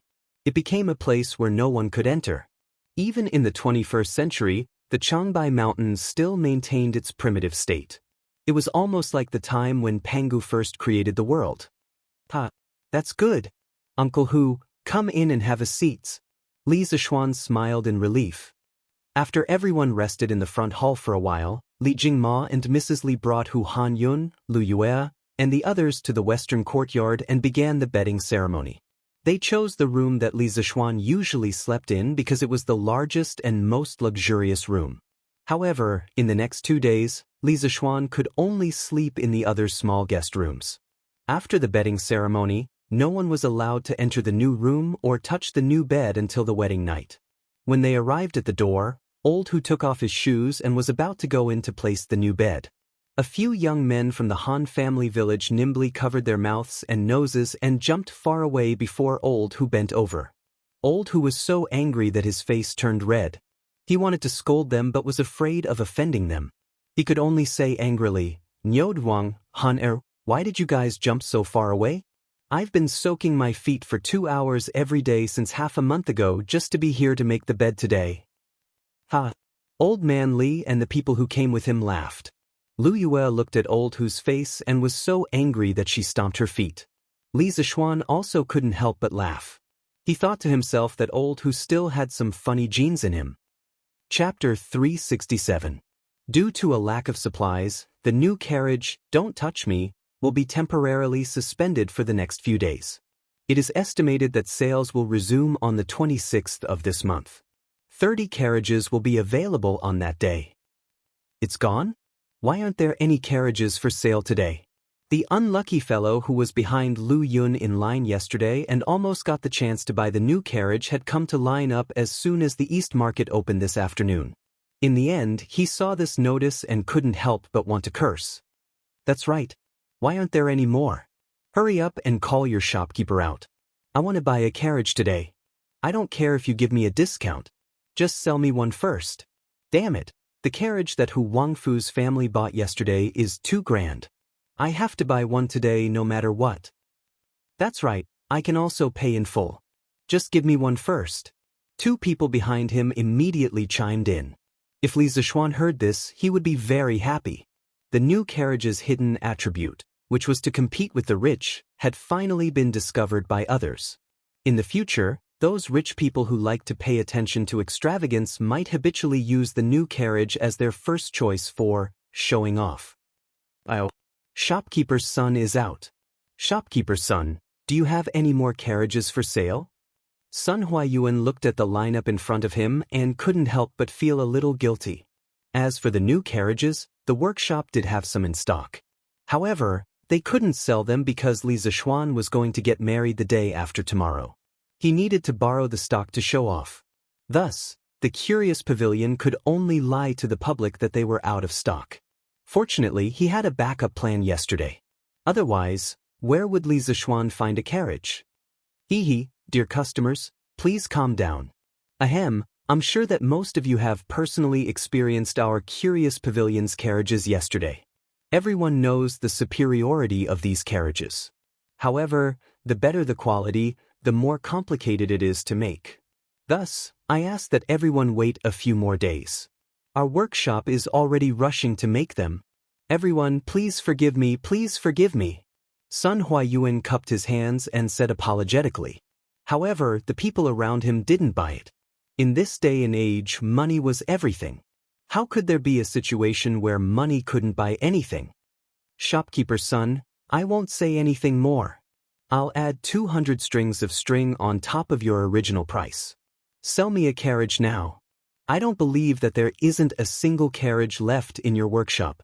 An old man in luxurious clothes pulled Sun Huayuan and said, Boss Chow, it's not that I don't want to sell it to you, but we really don't have any stock these days. Sun Huayuan cupped his hands and said with a bitter face. This was Chow Wendong, the biggest silk merchant in Chang. His family was not much weaker than Li Zishuan. They could not afford to offend him. 500 strings. It's impossible that your workshop doesn't have a single one in stock. Chow Wendong stretched out 5 fingers and insisted. Boosh. The surrounding people were in an uproar. 500 strings of string of cash could almost be sold for half a carriage. He was really rich and willful. Chow Wendong was indeed not lacking in money. A few hundred strings of string of cash was really a drop in the ocean for him. The reason why he wanted to buy a carriage today was because he had a business acquaintance who bought a new carriage from Curious Pavilion yesterday. How could he fall behind? On the other hand, Curious Pavilion's carriages were indeed high-end and comfortable. Putting aside the fact that he was angry, he also wanted to buy this carriage. This way, when he went out for business in the future, not only would he be able to go back and forth faster, but he would also be able to avoid the pain of a bumpy carriage on the road. As for shopkeeper's son saying that there was no stock, he believed him. However, he also didn't believe that there wasn't a single extra carriage. He was also a businessman. He knew that businessmen would more or less keep some stock at the bottom of their chests. Therefore, Chow Wendong directly used the simplest and most crude method, throwing money at him. He didn't believe that Sun Huayuan wouldn't be tempted. Boss Chow, say no more, I'll add 1,000 strings of string of cash. Shopkeeper's son, quickly think of a way to get a carriage for me. Sun Huayuan was indeed tempted. Just as he was about to say that he could use a carriage, Chao Wendong mistakenly thought that Sun Huayuan was going to refuse again and directly added 1,000 strings of cash. 1,000 strings of cash? Boss Chao is so rich. Boss Chao is so generous. The onlookers were shocked. No one would spend nearly twice the price to buy a carriage. No. Sun Huayuan waved his hand and hurriedly said, Boss Chao, this old man didn't mean it that way. To be honest, the workshop does have a few carriages in stock, but those are for my Lord Ju's wedding. This old man really doesn't dare to act on his own initiative and sell them. As for the remaining carriages, there's only one left in front of the door. Speaking up to here, Sun Huayuan pointed at the carriage in front of Curious Pavilion that was previously used for customers to try out. So County Li's man is getting married. This is truly worthy of celebration. When the time comes, this Chao will shamelessly go to the Li estate and ask for a toast. Back in the day, Lord Li had a lot of business dealings with this Chao. Chao Wendong nodded and smiled as he stroked his beard. He wasn't spouting nonsense. The Li family had a few ready-made clothing stores, and it was inevitable that they would have dealings with him, the largest silk merchant in the capital. Of course, if he could use this opportunity to build a relationship with a Lord Ju, Chao Wendong felt that it would be worth it even if he had to spend an extra 2,000 strings of cash today. Therefore, he wasn't particularly interested in the carriage in front of him now. He was thinking about whether he could build a relationship with the Li family at the wedding banquet the day after tomorrow and get familiar with him. So Lord Li is getting married. Boss Sun, congratulations. That's right. Congratulations. Congratulations. When the time comes, we have to ask for a toast. The rest of the people also laughed and said happy words. Most of them were businessmen, and no one was willing to offend a Lord Ju for no reason. Thank you. Thank you. My Lord Ju has always been hospitable. He will definitely welcome Boss Chao and all of you. Boss Sun clasped his hands and said politely. He looked at the carriage in front of the door again and said hesitantly, If Boss Chao doesn't mind, I can sell this carriage to you at its original price. Don't worry, I will first send this carriage to the workshop for refurbishment. It will be sent to your residence in the afternoon. When the time comes, I guarantee that it will be exactly the same as a new carriage. When Chao Wendong heard this, his heart skipped a beat. He looked at Boss Sun and said with a forthright smile, Ha! Boss Sun's words are very good. This Chao wants this carriage. However, this Chao said earlier that I will increase the price by 1,000 strings of cash. How can I go back on my words? This Chao will buy this carriage for 2,199 strings of cash. I will have to trouble Boss Sun to send it to this old man's residence in the afternoon. Hearing him say this, the eyes of the surrounding people who were looking at the carriage suddenly dimmed. If Chao Wendong didn't want it, they would also be willing to buy this carriage at its original price. But now that Chao Wendong had raised the price so high, they were a bit hesitant. After all, the Strange Interest Pavilion would have stock in a few days. There was no need for them to waste money. Chao Wendong glanced at the expressions of those people and couldn't help but laugh inwardly. The reason he increased the price was to make the other hidden competitors withdraw. After being in the business world for so many years, how could he not see through these people's little schemes? Of course, he also had another intention, and that was to use this opportunity to gain favor in front of Li Zishuan and show his face. It could be said to be killing two birds with one stone. Sun Huayuan was still a bit inexperienced in the business world. How could he understand the open and covert struggles between these people? When he heard Chao Wendong's words, he was dumbfounded. These days, there was still a customer who would take the initiative to pay more? What? Boss Sun, are you going back on your words? Chao Wendong asked with a smile. No, it's just that. Since you aren't going back on your words, then it's a deal. This Chao will send someone to deliver the money to you. Boss Sun, please send this old man's greetings to Lord Li. Chao Wendong laughed and said directly without giving Sun Huayuan a chance to refute. Good. This Sun will definitely pass on your words. Sun Huayuan seemed to understand something as he cupped his hands and said, A sky-high price transaction was easily concluded. The two of them didn't know that this bizarre transaction had shocked everyone and spread to every corner of Chang and city at the speed of a hurricane. Chapter 368. Did you hear? Mr. Chow from the Hushing Silk Shop in the West City bought a carriage from the Curious Pavilion for over 2,000 strings of cash. In a restaurant, a burly man smacked his lips and savored the wine in his mouth as he whispered to his companion. What? Over 2,000 strings of cash? What kind of carriage is that expensive? Another person at the same table exclaimed. Hey, you're so ignorant, aren't you? The Curious Pavilion released a new type of carriage yesterday. Not only is it spacious, but it's also very comfortable to sit in. There's almost no bumps. Also, it said that this carriage is 30% faster than other carriages. Yesterday, this carriage was sold for 1,199 strings of cash. That's almost 1,200 strings of cash. That's already very expensive. Why is it sold for more than 2,000 strings of cash today? Tisk tsk. I heard that the Curious Pavilion is out of stock. Mr. Chow insisted on buying the carriage today, so he had to add another 1,000 strings of cash to buy the carriage on display in front of the Curious Pavilion. This Mr. Chow is really rich. Who said he isn't? But his carriage is really comfortable. Is it worth that much? What? Brother Fong, have you sat in it before? Ahem. I went to try it yesterday, but I was a little late. The carriage was sold out before it was my turn. Actually, even if there was stock yesterday, he wouldn't have been able to afford it. He was just curious and couldn't help but try it out for free. Similar exclamations could be heard in every corner of Chang and city. Chow Wendong's actions had inadvertently hyped up, "Don't touch me."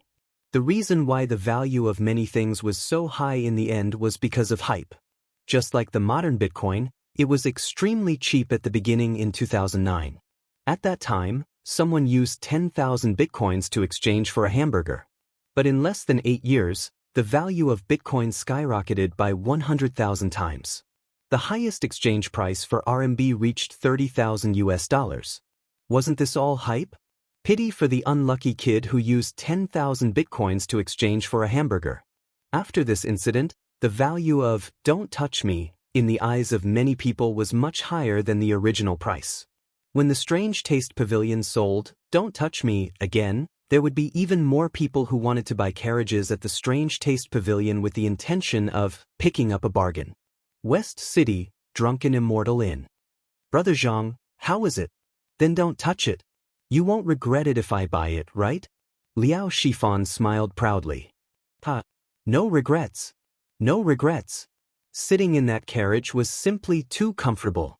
My humble wife is overjoyed. Now, she won't have to suffer the hardships of running around when she visits her parents every year. Zhang Jingyang replied with a flushed face. Looking at this fellow's expression, she knew that he must have had a wonderful time last night. Brother Zhang, you're really flushed with success. Liao Shifan teased with a smile. Brother Liao, please don't laugh at me. Zhang Jingyang coughed awkwardly and then cupped his hands mysteriously. Brother Liao, now that you've asked this question, I do regret it. I regret that I bought too little yesterday. Oh? What do you mean by that? Hee, I just heard that the Strange Interest Pavilion won't be selling any carriages. And Chonghua Square's Chow Wendong increased the price by 1,000 strings of cash today and bought the carriage in front of the Strange Interest Pavilion for exhibitions. TSK, if I could buy one more carriage yesterday and sell it today, wouldn't I be able to earn 1,000 strings of cash? Zhang Jingyang said greedily. He was just a small businessman and couldn't be compared to Liao Shifan and Chow Wendong. To him, a deal that could earn him 1,000 strings of cash was already very tempting. Since that's the case, why don't you sell the carriage in your hands? After all, the Strange Interest Pavilion will still be selling carriages like this in the futures. Liao Shifan, who had been in the business world for a long time, disagreed. He guessed that Chow Wendong was willing to pay 1,000 strings of cash because he wanted to curry favor with Li Zixuan. If Zhang Jingyang were to resell the carriage, he might not be able to earn 1,000 strings of cash. However, he could only think about it in his heart and couldn't say it out loud. Their relationship wasn't that close yet. Ugh. That won't do. What if I can't buy it in the future? Wouldn't my wife cause trouble at home? I can't sell it. I definitely can't sell it. Zhang Jingyang was stunned and hurriedly shook his head. Sister-in-law is really good at managing a households. TSK, little Xian is still the best. This carriage is worth more than 2,000 strings of cash in the blink of an eye. I can show off in front of Fang Yai and Du He later. Uncle Fang and Uncle Du definitely won't give them so much money to buy a carriage. After lunch, Cheng Chumo came to his backyard and touched the carriage that Li Zixuan gave him and laughed. Obviously, he had also heard about what happened in front of the strange interest pavilion. However, this idiot even knew how to show off now. He was really a genius. Young master is amazing. Cheng Chumo's page boy, Jianghu, came over and flattered him. After spending so much time with Cheng Chumo, he knew this joker's character very well. Everything had to be coaxed, otherwise, everyone would have a hard time. Jianghu, won't you feel honored to be driving a carriage that costs 2,199 strings of cash in the futures? Other pages don't have this kind of treatment. Cheng Chumo patted Jiang Wuyun's shoulder and laughed smugly. It's my honor. I'm deeply honored. Thank you, young masters. Jiang Wuyun was stunned. When he saw the smile on Cheng Chumo's face gradually freeze, he hurriedly echoed. He was completely convinced by Cheng Chumo's brain circuit. He always thought of things that others wouldn't think of. Then do your best. I have high hopes for you. Jiang Wuyun. High hopes my ass. Yongla Lane, Li Residence. After a bustling morning, the bedding ceremony was finally completed in a joyous and warm atmosphere. One had to admit that it was really troublesome to get married in ancient times. If it was in modern times, who would have the time and effort to find a wedding company and get everything done in one go?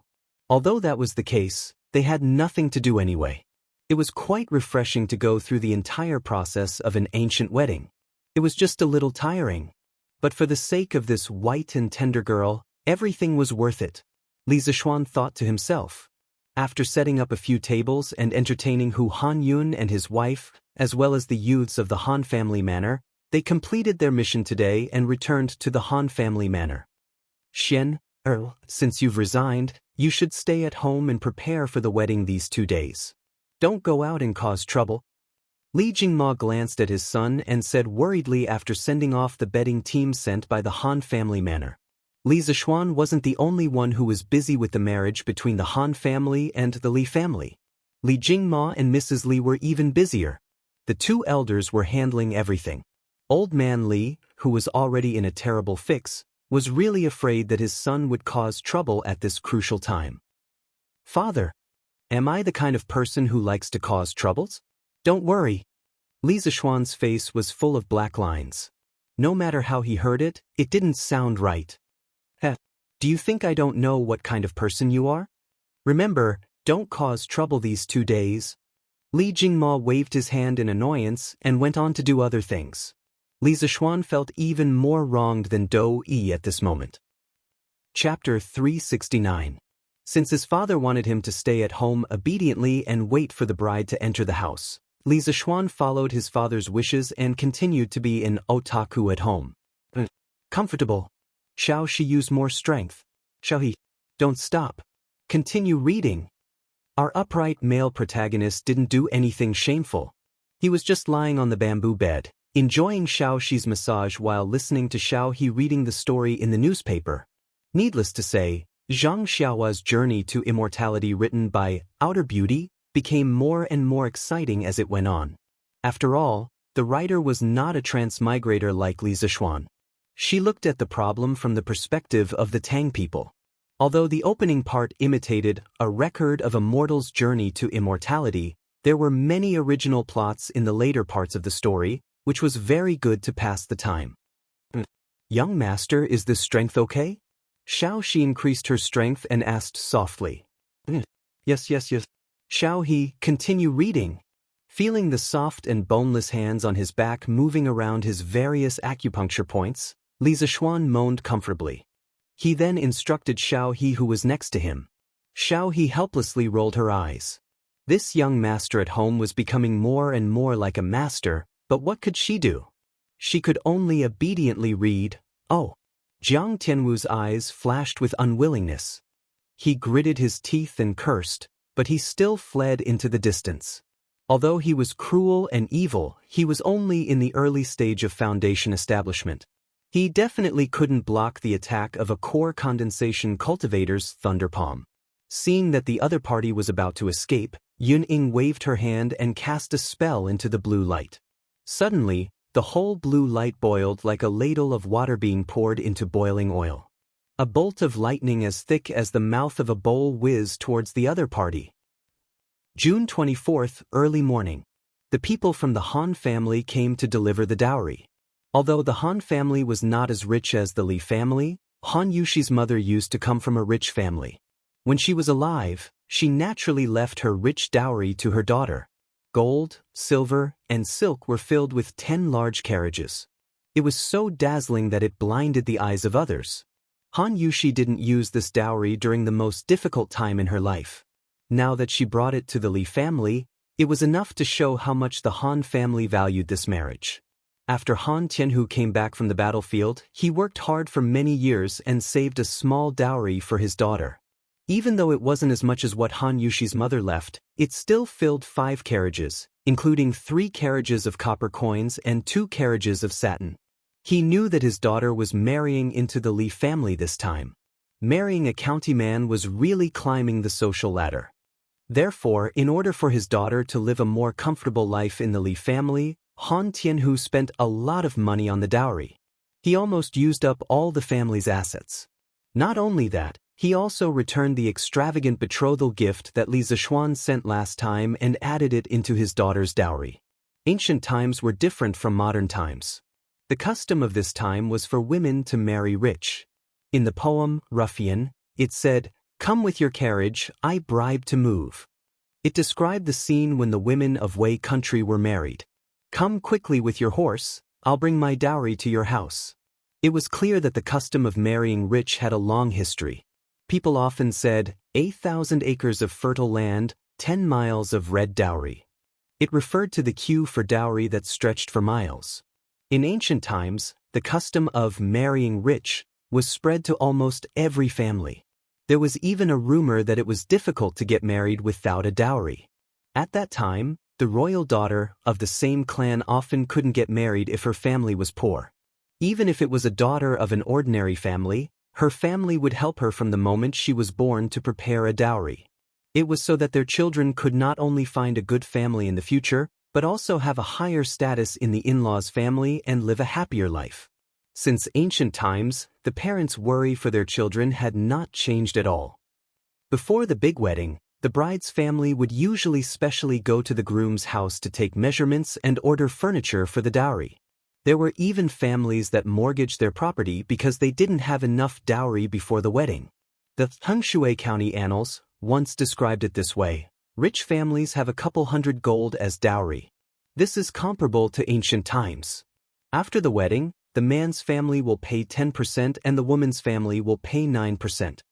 From this, it could be seen that the dowry of a woman was much higher than the betrothal gift of a man. The bride's parents thought that this would let their daughter be valued in the husband's family. Moreover, if their daughter was bullied, they would have a generous dowry to rely on and it would be better. The ancient peoples, marrying rich, and the modern peoples, marrying rich, also changed the economic form from mother-in-law economy to mother-in-law economy. Some people said that China's housing prices were pushed up by mother-in-law. Whether this was true or not, it wasn't important. But regardless of whether it was marrying rich or not, it was not advisable to use the parents' life savings to satisfy their children's extravagant fantasies of marriage. With the Han family bleeding so much, it was estimated that their future days would be very difficult. Han Tianhu himself also understood the consequences, but he, who had always been upright, still insisted on using all of his family's wealth to send out such a large dowry. He thought that the Li family had given him and his daughter enough face by sending over 50,000 strings of money as a betrothal gift. Now that it was their turn to send out betrothal gifts, how could they be stingy? Naturally, they would send as much as they had. Otherwise, when his daughter married into the family, she would be laughed at. Therefore, excluding the dowry that was sent to the Li family yesterday, the dowry that the Han family sent today was 25 carts worth of copper coins, a total of 25,000 strings of cash, 1,000 mu of fertile farmland, gold and silver utensils, silk, clothes, bedding, furniture, books, medicinal herbs and other valuables. A total of 35 ox carts were pulled. As for the cheaper items such as small utensils, poultry and livestock, a total of 40 carts were brought over by Han Tianhu. Hundreds of youths from the Han family manor and Plum village were all invited over by Han Tianhu to deliver the dowry. 60 carts, 40 carts of goods, and hundreds of people, led by the 3 new carriages of the curious pavilion, Don't Touch Me, chose to enter from the Chunming Gate in the east of Chang'an City. They passed by the Daojing Square, Chang'an Square, and the East Market, all of which were bustling places in Chang'an City, and headed towards Yongla Square, where the Li family was located. This huge dowry team naturally attracted the attention of countless people as they walked on the streets of Chang'an City. Oh my God! Whose daughter is marrying off? Why is there such a big scene? I know this. It's the daughter of the Han manor in the east of Chang'an City. Is their family very rich? Why is there so much dowry? Look at the 20 carts carrying the copper coins. It must be at least 20 million, right? Heh, the Han family doesn't have that much money. In my opinion, most of this is the betrothal gift sent by the Li family. Li family? Which Li family? It's Li Xiannan, Li Sai's family. The Han family's daughter is marrying Li Xiannan this time. TSK, that daughter is really lucky. Li Xiannan is one of the rare young talents of Tang dynasty. Oh, I remember now. Half a month ago, the Li family sent 30,000 strings of cash and 30 carts of gifts outside the city to send the betrothal gifts. So it's the Han manor. Yes. That betrothal gift is at least 40 million. The Li family is really generous. The Han family has really struck it rich this time. Heh, you can't say that. The last time the Li family sent the betrothal gifts, I saw it for myself. That betrothal gift was not as much as the dowry sent by the Han family today. Not only did the Han family not earn anything this time, they even gave a lot more. TSK, that's true. The Han family is quite generous. If it were any other family, they would be lucky if they could even send back half of the betrothal gifts. Chapter 370. Wow. Isn't that the carriage in front the Don't Touch Me that was just released by the Curious Pavilion? As if someone was willing to pay more than 2,000 strings of coins for one carriage yesterday. It's rare that the Han family is willing to give it out. Yes, Han Lijing's actions are undeniable. He's not greedy for money. He's a real man. Not bad. Those with a bit of eyesight could immediately tell that the 3 carriages leading the dowry team had an extraordinary origin. Combined with yesterday's incident in front of the Strange Interest Pavilion, everyone's eyes became even more fervent as they looked at this team. This dowry was really too generous. There were also people who were jealous of such a generous dowry and were not convinced. Li Xinji's marriage is not a bad deal. Look at the dowry sent by the Han family. There are so many precious gold, silver, and jade items. It's worth a lot. TSK, what a lucky bastard. Why is no one willing to marry me, Lu Fengshui, with so much dowry? Lu Fengshui, who would want to marry someone like you? Moreover, this Li County man was not simple. Not only was he young and held a high position, but his business was also doing well. It was as if he could earn a lot of money from whatever he did. Many peddlers privately called him the god of wealth. If the Han family's daughter can marry into the Li family, she'll be lucky in the future. Lu Fengshui, what do you know? I've always wanted my daughter to marry into the Li family. I'm willing to give as much dowry as you want. Ah, Boss Huang, your daughter looks like an old woman. Even if you give her to me, I, Lu Fengshui, don't want her. Why would Lord Li want her? Lu Fengshui was first scolded until his face turned red. When he heard what the person behind him said, he held his stomach and laughed. Bastard! Lu Fengshui, you bastard, you're too much. Sanfu beat him up. Yes, old master. Today's dowry delivery team was led by Hu Hanyun and Iron Egg. After feeling the envious gazes of the people around them, the two of them could not help but puff out their chests and walk forward valiantly and proudly. Iron Egg didn't resent his father for giving his sister so much dowry. First of all, the childhood days when he and Han Yushi depended on each other for survival were deeply engraved in Iron Egg's heart. He knew that without this sister, he would not be where he was now. In addition, Tai Dan felt that now that he had acknowledged Li Zishuan as his master, he would definitely not have to worry about his livelihood in the future. Therefore, Tai Dan supported Han Li's decision to spend all his wealth to buy a dowry for Han Yushi. Which family is marrying off their daughter over there? It's true. Why is there another gift-giving team here? Just as they were watching the show, someone noticed another gift-giving team on the other side of the street. Heh, there are quite a few gifts here. Look at this long line. Which family is this? They actually bumped into the Han family. Those who came to watch the show would never mind that things were getting out of hand. Since they had nothing to do, this group of melon-eating people chatted as they watched the show. It was extremely comfortable. It seems to be the Du family's carriage. Look, there are markings on it. Du family? That Du family? Could it be that Duke Kai's, Du Ruhui's, family is marrying off their daughter? Someone immediately laughed. Nonsense, since when did Minister Du have a daughter? The person next to him suddenly realized that he had misspoken. Chonghua Square's Du family's Du Yanheng is adding to his niece's dowry. 800,000 copper coins, 30 carts of silk, satin, gold, silver, and jade. At this moment, in front of the gift-giving team, a page boy walked forward while beating gongs and drums and shouting loudly. During the spring and autumn period when the dukes married off their daughters, the officials had to send their daughters as concubines and dowry as dowry. Later on, when those big families married off their daughters, their relatives and friends would usually send gifts called adding to the dowry. So it's Chonghua Square's Du Jiusheng's family. I didn't expect the Du family to be the Han family's daughter's maternal uncle. Someone shouted in realization. There were also people who had never heard of the Du family. What Du Jiusheng? Why haven't I heard of this Du Yanheng before? Ah, you might not have heard of Du Yanheng, but you must have heard of Du Daoling, right?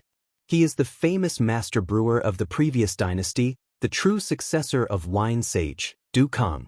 People call him Little Wine Sage. This Du Yanheng is Du Daoling's eldest son. So he is the son of Du Jiusheng. I know this. Their family's Jiusheng workshop used to be very famous. Yingzhou's Fu Shuai, Wucheng Ruoxia, Hezhong Sang Luo, and Yuanzhou's Ichuan Jiusheng workshop can all be brewed, and the taste is extremely pure. But since the Drunken Immortal restaurant launched the Immortal Drunken Wine, their wine is no longer good. What do you know? That's because after the death of Old Man Du, his two sons fought for the family property, and that's why the Jiusheng workshop declined. Didn't you see that only Du Yanheng came today? Even his younger brother Du Shaoquan didn't come. So their family doesn't get along? Bah! You two really have nothing better to do. What does it have to do with you whether their family is harmonious or not? The question now is, how did Du Yanheng become the Han family's daughter's maternal uncle? Someone scolded angrily. At this time, an old man in his 50s stroked his beard and said, "Oh, I know. It said that 15 years ago, Old Man Du's youngest daughter, Du Shenyang, secretly agreed to marry an illegitimate son of a general. Old Man Du didn't agree to this marriage, but Du Shenyang threatened him with her life and wouldn't marry anyone else. Old Man Du was so angry that he wanted to expel Du Shenyang from the family. Fortunately, Old Lady Du couldn't bear to see her beloved daughter suffer and prepared a dowry for Du Shenyang to marry that poor boy. But since then, Old Man Du didn't recognize this daughter anymore. There's such a thing? Uncle Meng, can you tell us more about it?"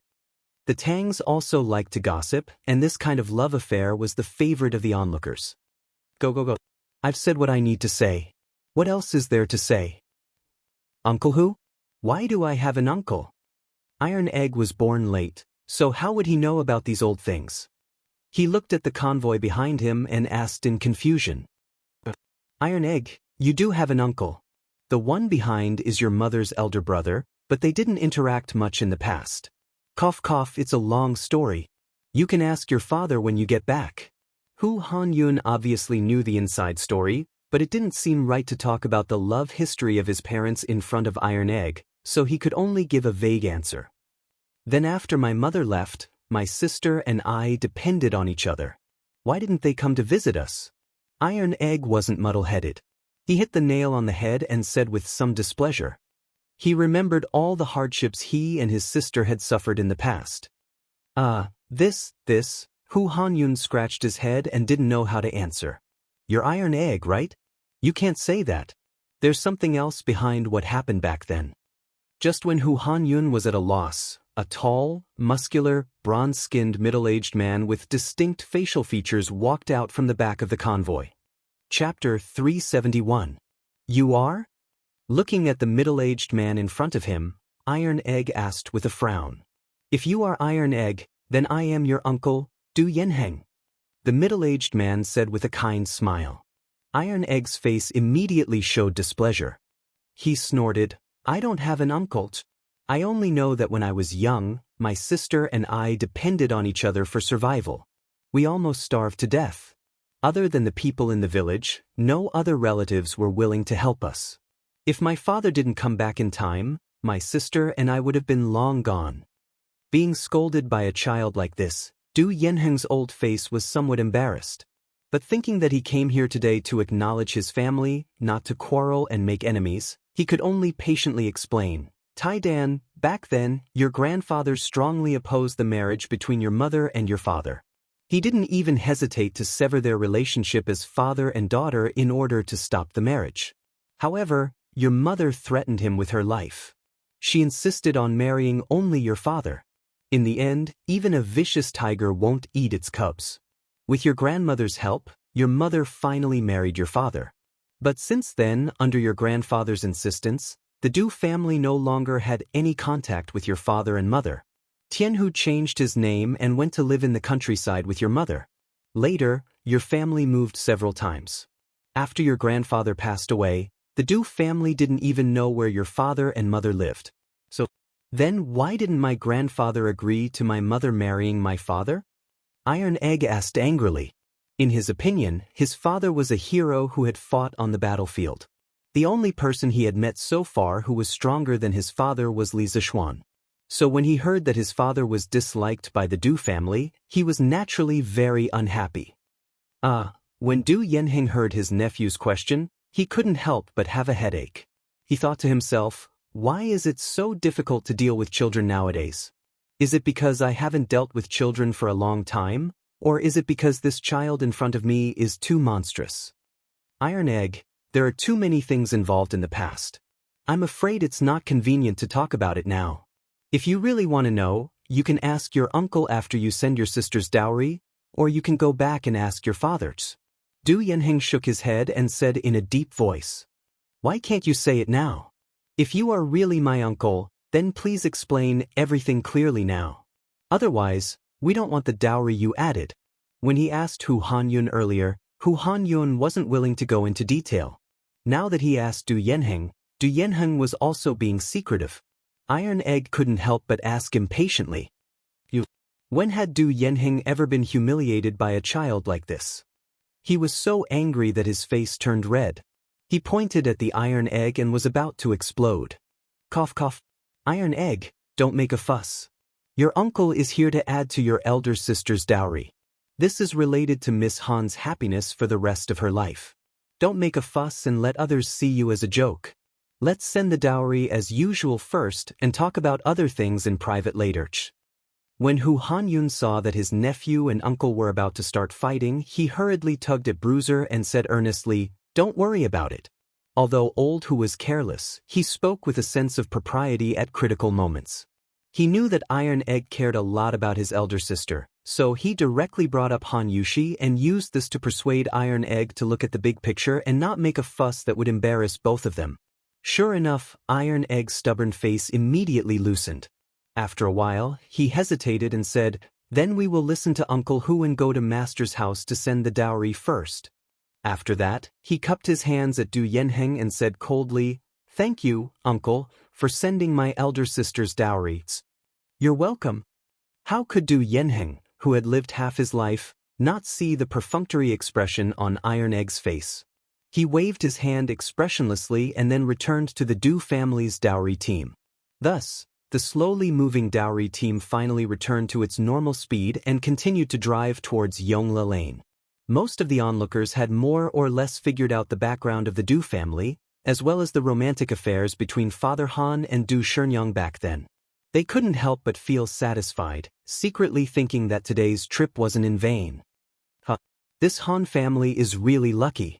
More than 10 years ago, Han Tianhu married the Du family's daughter, and now his daughter is married to a young county-founding man. This fortune is really amazing. Yes, this Han family's fortune is really heaven-defying. Look, another team has come. Don't tell me they are also here to send the Han family's young Miss dowry? The new team had more than 50 carriages and hundreds of gifts. It looked like there were more gifts than the Du family's previous gifts. It's from Duke Yi's mansion. The leading carriage has a symbol on it. Someone with sharp eyes immediately recognized the words on the carriage and quickly shouted, "Hey, the leading carriage is also from Strange Interest Pavilion. Don't touch me, how generous. Aren't you talking nonsense? What kind of status does Duke Yi have? How can he not get a carriage? The question is, what does Duke Yi have to do with the Han family?" "I know this. Do you still remember the bandit suppression a few months ago? Duke of Igua, Duke of Lugua, Duke of Wugua, Great General Niu, and 1,000 Yulin guards all filed out of Yanxing Gate at noon. In the evening, the army escorted several thousand bandits back in triumph. Many people saw it. I also saw it at that time, but what does this have to do with the Han family's young miss? Hey, it has a lot to do with it. Why don't you think about it? What kind of bandits can actually alarm the 3 dukes and the Yulin guards to take action at the same time? Yes, generally, bandits can be eliminated by the county government. Why did they make such a big scene? It was said that at that time, those bandits kidnapped the adopted daughter of the Duke of Yi. The Duke of Yi was furious and wanted to go out of the city to suppress the bandits. How could His Majesty bear to let him take the risk alone? So he sent 1,000 Yulin guards to help. And this Han family's young miss is precisely Duke Yi's adopted daughter.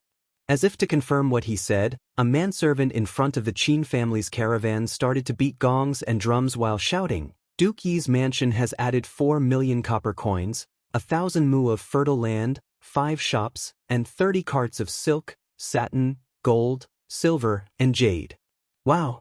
This Han family's young miss actually has such a big backgrounds. Duke Yi's mansion actually added so much dowry. 4 million copper coins and 1,000 mu of fertile land. They are really willing to part with it. What does this mean? It means that Duke Yi really dotes on his adopted daughter, Han family's young miss. That's right. Who was just saying that the Han family's girl marrying into the Li family was climbing up the social ladder. In my opinion, these 2 families are well matched. Hey, I heard that the Han family's young miss is a famous peerless beauty in the villages outside the city. She is not inferior to those aristocratic families' young misses. Duke Li really has good luck with women's. Duke Li is also handsome and suave. He looks like a talent. I think that not only are they well matched, they are also a golden boy and jade girl, a match made in heaven. Qin Huayu walked at the front of the Qin family's caravan and listened to the discussions around him. The corner of his mouth curved into an elegant arc. These people's analysis was correct. Due to Han Tianhu and Li Zishuan, his parents really doted on Han Yushi and almost treated her as their own. Ever since they recognized this daughter, his mother had personally gone to the Han family to visit Han Yushi more than once. This time, the Qin family had also spent a lot of money to add to the dowry. It was to give Han Yushi face and prevent others from saying that Han Yushi married Li Zishuan because the Han family was climbing up the social ladder. From the looks of it, the effect was pretty good. Chapter 372. Eineg. I'm not late, am I? Qin Huayu came to the front of the Han family's dowry team and smiled. Of course you're not late. Thank you, Brother Huayu, for coming personally to add to my sister's dowry. Han Yushi was Qin Xiong's adopted daughter and could be considered Qin Huayu's adopted sister. With this relationship and the fact that Iron Egg was sitting next to Qin Huayu in the mathematics school, they had a very good relationship. Therefore, when he saw Qin Huayu representing the Qin family to support his sister, Iron Egg was naturally happy from the bottom of his heart. We're all family, no need to be polite, no need to be polite. Let's go and send the bride off together. Qin Huayu chuckled as he patted Bruiser's shoulder.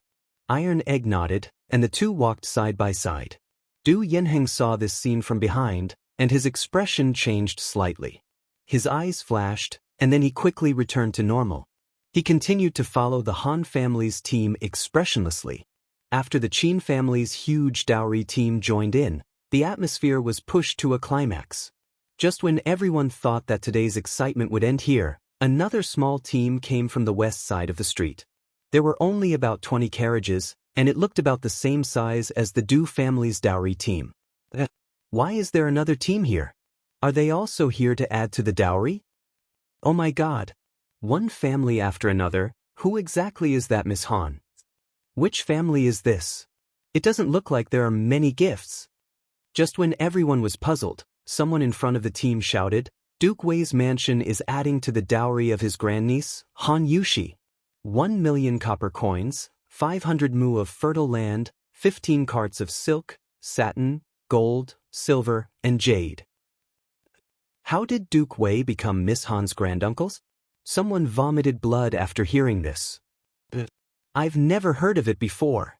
Strange things are happening one after another today. Amazing, this Han family probably has an extraordinary background. Uncle Hu, do I have a granduncle? Iron Egg was even more confused than the people around him. Today, he was supposed to deliver his sister's dowry. How did it suddenly become a family reunion? First, there was his uncle. Now, there was an even bigger granduncle. Bruiser had thought that he had become smarter after becoming Li Zishuan's disciple. But now, he felt that his brain wasn't enough to process everything. Hu Hanyun's old face darkened. He really didn't know about this matter.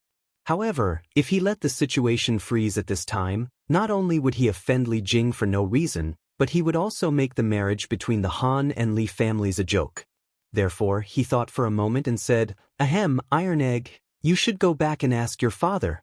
Let's go and welcome them first. Duke Wei is a person of high status, so I don't think he would randomly claim kinship with your family. Let's not be impolite. After Hu Hanyun finished speaking, he wiped the cold sweat on his forehead and thought to himself, Old Hu have been forging iron all my life and farming all my life, but I have never used my brain like today.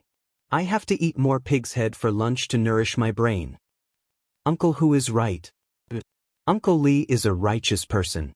He would definitely not claim kinship for no reason. The most important thing now is to bring the dowry to the Li residence first. We can talk about the other problems later in private. Although Qin Huayu didn't know why Li Jing became Iron Egg and Han Yushi's granduncle, he still felt that the bigger picture was more important. However, when he habitually called Li Jing Uncle Li, he felt a little awkward.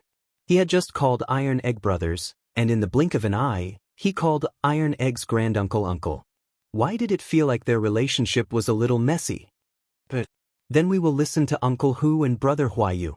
Iron Egg thought for a moment and felt that it made sense, so he nodded and agreed.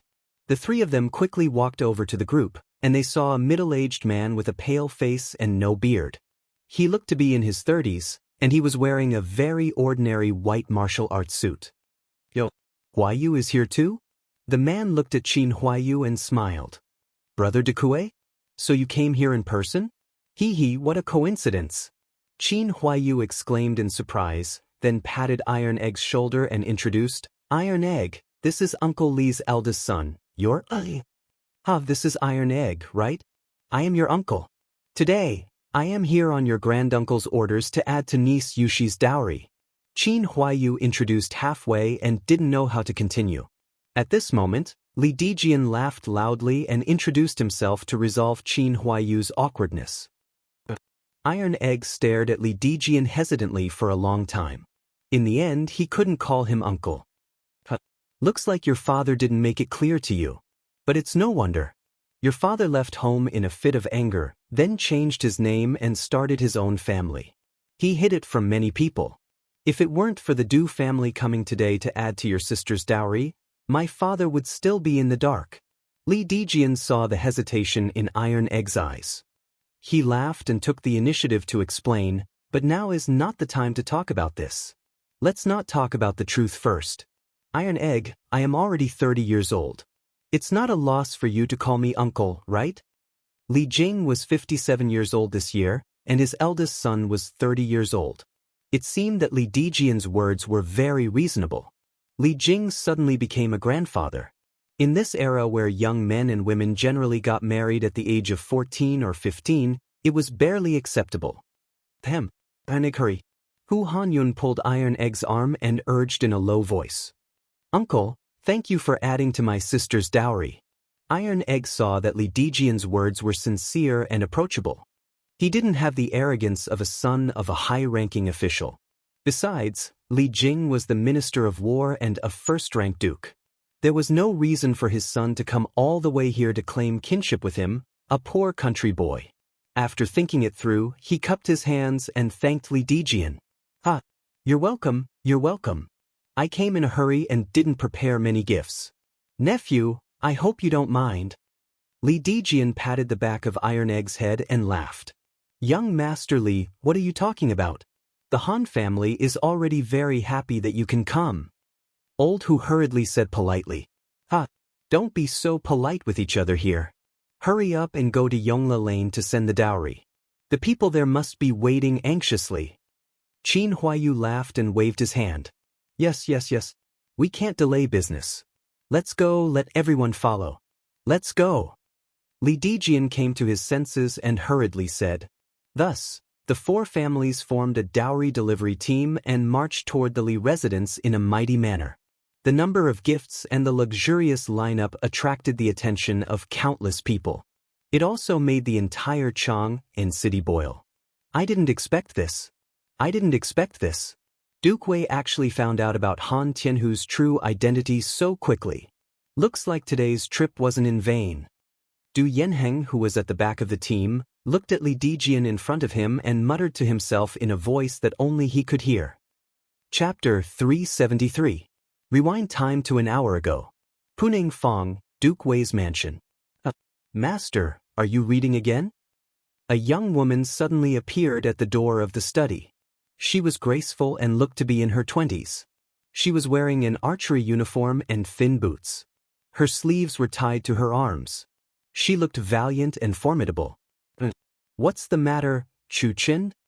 Li Jing was pondering over some details in Sun Tzu's The Art of War. After hearing this familiar voice that had accompanied him for almost half of his life, he quickly put down the military book, rubbed his temples, and said weakly, Chu Chen, Zhang Chu Chen, this beautiful young woman was actually Li Jing's first wife, the famous Hong Fu Nu. However, Li Jing was already 57 years old this year. Even if Hong Fu Nu was not 50 years old, she should at least be 40 years old, right? But looking at her face and the way she was dressed, she looked exactly like a young girl who wasn't even 20 years old yet. Also, Li Jing did not address Hong Fu Nu as Madam, but directly called her Chu Qin. The relationship between this old couple was indeed quite strange. Master reads military books at home every day. How boring. It's better to read Datang daily. With her hands behind her back, Hong Fu Nu skipped to the desk like a sunshine girl. She took out a Datang daily from her sleeve and said with a smile. Cough cough, no wonder it was said in history that Hong Fu Nu was still young even though she was 80 years old. Now, it seemed that it was true. It was hard to imagine what it would feel like to face a woman in her 40s or 50s who smiled faintly like a young girl. In any case, Li Jing seemed to have a strong immunity to this devilish girl's laughter. He glanced at the Datang Daily on the desk expressionlessly. His lips moved and he wanted to say something but stopped. Master still doesn't like reading this newspapers? Then why don't we go to the backyard and have a spar? Obviously, Li Jing must have rejected her more than once before. When Hong Fu Nu saw the expression on Li Jing's face, she immediately knew the answer, so she pouted and said angrily, "Cuff cuff. Chu Chen, this newspaper only talks about some old and rotten things. It's not as interesting as the art of war. This old man is indeed not interested in this." Li Jing's face darkened as he spat out blood. Only Hong Fu Nu would dare to make the Tang Empire's war god put down his military book and read Datang Daily. Since you don't like reading newspapers, then how about I tell you the story of the founder of Datang Daily? Hong Fu Nu tugged at Li Jing's arm and blinked. She smiled mischievously. Chu Chen is talking about Li Zixuan, right? This old man knows quite a lot about him. He's a promising young man. Li Jing shook her head and chuckled. Of course not. Master, I'm sure you've never heard of what I'm about to say. This is something new that Chu Chen encountered at the entrance of the East Market. Hong Fu grunted delicately and spoke with slight displeasure. Cough cough, then Chu Chen, quickly tell me. This old man is all ears. Li Jing retreated in defeat. Previously, when I was at the East Market, I saw Li Zixuan's fiancée's family. They came to Chang and to send dowry. That's a big show. Just the copper coins alone are worth 20 million. Oh? I've heard that Li Zixuan is getting married soon, but I didn't expect it to be so soon. That's not what I'm about to say. Master, guess who followed behind to add dowry? This? I only know that Li Zixuan's fiancée's surname is Han, and her name is Yushi. As for their family's relatives in Chang, and I'm not sure. That's what I'm saying. Master, you've never heard of these things. Hong Fu's daughter laughed happily. Then, she moved a stool from the side and excitedly began to explain to Li Jing. Today, when the Han family's team entered the city, Du Yanheng of Chonghua Square's Du family personally led a team of dowry enhancers to follow them. He said that it was for his niece. Niece? How is the Du family related to the Han family's girls? I heard from the people around that Han Yushi's mother is the little wine sage Du Daoling's daughter, Du Shenyang. Moreover, Du Daoling didn't agree to this marriage at first. Du Shenyang threatened him with her life before finally marrying Han Tianhu. Back then, this matter caused an uproar in Chang and city. Master, didn't you hear about it at that time? Hong Fu Nu played with the hair in front of her chest as she told Li Jing the news she heard. Du Daoling, Shenyang, wait. Li Jing felt that these two names were somewhat familiar. He frowned seriously and pondered for a while. Suddenly, he slammed the table and stood up, shouting, "Didn't Du Shenyang marry Han Tianlin back then? Could Han Yushi's father be?" "Oh no, Master, you guessed wrong. Han Yushi's father is called Han Tianhu, not Han Tianlin." Hong Fu Nu waved her hand and said with a look of superiority, "Han Tianhu? That's definitely right. Han Yushi's father must be Han Tianlin's." Li Jing said with certainty, "Master, is it really the Han family's little Linzi?" Hong Fu Nu rolled her eyes and suddenly asked excitedly, "Yes, it's most likely. In order to live a leisurely life, this kid really concealed his identity and hid it from everyone." Li Jing recalled the past with a look of nostalgia. After a while, he suddenly opened his eyes and said, "Quick! Chu Chen, quickly instruct all the servants in the residence to immediately prepare dozens of carriages of gifts. Go and add to the Han family's girls' dowry now."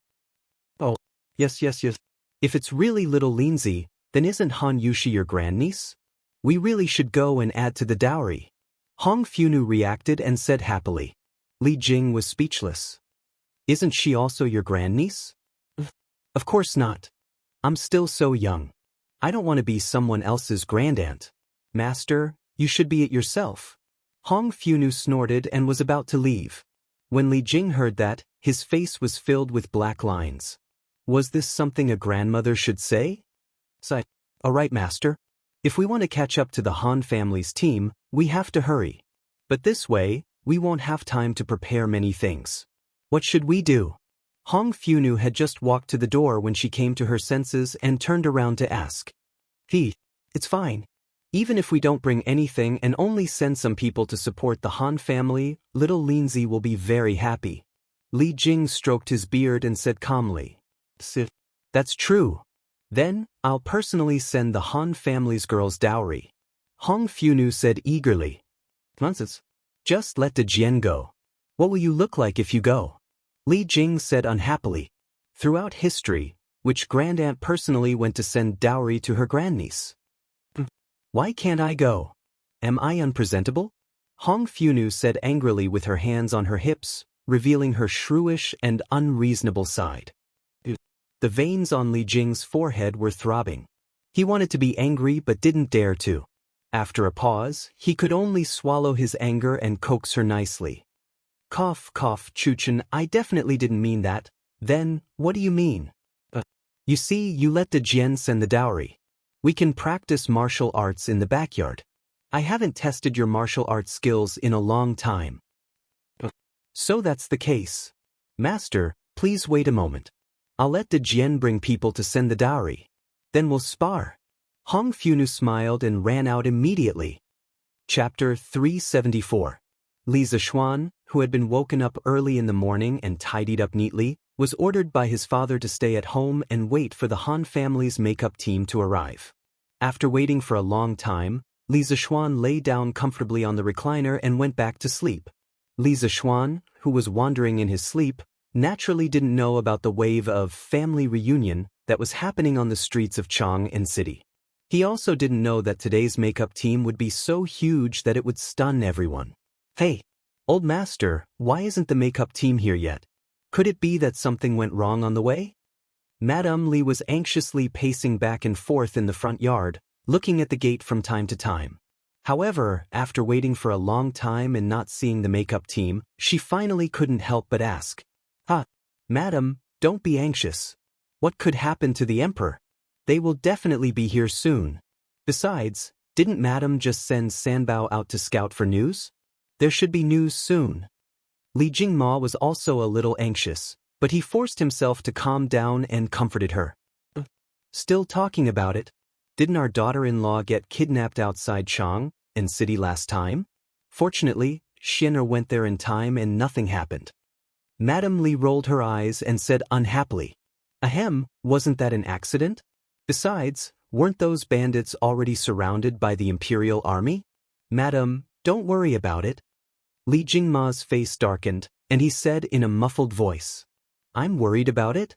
Madame Li immediately jumped up as if someone had stepped on her tail. If I don't worry about my daughter-in-law, who will? One of you is sleeping soundly in the hall, and the other is drinking tea leisurely here.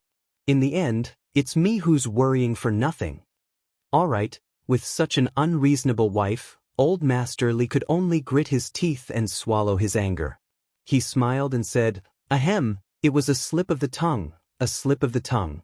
Madam, please don't be angry. They're here, they're here. Old Master, Madam, the makeup team from the Han family is here. So long, so long, so long. Just as the old couple was about to quarrel, Sanbao ran in and shouted while gasping for breath. You're here? He's here? Where is it? What's so long? Madame Li immediately forgot about her earlier emotions. She quickly glanced at the door and asked Sanbao. Madam, they are almost at the entrance of the workshop. Sanbao ran faster, so she came back first. The makeup line is so long, and there are so many people around to watch the fun. Sanbao took a deep breath and bowed. Good, good, good. Old Master, our in-laws have also given us face. I didn't send so many betrothal gifts in vain. When Madame Li heard this, she was overjoyed. She thought that Han Tianhu had only sent back most of the betrothal gifts. She was already very satisfied with that. After all, the Li family had given her a lot of betrothal gifts.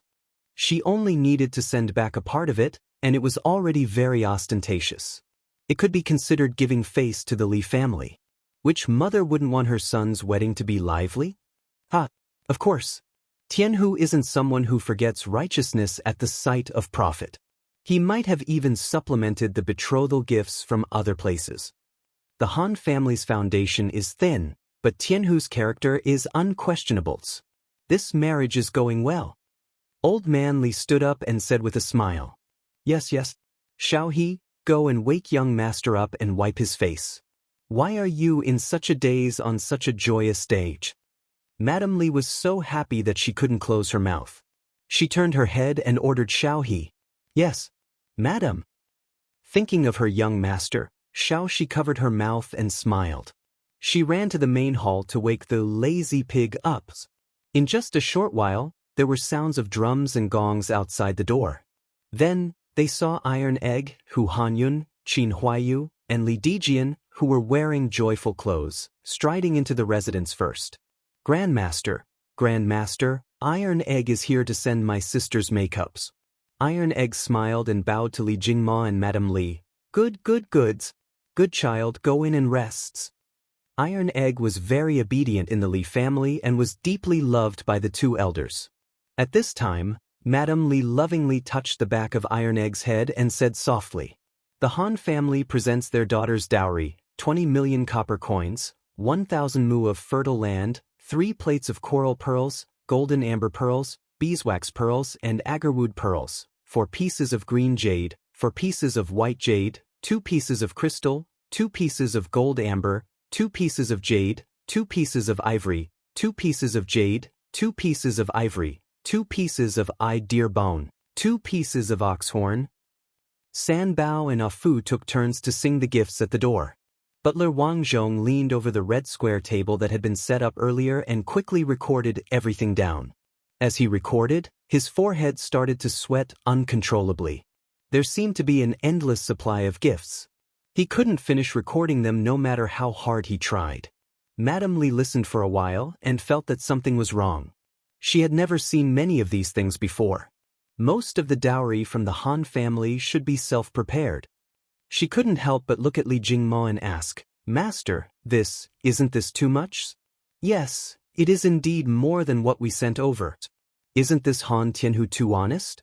For the sake of his daughter's reputation, where did he get so much wealth? It looks like there's still a long line behind. This? Li Jingmo looked out of the courtyard and was instantly stunned. There were close to 200 ox carts and 400 to 500 gifts. The procession of gifts stretched for several hundred meters. Looking around, it was either gifts or people. The usually spacious Yongla lane suddenly became crowded. All the residents in the lane were alarmed and came to see what was going on. This led to more people delivering gifts and even more people coming to see what was going on. Old Master Li, Madame Li, Du Yanheng from the Du family in Chonghua Lane is here to send dowry for his niece. These are just some small gifts to show my respect." While Old Master Li was dumbfounded, Du Yanheng went forward and cupped his hands with a smile. "You are Han Yushi's uncles?" Li Jingma asked in surprise. "Yes, Yushi's mother is my biological sister. Because of my father, the two families might have been at odds. Today, I know that Yushi is getting married, so I came here specially to add dowry for my niece." "I see. You are a guest. Brother Du, please come in." Li Jingma looked at the silent Iron Egg beside him, and his eyes flashed. He knew that there must be something hidden in this, but he knew that now wasn't the time to delve into it, so he smiled calmly. Thank you." Du Yanheng heaved a sigh of relief and walked in. "The Du family in Chonghua Lane is sending dowry for my niece 800,000 copper coins." Sanbao then sang the Du family's gift list. "Uncle Li, Auntie Li, Huayu is here today to add dowry for my adopted sister on behalf of my parents." Thank you. This was an old acquaintance. When Li Jingma and Mrs. Li heard that the Qin family also came to send dowry for Han Yushi, their faces glowed even brighter. They quickly invited Qin Huayu to the side to chat enthusiastically. Coincidentally, Li Zishuan was also cleaned up by Xiao He, so the two brothers stood at the side and chatted about family matters. The Duke of Yi's mansion is sending dowry for his adopted daughter 4 million copper coins, 1,000 mu of fertile land, a pair of pure gold buttons inlaid with jewels, a pair of white jade mandarin duck buttons, 4 pairs of pearls, 2 small knives with jade handles and ivory handles, 4 gold necklaces, 6 silver necklaces, 1 golden phoenix with pearls, and 1 golden hairpin with longevity fruit in the mouth of a pair of phoenixes. When it was time to read the Qin family's gift list, the quick-witted Sanbao immediately raised her voice to the maximum. The onlookers outside all heard it clearly, and there was an uproar. Countless exclamations sounded from the crowd. Wow! So the bride is the adopted daughter of the Duke of Yi. Oh my God! The Qin family is here to add dowry. It's not a loss for the Li family's eldest son to marry into this family. It's more than not a loss. It's a huge profit. Did you hear how much dowry the Qin family added? 4 million copper coins, 1,000 mu of fertile lands. What the heck? Is the Duke of Yi marrying off his adopted daughter at this time? Or is he marrying off his own daughter? That's right. Such a thick dowry means that Miss Han's status in the Qin family is also very high. Hearing the discussions outside, the corners of Madame Li's mouth couldn't help but curl up into a very elegant arc. She was now very satisfied with this marriage. Cough cough. Master Li, Madame Li, I am Li Dijian. Under the orders of my father and mother, I specially came today to send my niece Yushi's dowry. Li Dijian, who was on the side, originally wanted to follow Qin Huayu and call Li Jingma and Madame Li uncle and aunt. However, when he remembered that Han Yushi was his niece, he felt that it wasn't right to call them by seniority. However, if he called Li Jingma brother Li as a peer, he was afraid that Qin Huayu would be embarrassed.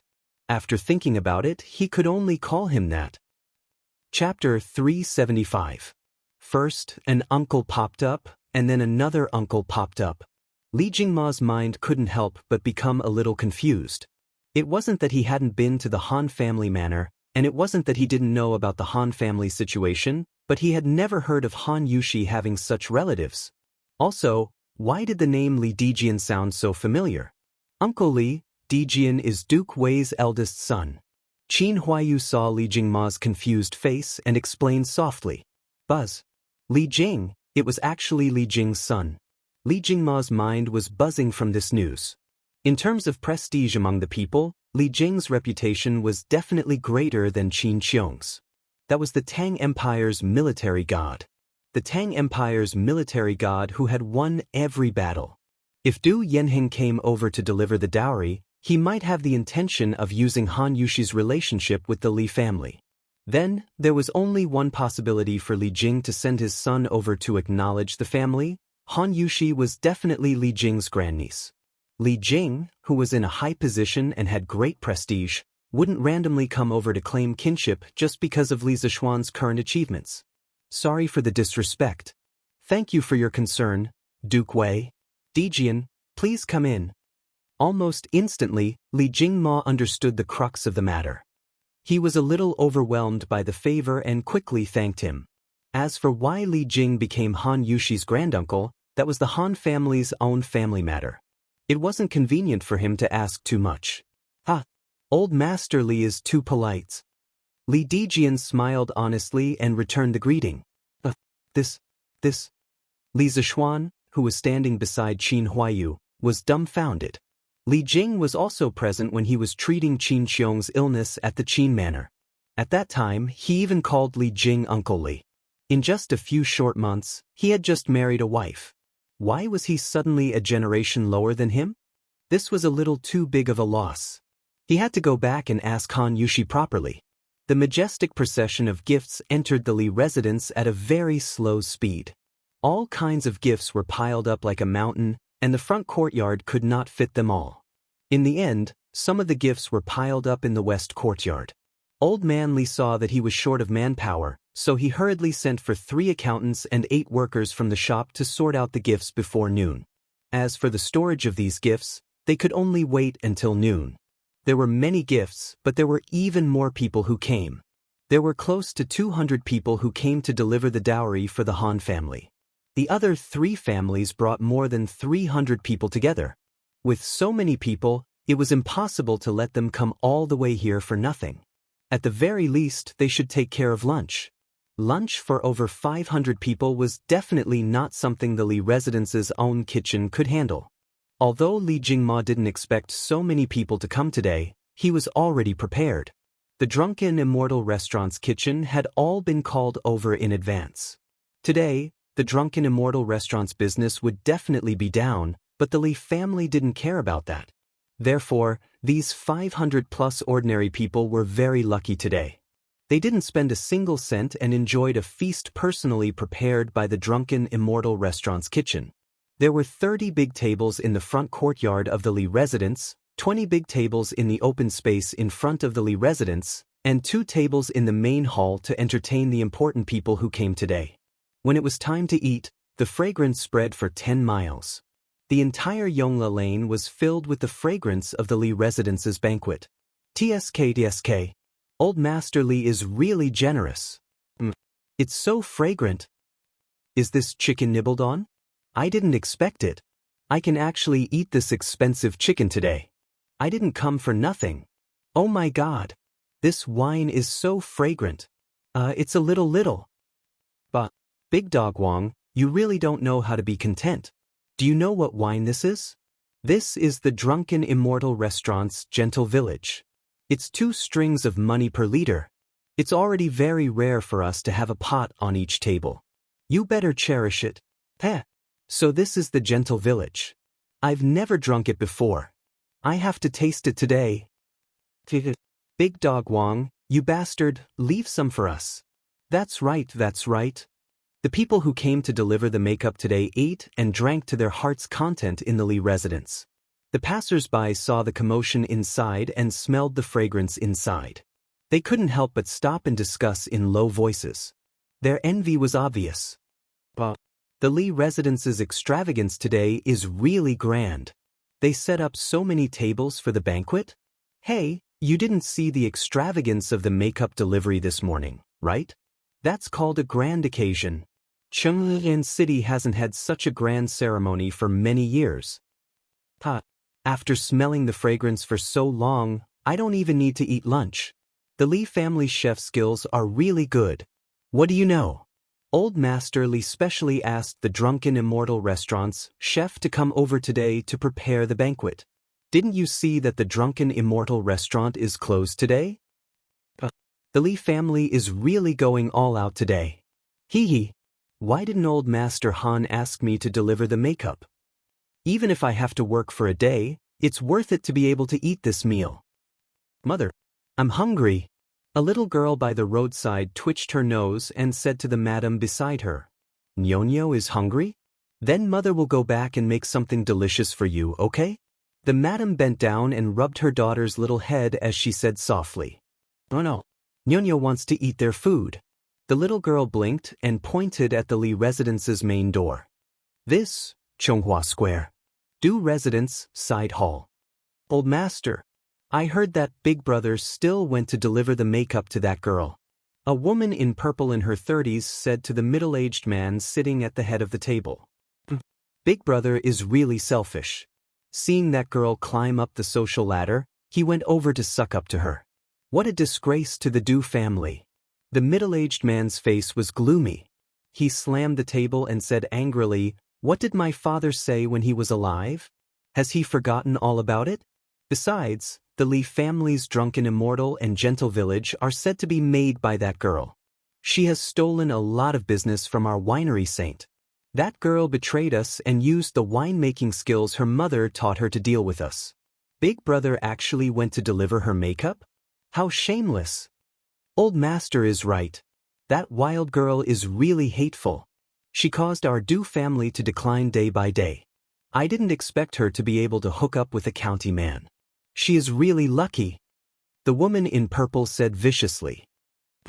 If it was in the past, not to mention a county man, even if he was an earl, our Du family would not even put him in our eyes.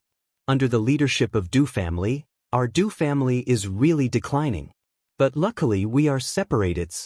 I'd like to see how much benefit Big Brother can get from sucking up to that wild girl.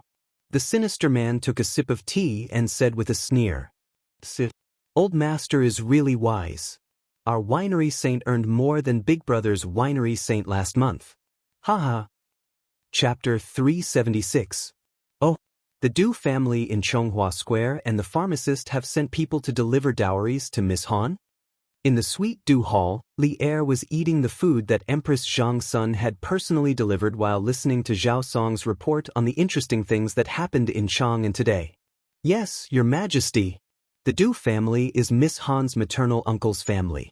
As for Duke Wei, I heard that he is here to add to his grandniece's dowry. Zhao Song said respectfully. Your Majesty, how did Duke Wei have a grandniece so quickly? Why have I not heard of it before? Hearing this, Zhang Sun interrupted curiously and asked. I have not heard of it before either. I did not expect the small Han family to have connections with the pharmacist. Zhao Song, have you investigated the relationship? Li Er shook his head and asked Zhao Song with a frown. Your Majesty, if Miss Han's mother is indeed Du Daoling's biological daughter, then Han Tianhu is very likely to be the third son of Shouguang County Duke, Han Tianlin. I have read the Chang and county records. 15 years ago, Han Tianlin could not stand the humiliation of the Han family's matriarch and boldly ran away from home. After that, he had an affair with Du Daoling's youngest daughter, Du Shenyang. The Du family did not agree to this marriage at first, but later, old Madame Du mediated and Han Tianlin was able to marry Du Shenyang. But since then, the Du family and Du Shenyang no longer had any contact. Han Tianlin and Du Shenyang concealed their identities and led a leisurely life. Zhao Song was clearly prepared for this and reported to Li Er seriously. Shouguang County Duke? Han Shiding? Is this really the case? Li Er was stunned. No matter how he thought about it, he would never have thought that Han Tianhu was Han Shiding's son. This was really big news. Han Shiding was the eldest son of Han Qinhu of the Sui dynasty, and Li Jing's biological mother was Han Qinhu's youngest sister. Therefore, Han Shiding and Li Jing were cousins, and Han Tianhu had to call Li Jing uncle when he saw him. It's absolutely true. Your Majesty. Your Majesty, this is going to be interesting. Empress Zhang Sun chuckled and continued the conversation. Previously, I heard that Duke Yi took in Han Yushi as his adopted daughter. This concubine thought that it should be to prevent that girl from being wronged because of her low status when she marries into the Li family. But now, that girl has the support of the Du family and Duke Wei. This marriage has truly become a well-matched match. Guanyin maid is right. I never thought that the girl from the Han family would have such a background.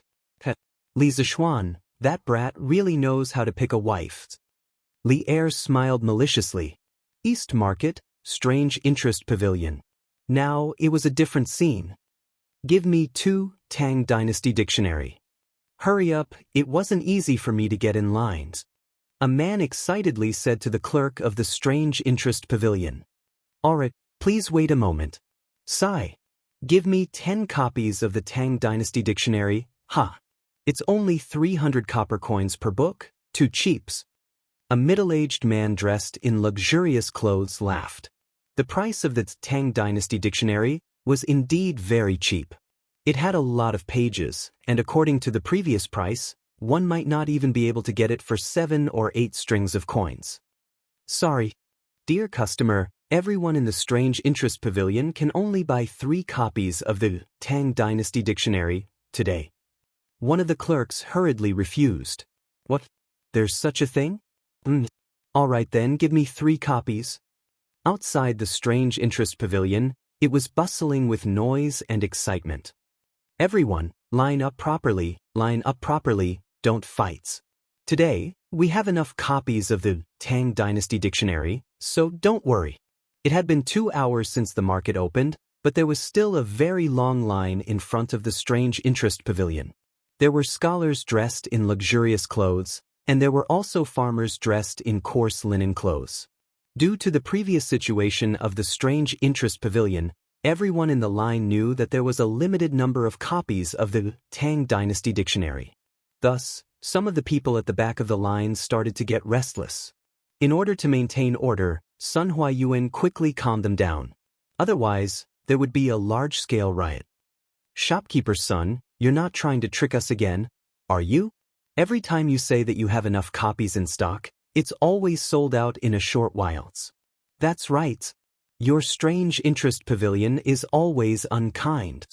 I've already bought a membership card, but I still can't get anything. That's right. Shopkeeper's son, don't try to trick us. As soon as Sun Huayuan finished speaking, a group of customers who had suffered from the hunger marketing policy of the strange interest pavilion immediately voiced their doubts. It was not their fault. They had been cheated by the strange interest pavilion too many times in the past. Some of the products of the strange interest pavilion could not be used even if they bought a membership card. For example, the new horse carriage, Don't Touch Me. Purple members would still have to kneel if they came late. Which shop in Jianghu and city would dare to do the same thing as the strange interest pavilion? Fortunately, the products of the strange interest pavilion were unique. Otherwise, they would have been eliminated by their competitors long ago. Sun Huayuan's old face reddened. He said awkwardly, "Ahem, everyone, I'm not lying at all. After 2 days and 2 nights of hard work by our workshop's craftsmen, the supply of Datang daily today has reached 1,500 copies. Everyone present should be able to get one." Everyone was stunned at first. They could not believe their ears. Then, a wave of applause followed. Good job, shopkeeper's son. 1,500 copies? Looks like I'll be able to get one for my eldest son today. Counting the people here, it should be my turn soon. Let's go to the restaurant next door to eat. That's right. The strange interest pavilion has finally done something good. Let's go eat. Hearing that the strange interest pavilion had 1,500 copies of Datang Daily in stock this time, many people felt relieved. They looked at the time and saw that it was lunchtime. Therefore, a large number of people at the back of the line went to find a place to eat lunch. The huge crowd in front of the strange interest pavilion was relieved. Sun Huayuan heard the discussions of some people and wiped the cold sweat on his forehead. He thought to himself, I heard that young master is planning to expand the workshop. Now, it seems like a wise decision. If the production can't keep up, no matter how good the products of the strange interest pavilion are, they will be drowned by the saliva of these peoples. Young master, I've bought the dictionary of Tang Dynasty that you wanted. In a corner of the East Market, a black horse carriage was parked under a big willow tree, enjoying the cool shade of the tree. At this moment, a servant in gray clothes and a small hat came to the front of the horse carriage with a red cover of the dictionary of Tang Dynasty. He bowed respectfully to the person inside the carriage. Well done. Bring it over. A feminine male voice sounded from inside the carriage. Yes, young masters.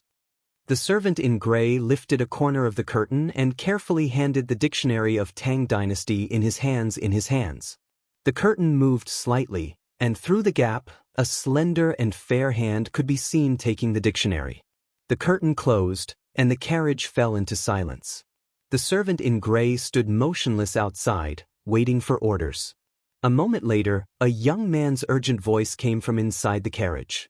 Pan Rong, return to the residence immediately. The servant in gray didn't dare to say anything else and immediately drove the carriage away. Chapter 377. This lunch was dark and gloomy.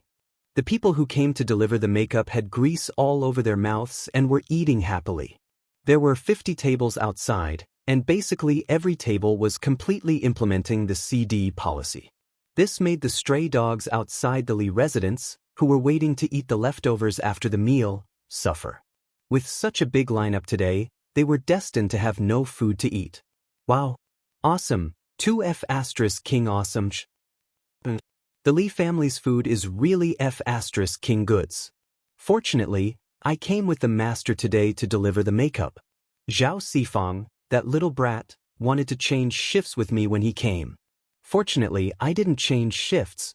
A servant who came with Du Yanheng to deliver the makeup said proudly while rubbing his swollen belly. Hey, De Zhuang, if you change shifts, won't you regret it for the rest of your life? That's the truth. Today is just to entertain us who deliver the makeup. Tomorrow is the official wedding banquet. I don't know how sumptuous the food and wine will be at that time. It's a pity that I'm not qualified to come and participate. Go. You should be satisfied. The meal we ate today is enough for many people to envy for a lifetime. Those who come to attend Lord Li's wedding ceremony tomorrow are all high officials and nobles. How can it be our turn? That's right. I'll be satisfied after this meals. The lively banquet lasted until 1:30 in the afternoon, 1:30 in the afternoon. More than 500 people who delivered the makeup rubbed their swollen bellies and left one after another under the leadership of each family. Of course, many of the gifts on the ox carts didn't have time to be unloaded, so all the ox carts were left at the Li residence. They would be returned after the wedding. Anyway, there was the symbol of each family on it, so there was no need to be afraid of confusion. Besides, when the bride was fetching the bride tomorrow, they could be placed at the back of the convoy to add to the extravagance. The people who delivered the dowry had eaten their fill and returned home, each looking for their mothers. The people of the Li residence, on the other hand, were extremely busy. More than 10 servants were busy tidying up the tables, chairs, bowls, and chopsticks, while the other 80 servants were busy helping to transport the dowry that had been sorted out in the morning to the Li residence's storeroom. This was a huge project. When Li Zishuan had just returned home a few months ago, he felt that there were too many maids and servants in the house. Now, it seemed that there was not enough manpower. No wonder it was often said in books that some rich and powerful families had more than 10,000 maids and servants.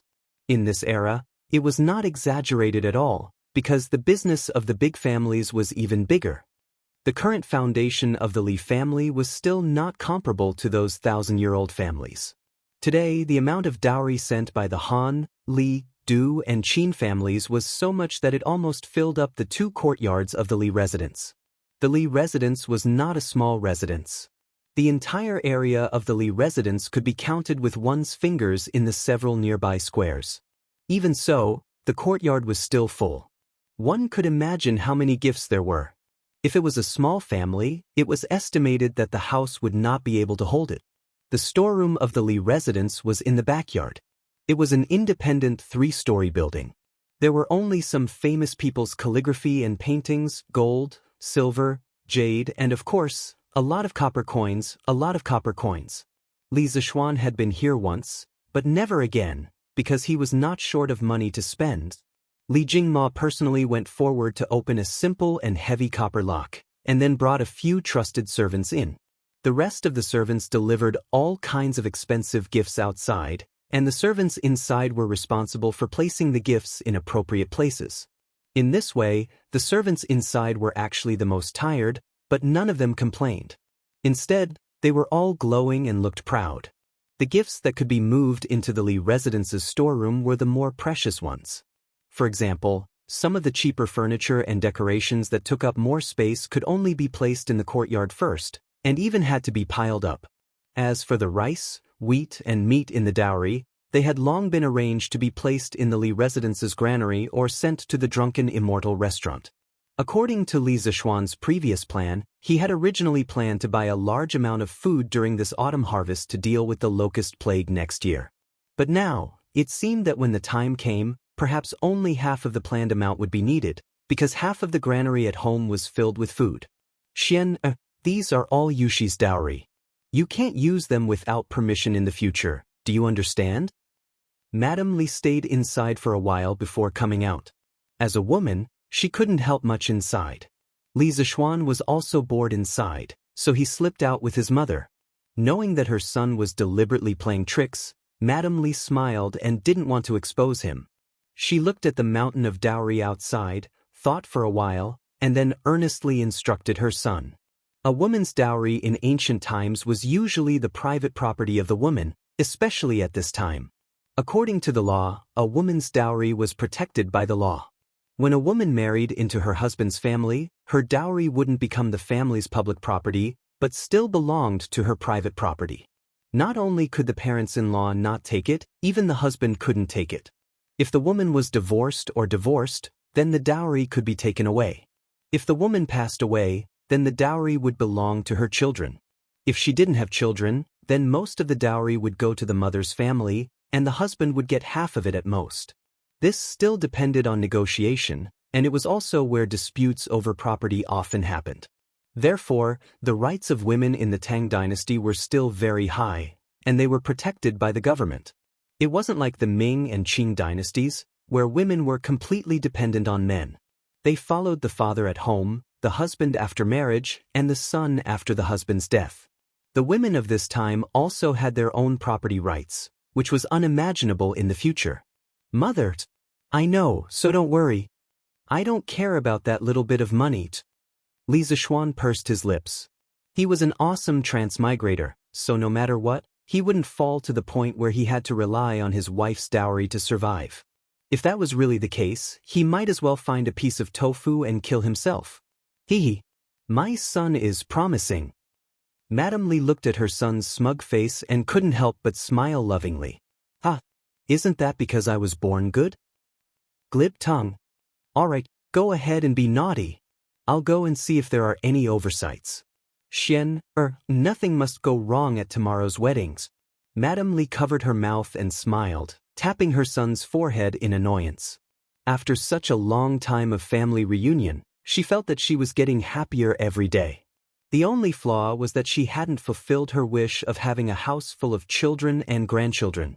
However, that was soon, so she felt full of motivation when she did things now.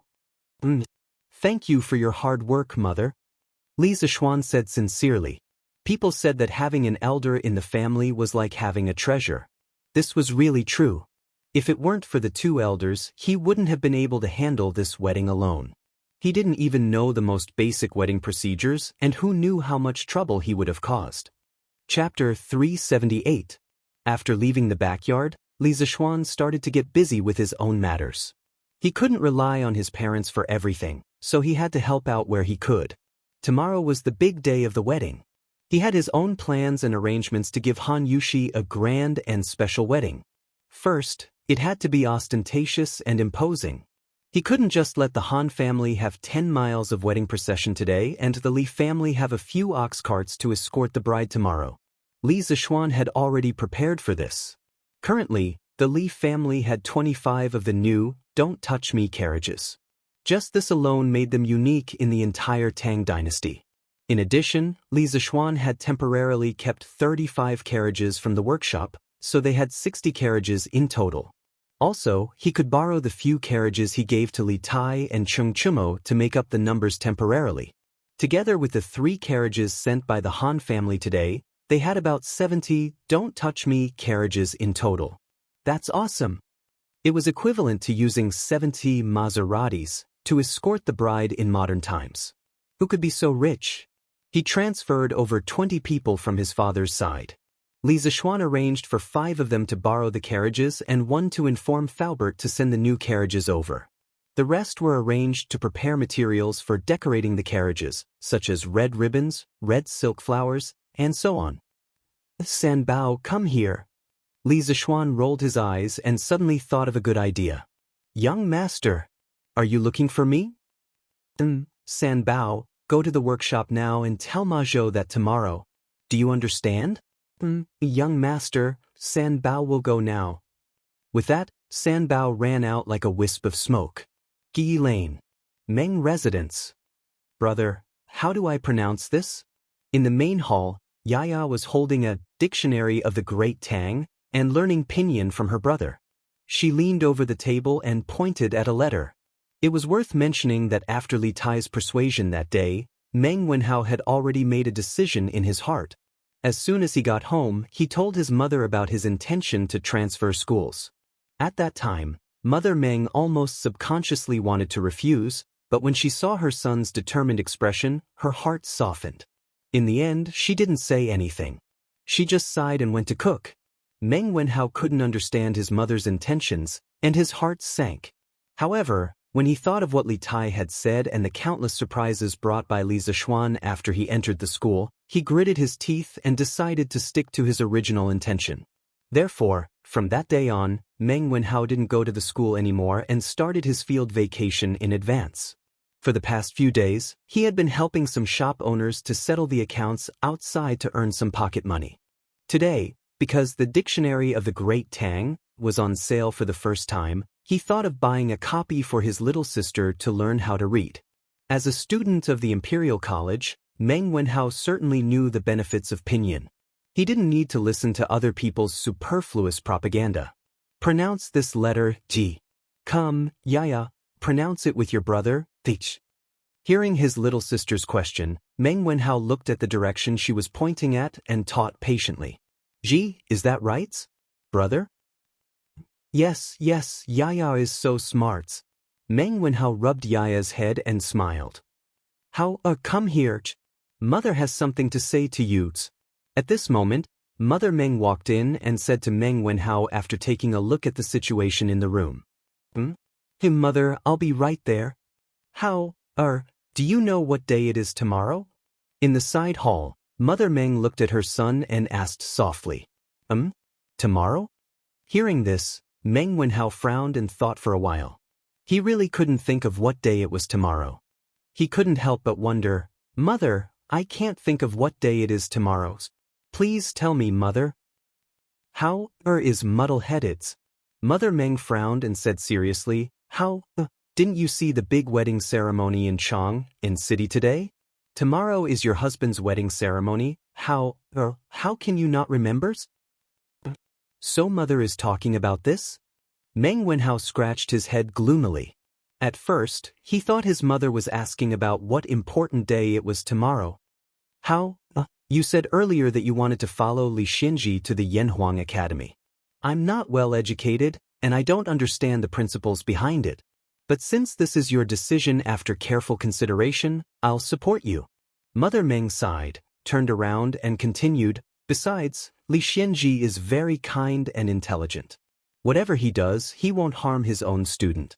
I believe in my own judgment. How, you should prepare to go to Yanhuang College. What?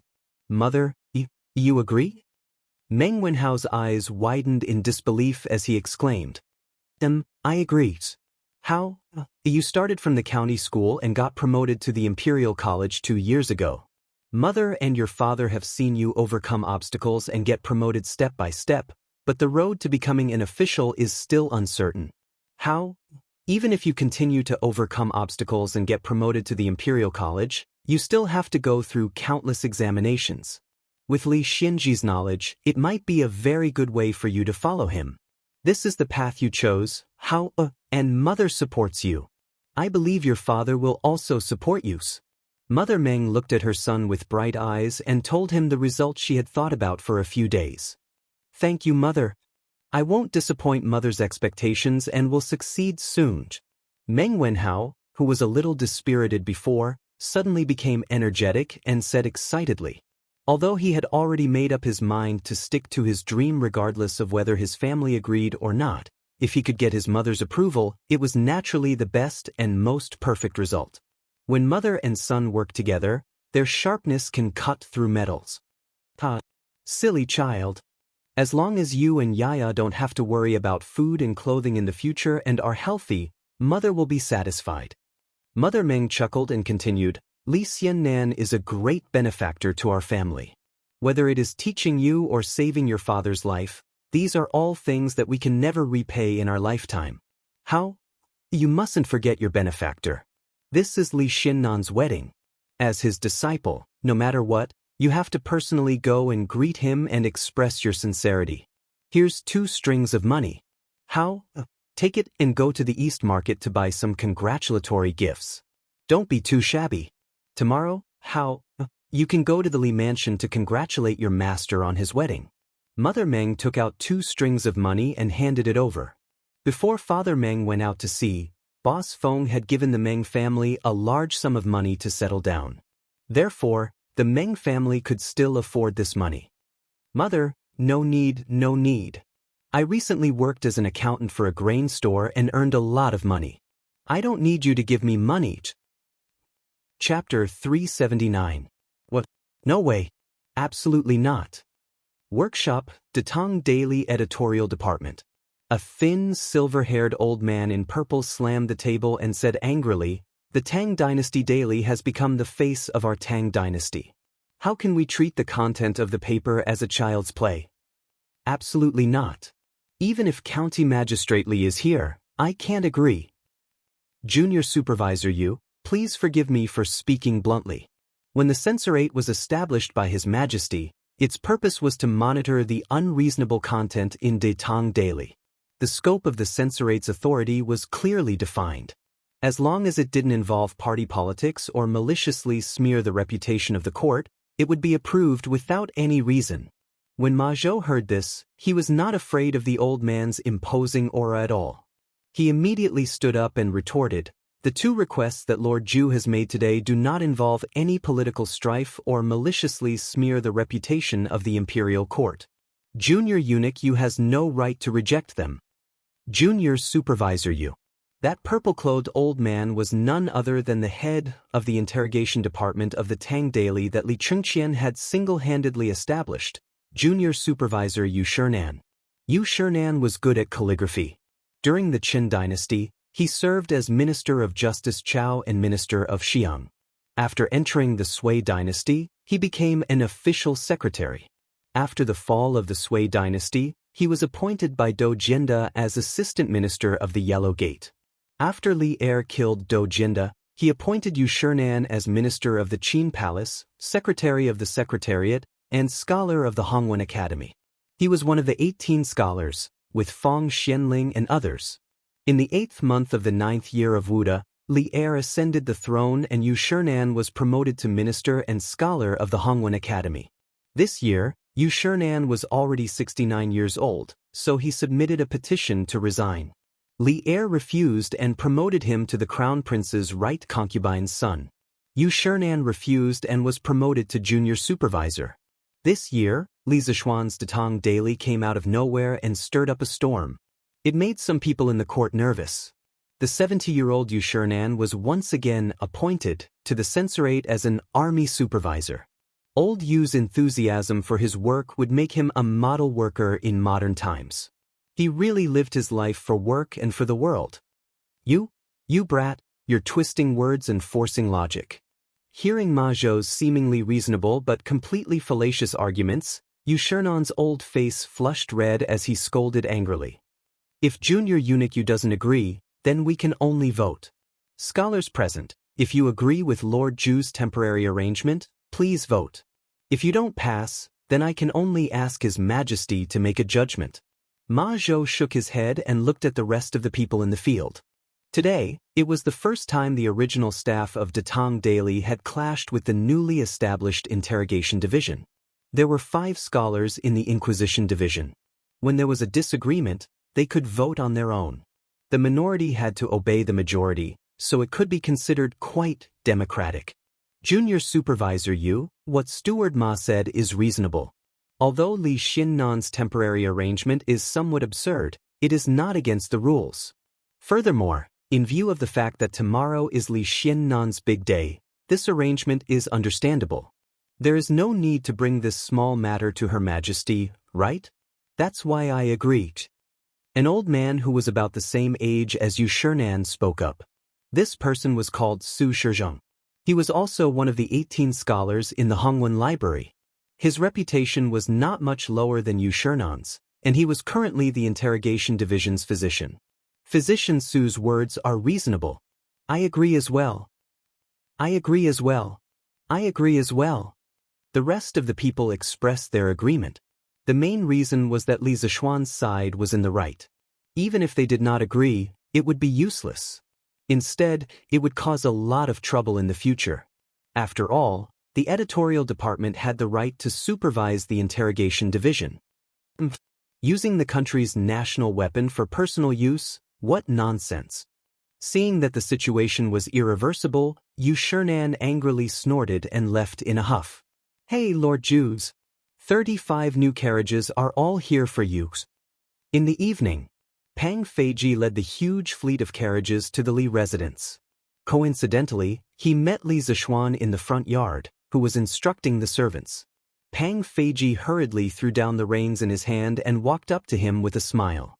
"Oh, not bad, not bads. You came at the right time. San Bao, bring a group of people to decorate these carriages. Hang all of them with red ribbons and red silk flowers."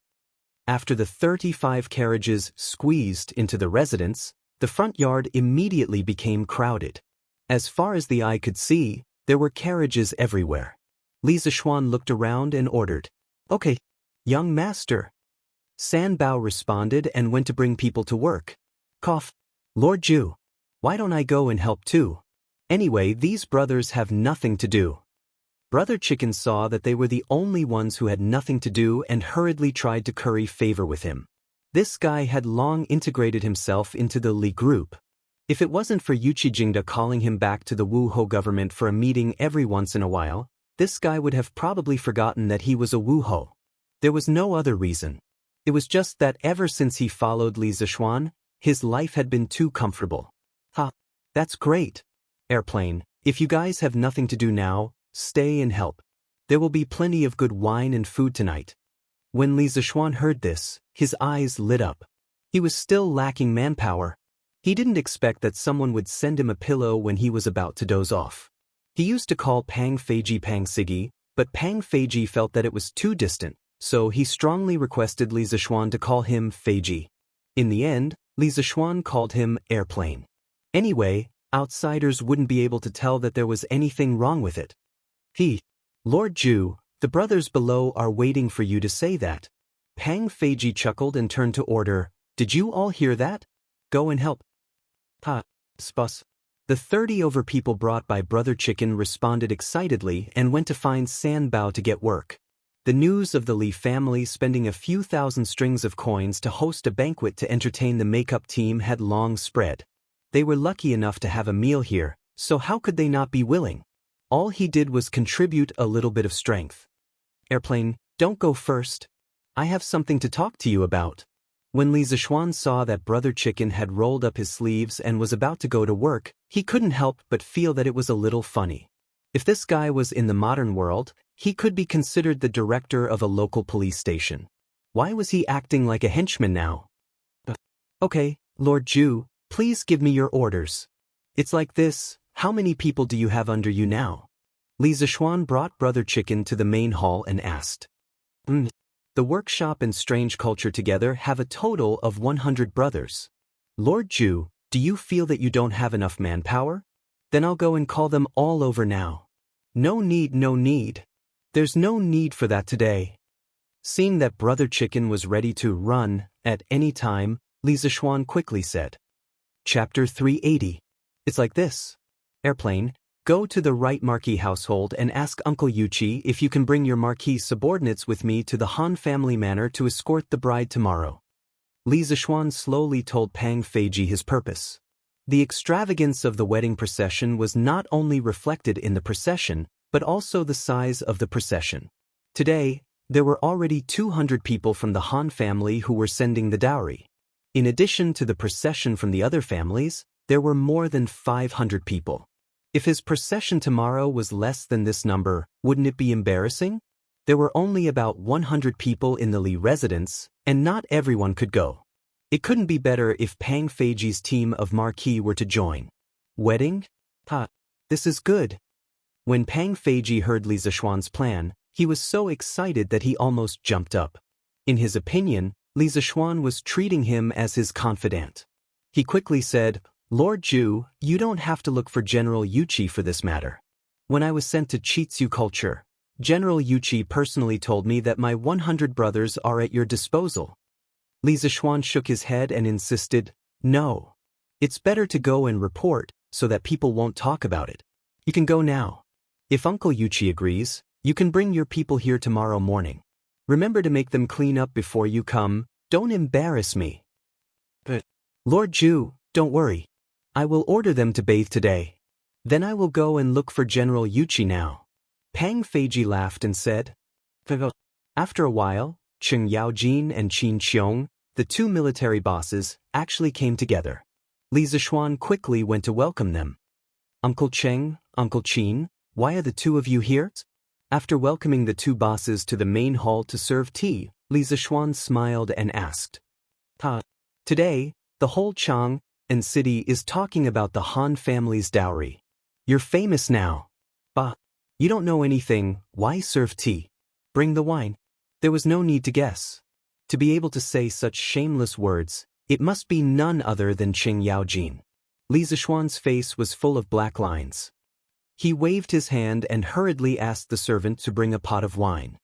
Ha! Little Xian.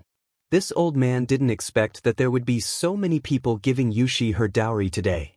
What's more, I didn't expect Jianghu to be the son of Shouguang County Magistrate. Back then, the Han family was also a prestigious family. So, this marriage is really well matched. Qin Qiong stroked his beard and said with a rueful smile. Who is Shouguang County Magistrate? Oh, right, Duke Wei's family also came to send makeup today. They even said that Yushi was his grandniece. This kid was still confused. Can Uncle Qin dispel my doubts? Li Zishuan said gloomily. The feeling of being drunk while everyone else was awake made him very unhappy. Ha! We just received this news. The apothecary is right. Han Yushi is indeed his grandniece. Back then, the sister of Han Qinhu, the pillar of the previous dynasty, was the apothecary's biological mother. And Han Tianhu is Han Qinhu's grandson, Han Tunlin. This kid has been hiding his identity all these years and has filled all of us. Han Qinhu's original name is Han Qinbao. Tianhu was originally Han Shiding and a common woman's illegitimate son. Back then, the Han family let Han Shiding take Tianhu's biological mother as his concubine to prevent the family scandal from spreading. Tianhu then became Han Shiding's third son. However, the Han family's matriarch, Lu, was jealous. Within a year, she persecuted Tianhu's biological mother and killed her. Tianhu was alone in the Han family and suffered abuse. 15 years ago, which was the 8th year of the Dai dynasty, Tianhu was discovered to be secretly learning the family's martial arts. Lu wanted to join forces with the family elders and used this as an excuse to kick him out of the family. Tianhu had a feeling and ran away from home that night. He concealed his identity and wandered around the pugilistic world. In the same year, Tianhu and the Du family's young miss, Du Shenyang, the youngest daughter of little wine sage Du Daoling, had feelings for each other and secretly pledged to marry. The Du family was the imperial winemaker and had a strong reputation. Of course, they wouldn't agree to this marriage. However, Du Shenyang had a strong personality and threatened to kill herself. In the end, old Madame Du's heart softened. She prepared a small dowry and quietly married Du Shenyang to Han Tianhu. The following year, in the 9th year of the Dai dynasty, Han Shiding followed Duke Chu, Yang Xiangan, to rebel and force Luoyang. In the end, Yang Xiangan was defeated and committed suicide. Han Shiding was also captured. His wife and children were all imprisoned. The Han family also completely declined. Therefore, when Tianhu ran away from home that year, it could be said that he avoided being implicated in this unexpected disaster. Li Zishuan's jaw dropped. In his previous life, he had read many versions of the legend of the Sui and Tang heroes. Naturally, he knew that Han Qinhu and the Han clan were an extremely powerful existence in the Sui dynasty. He had thought that Han Lijing was just an honest and hard-working farmer. Who would have thought that he was actually from one of the top military families of his time? Moreover, Han Lijing seemed to be very charming. As a descendant of a general's family, he was able to hook up with the Du family's young miss. Li Zishuan couldn't help but have a whole new level of respect for Han Lijing. He was really a role model for his generation. Ha! How is it, kid? Do you think you've picked up a treasure? You're marrying Han Qinhu's great-granddaughter. Tiskei. When Cheng Yaojin saw Li Zishuan's shocked expression, he couldn't help but smile mischievously. Uncle Cheng, what are you talking about? Regardless of whether Yushi is from an ordinary family or the daughter of a noble family, I treat her with sincerity. The concept of a well-matched family doesn't exist for me. Li Zishuan said seriously. He didn't marry Han Yushi because he coveted anything from the Han family. No matter if Han Yushi's identity was noble or ordinary, she would only have one identity after marrying into the Li family, and that was his wife. Sour, you're really sour. When Cheng Yaojin heard that, he exaggeratedly waved his hand in front of his nose to get rid of the air. Qin Qiong couldn't help but say, Ahem, Jijie, why don't you act like an elder at all? I think that Xiaoxian is right. You're a good kid. I'm not worried about Yushi marrying you, ha. After chatting with the two big shots for a while, Li Zishuan finally understood why they were here. It turned out that they were here to pick up the bride tomorrow and support him. The Qin and Qing manors had a total of nearly 400 servants. Tomorrow, Qin Qiong and Qing Yaojin would bring these people to accompany Li Zishuan to the Han family manor to escort the bride.